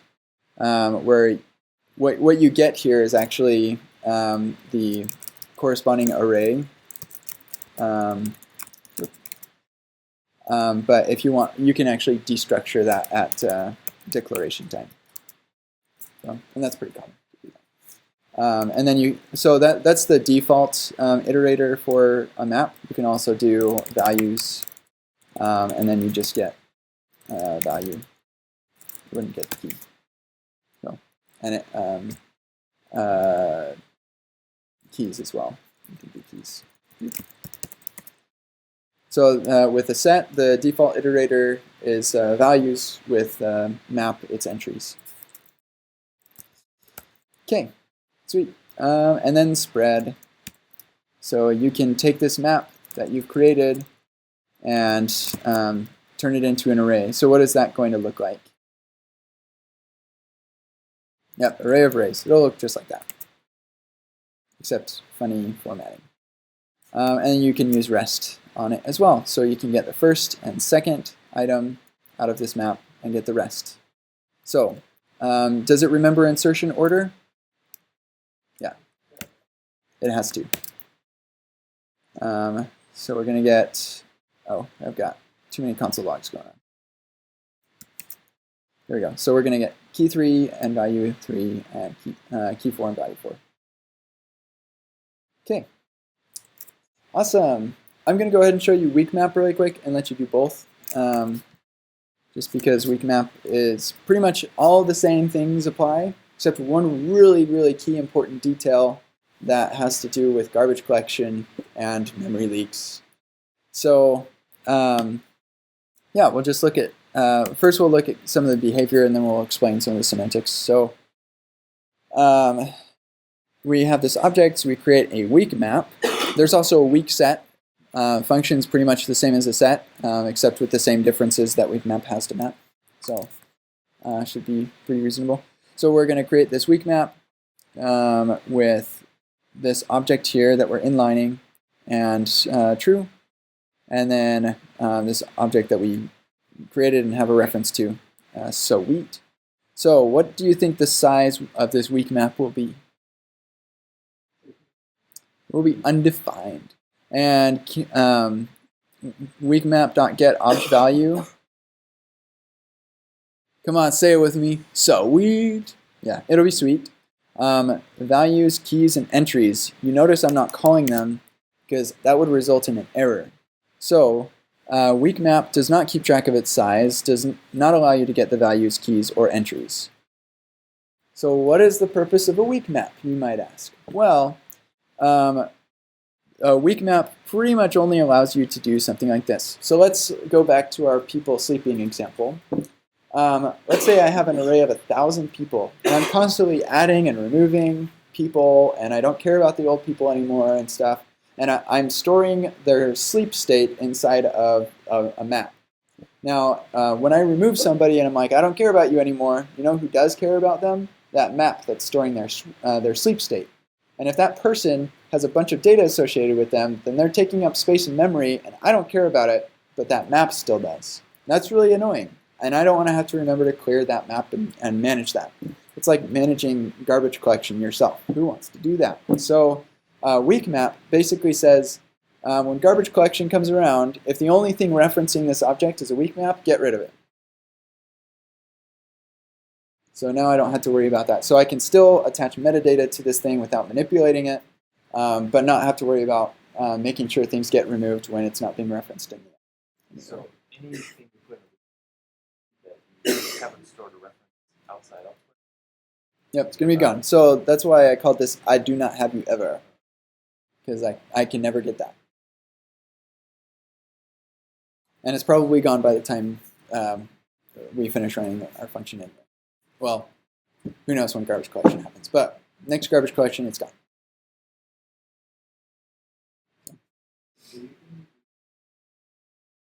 Sorry? What will? Oh, deleting? Yeah. Yeah. So assuming that it's not being referenced by anything else, once you delete something from a map, yeah, sure, it'll get garbage collected. So that you don't have to manage that state yourself. Because, like, let's say that this array of people, you're using it to display in, like, a web page, and you're also, like, keeping a tally of how many people you have and stuff. And so you're referencing things in a bunch of different places. And then you're like, okay, I don't need this people or this person in the array anymore, so I'm not going to render that to the UI anymore, so I'm not going to do this. I don't have that person in this array. I don't want to also have to remember to remove it from the map as well. So the weak map just takes that care away. Yeah. You mean in the weak map, or in the?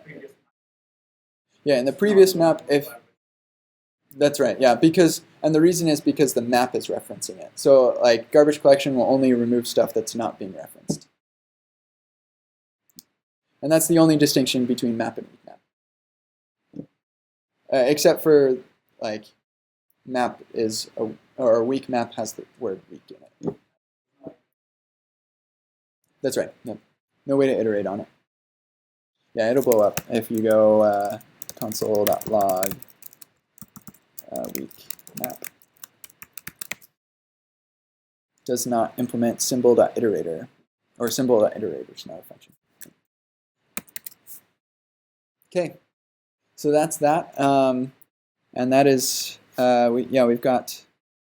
I'll give you about like 10 minutes, I think. How big are these exercises? Yeah, they're pretty short.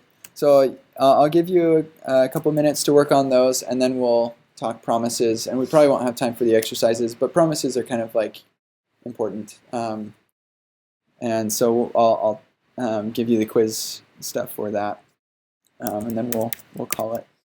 Cool. So for our map, we have a set method. So we'll create const myMap equal new map, and myMap dot set name Aaron.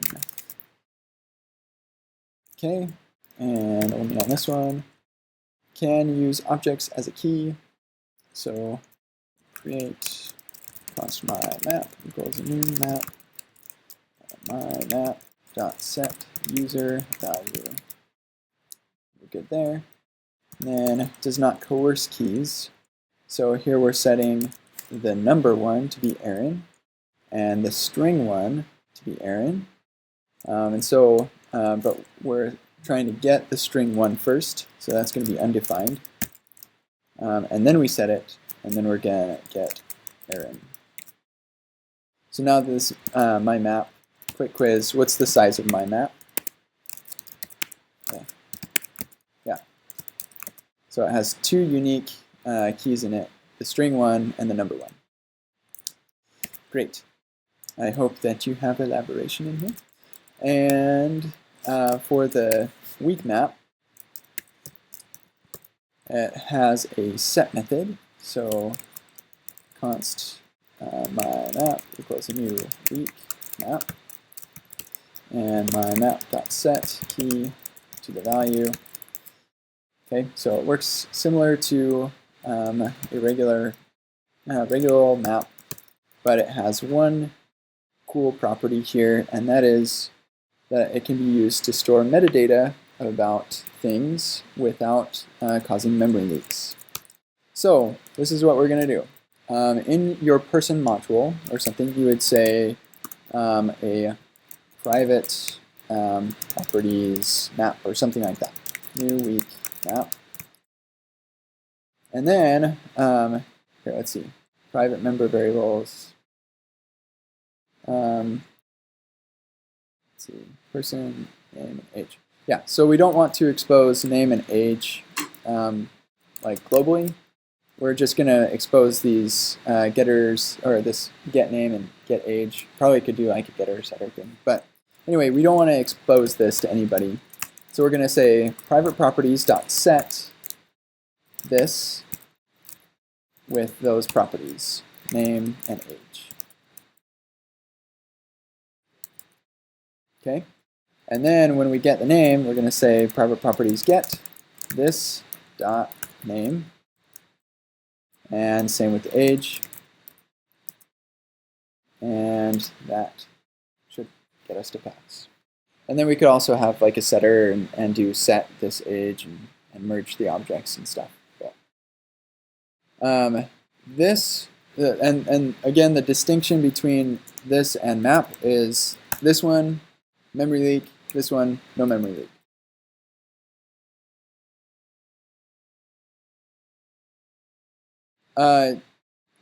You mean, sorry, what?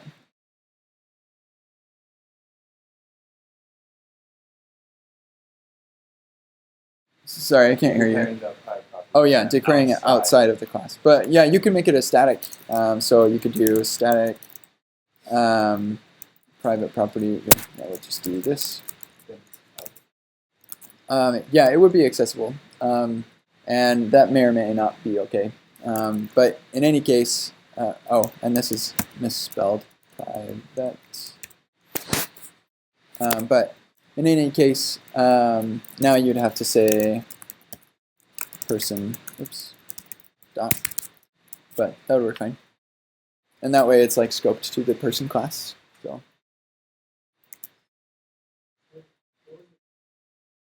So the memory leak point is if you use a map here, then every single instance of a person that you create is going to get set into this map. And even if that person is not being referenced anywhere else in your app, it will always be referenced in this map, and so it'll never get garbage collected. And this could have been done with a regular. Oh yeah. Yeah, and it can. It's just the memory leak. So, yeah. Okay, so with the final couple minutes that we have, I think that it would be useful to go over promises. So let's do that.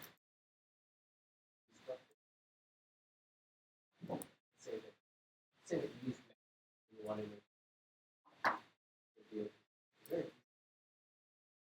to. So you can do like here. We could do static cleaning up as a function, and then you could say person.privateproperties.clear, and that would clean everything up. But that would get rid of like everybody, like all of the metadata about every person would go away. You could also clean up and give a specific person, and then you could delete person. But now you have to make sure that you call this anytime you don't care about a person anymore. Or you could save up a lot of worry and hassle and just make it a weak map. Okay, cool.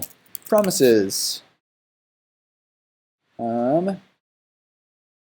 So, oh, wrong one. Too many things called the same thing. Okay, so we all remember callbacks. Our days of yore. Just kidding. We're probably still using callbacks. So if I uncomment this callbacks, we're going to get a couple lines of output. Success, resolved after 100 milliseconds. Failure, rejected after 100 milliseconds. Recovered from error, rejected after 200 milliseconds, and then resolved after 100 and resolved after 200 milliseconds. Okay, so let's see what the code looks like to do that.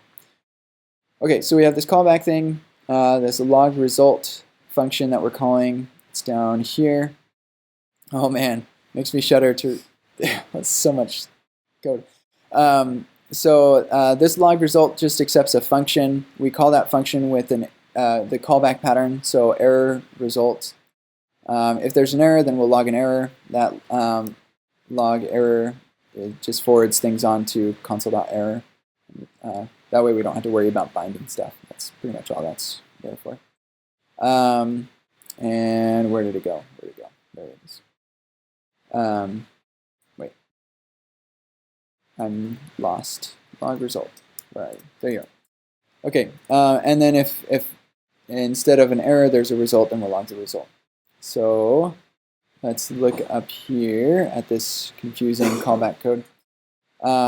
So we log result, we pass it a function that accepts a callback, and when we call this timeout function. Okay, yeah, this is like totally too much for the time that we have. So you can review this code and be like, wow, I'm sure glad that I don't have to write callbacks anymore because promises are awesome. And we're just going to look at the promises code instead. So if we comment out the callback code and comment in the promises, we'll see that we have the same behavior, same output, but wildly different implementations. So while the callback code is kind of hard, and you have to remember, oh, like we're going to ignore the success case here and ignore the error, but if we didn't ignore the error, we'd have to like do all this error handling and whatnot. And here we are handling the error, but then we're calling back with a recovery and like, holy moly, I don't even want to know. Oh man, yeah. And then this one's nuts. So if we wanted to have like two things go at the same time and then like handle it when they both come back, but make sure that we're waiting, and yeah, now we have this wait for all the utility. And there are like existing libraries that solve these problems, but it sure is nice to have something in the language that doesn't need that kind of code. So here's the promise version. So we'll first look at the timeout function here. This timeout function accepts a duration that defaults to 0, and it accepts a should reject that defaults to false. So like we're simulating a network failure or something like that. And what it's doing is that we're returning a new promise, and this is the promise constructor. So we're creating a promise object, and the promise object, the constructor accepts a function which is passed a resolve and reject function each. So resolve is a function, reject is a function. And if you call the resolve function, then that means the promise is successful. It resolves. And it's put into a resolved state. If you call the reject function, the opposite. It's rejected. It's put into a failed state. So here then we're going to do a set timeout with the duration. And when that duration's over, based on should reject, we'll resolve or reject after that duration. Okay? So that is how you create and use a promise. So presumably you could say users.get get user function error result, and then we do resolve result if error reject error. Of course, don't forget to return. Yeah, converting from callback pattern to promise pattern, really common pattern. And so there are modules out there that will allow you to say, like, I think Pithy is my favorite, and that will allow you to just call this with any arguments, and then it will give you back a promise, and then you can call that on it and stuff. So Pithy's great. I like that one. But there are others. So here we have, we're using this timeout to get a promise, and we do a lot of chaining on promises. So we call timeout. We want it to time out after 100 milliseconds. We're not specifying whether it should reject, so that's going to default to false. So this promise is going to pass. It's going to be put in a resolved state. And we're going to call then on it. Then is a special method on promises that allows you to say, hey, when this promise is over, then do this thing. And you can do this forever. You can say, then do that, then do that, then do that, then do that. And now we're going to get a bunch of successes. So that's pretty neat. And those are like all going to be undefined stuff because reasons. Okay. So let me think what else there is about that. What this result is whatever the promise resolved to. So down here, if we look at our timeout, when resolve was called, you're going to get this string, or we're passing this string, and that's what the result will be. It's whatever the promise resolved to. This could be an object, like body, stuff, whatever. It can be anything that you want it to be. Most of the time, you won't be creating new promises. Most of the time, you'll spend most of your time consuming promises. And you consume them in like manner with then. The first argument is the success. Now, if it fails, then there's actually a second argument to then, which accepts an error as its argument, and that will be whatever it was rejected with, so the error. We'll talk about what you return inside of these things here in a little bit once we finish exploring the API. If you want to, let's see. And so in this case, we don't care about the success case, so we just put null, or you can put undefined, doesn't matter. And it won't call it, or it won't attempt to. And then there is also this catch thing, which we'll talk about in a second. So catch is basically like this. So those two things, what I just showed you, and this, they are functionally equivalent. So catch.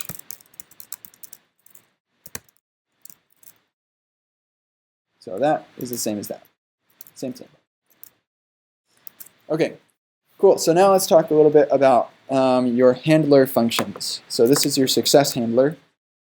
And it is an arrow function. So goodness gracious, why do I have all that garbage? One line. So it accepts the result, whatever was resolved to, and it is returning something new. It's returning something based off of the result. What is returned from here is what will be passed to the next person who calls then on it. So result 2.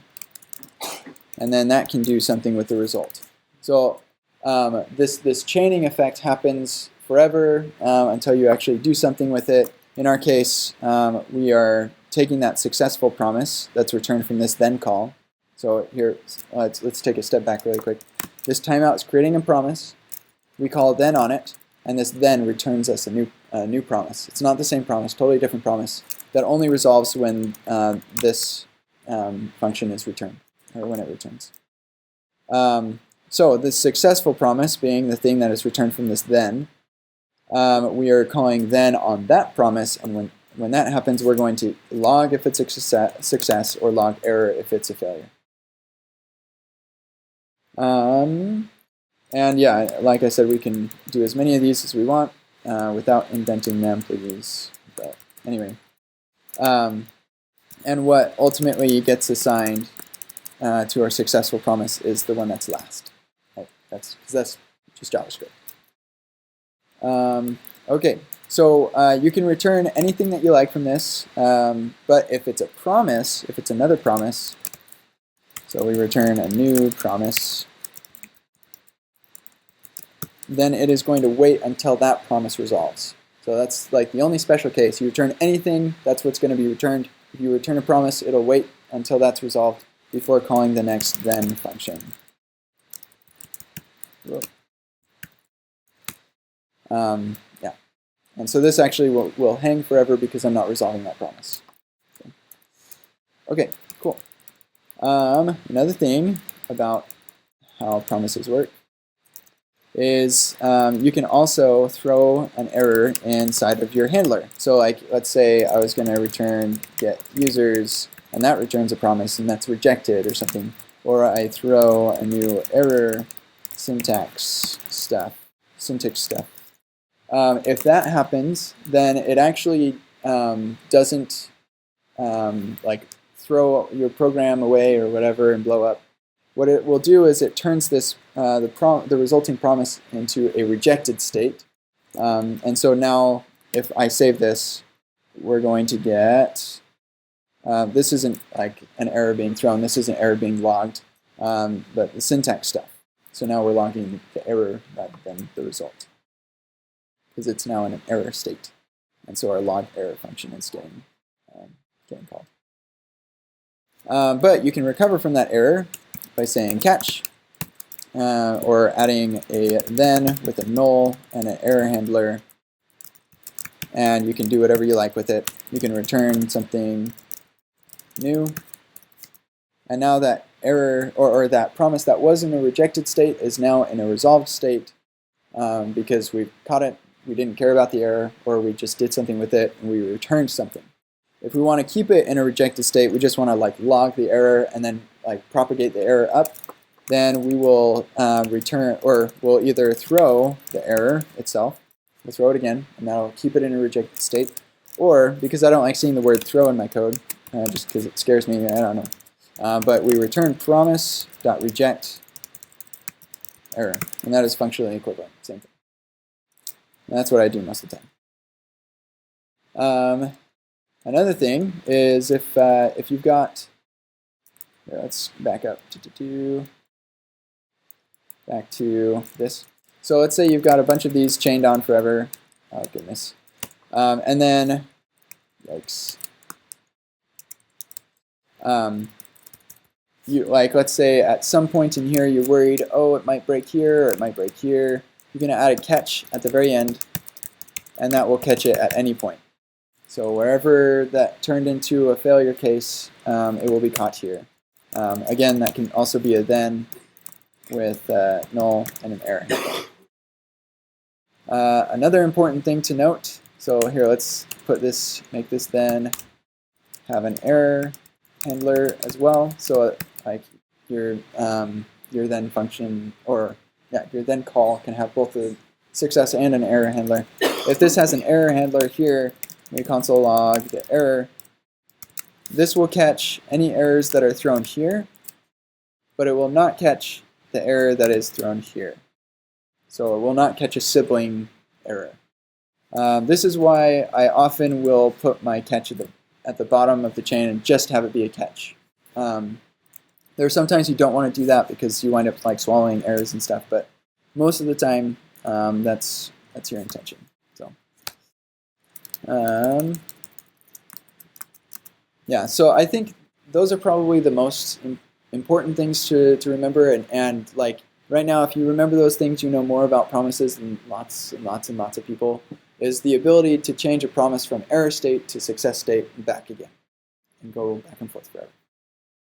One other thing that we can do in this example here is we have this timeout after 100 milliseconds, and then we return a new timeout, which is returning a new promise, and so effectively throwing the other one away. And when that one resolves, we're then going to throw an error, and with that error being thrown, we're going to catch it.